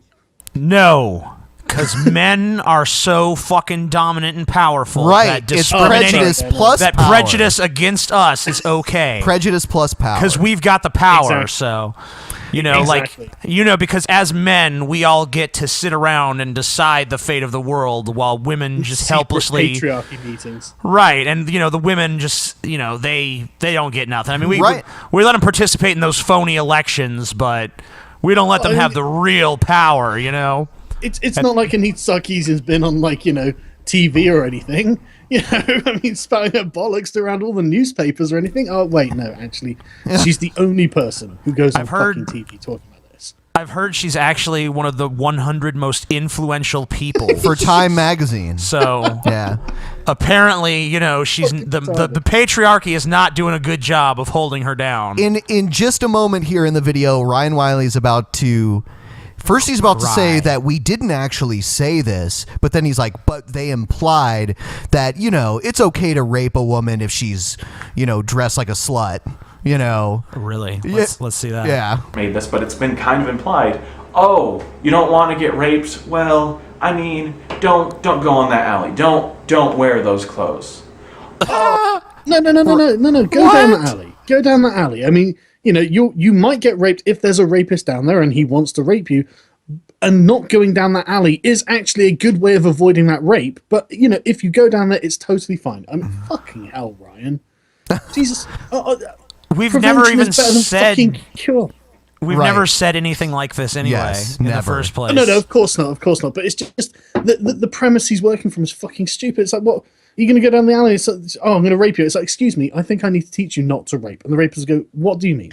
Well, you clearly haven't heard that rape is a bad thing. The rapist going, oh, go on, tell me more. This is all new to me, and I wasn't aware of this. I've got a pamphlet here. Rape is wrong. Yeah, I had so much about rape I wasn't aware of. I had the overwhelming urge to rape from birth all the way until I was 10 years old, and then I was taught that rape was wrong. Right, because all men have the rape drive. Yes. Yes. And Yeah, it's that's how it works. we want to rape, we feel the constant need to rape, but if a feminist comes along and teaches us, hey guys, rape is bad, then we're like, whoa, you just blew my mind right now. I never would have thought that. Yeah, because I'm totally cool with being raped myself, so I actually think we should probably petition the lawmakers to set up a law that's. I mean, it doesn't have to be necessarily outlawing rape, but maybe we can have a moderate penalty for it. Outlaw rape? Are you crazy? Liberal scum. I know, I'm such a fucking liberal. If you rape, you get 10 days community service. Oh fuck, dude! How what if they've got a job? that's Yeah, maybe come on. $20 fine or something. Maybe $20 fine. It's not that. Someone's gonna take this clip out of context. I know. It'll be one of Ryan Wiley's little friends. They do this all the time. Whenever I'm on a stream, I was on a stream the other day, and I was on a stream with a mate, and we were basically just, joking around about the fucking Nazis. Obviously we were taking the piss. And this Jenny McDermott, her name was. She took like a minute and a half clip. You know who she is, right? Oh, Baltimore. She took like this minute and a half clip of me and V just joking, just taking the piss out of the Nazis, but pretending like we were serious, giggling away with it and shit like that, as if we were being serious. And she put this clip on a YouTube channel, and even her own subscribers were like, "This is fucking stupid."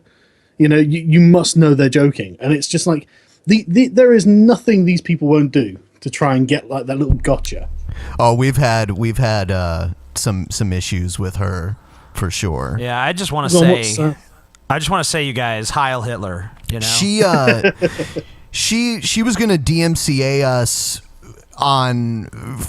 because we didn't play her whole video, which is hilarious. What? Yeah. Well, she insulted that she didn't get enough airtime. What? She was saying we misrepresented her argument, which, even if that's true, is not part of the DMCA. Which is questionable. No. Yeah. So she was going to abuse the DMCA to take down our video. She didn't. People talked her out of it. But then she flagged us for hate speech or whatever, which we never saw anything about that because it wasn't, I don't think she even fucking did it. Yeah, maybe. But maybe she did, but nothing ever came of it for right. us. So, we've had our issues with her before. So a little bit more, Ryan, and then we'll move on here. No, you don't like the fact that women get paid less because they have a child? Well, it's obviously their decision, and no other factors are going in. It's about a lack of empathy and all these things, and that's what it comes down to, right? It's between people who are like, man, I really want to make the world a better place by making everyone better, and people who are so regressive and so backwards that they... So Ryan just wants to make the world a better place. We're regressive assholes. We're sociopathic. We have no empathy. No empathy. He wants to make the world a better place. We are pieces of shit. Is he talking about feminists though? Is he saying that feminists want to make the world a better place? Yes. Yeah, he's saying that they just want to make people better, and us regressives are just. We fucking dug our feet in the mud, and we won't budge because we're just regressive, sociopathic idiots who lack empathy. Now, this is interesting because I do a video each week called This Week in Stupid, and people send me articles and stuff to go in it. And the most requested article I've had this week is titled, "White people have been banned from an anti-racism event at a British university." And I'm thinking, okay, how is that not racist? I mean, just out of interest, Ryan, if you think I am fucking regressive, we are regressive, and what I am against the idea of banning people from events based on their skin color, Ryan. So do me a favor and tweet me to let me know how I'm being regressive. Excuse me. That is not racist. Prejudice plus power. You forgot. Yeah, racism is prejudice plus power. White people have all the power, so it is impossible to be racist against them. Is it possible to be racist against white people in China? No. Or something? No. No? Well, no. I mean, I know in Zimbabwe that white farmers are getting cut up and killed. And stuff. The rules are that white people and males are fucking garbage and should be destroyed. Or else at least subjugated under female black rule. Don't understand what other people feel, and it's all about them and their rights, and that's what it comes Just down to. don't understand I'm done. how other people feel. It's gotten to the point. Oh, well done, Ray. Well done. You finally got to the point where you understand that it's not worth replying. Just well done. Good. We'll see. That I have an ethical obligation to not respond to them, to not give them additional content for them to profit on. So I'm done. I unfollowed them on YouTube. I unfollowed them on Twitter and muted them. I'm done. Good. There's what do you say to the person who, when you ask them, can you please tell those who follow you not to act evil, not to act like a douchebag? And the response is evil. Fucking hell. There's nothing you can say to that person. There is literally I bet nothing. he'll claim to be an atheist as well. Yes, he is. He is an atheist, I believe. And yet he actually uses the phrase evil. Sorry, go on. Sorry. It's hilarious because they're evil. What does he expect us to do? Control, the actions of tens of thousands of individuals? Even if I could, I wouldn't, because they're not doing anything wrong at all. Yes, if someone had actually wronged Ryan Wiley, we would denounce it. Right, if someone walked up to Ryan Wiley in a public place and fucking socked him in his jaw or something, we'd be the first to be like, we condemn that. But all they did was tweet like, hey, I'm at this restaurant, Ryan Wiley's here, how weird.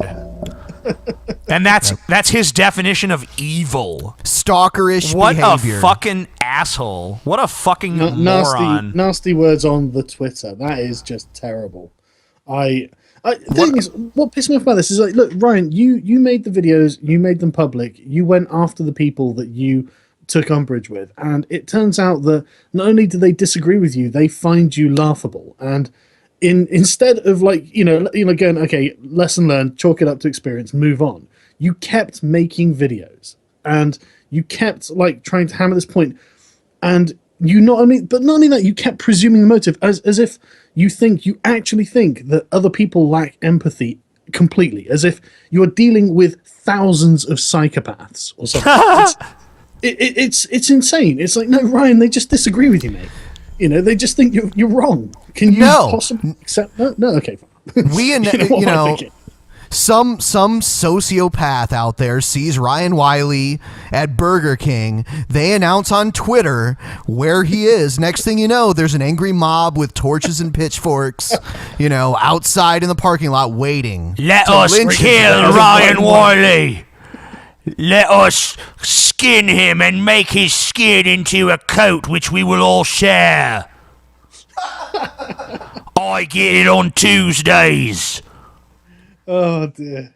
There's no one cares, Ryan. No one wants to hurt you. You're fine, okay?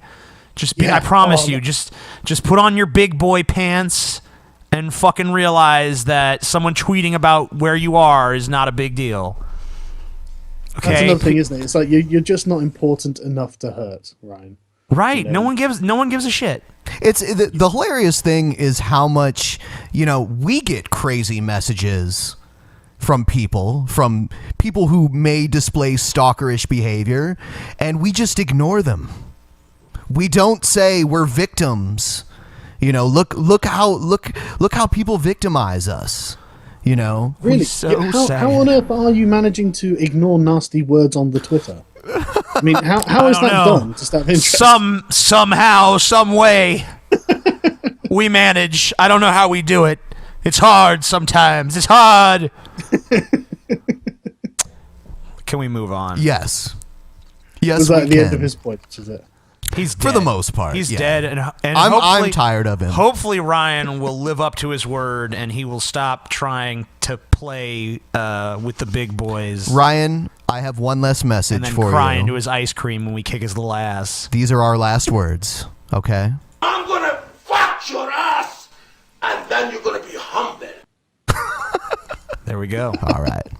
Okay, so this next video... That was a threat, Ben. How dare you threaten Ryan like that? It wasn't me. It was the Iron Sheik. No, so he can take it up with the Iron Cena. Sheik.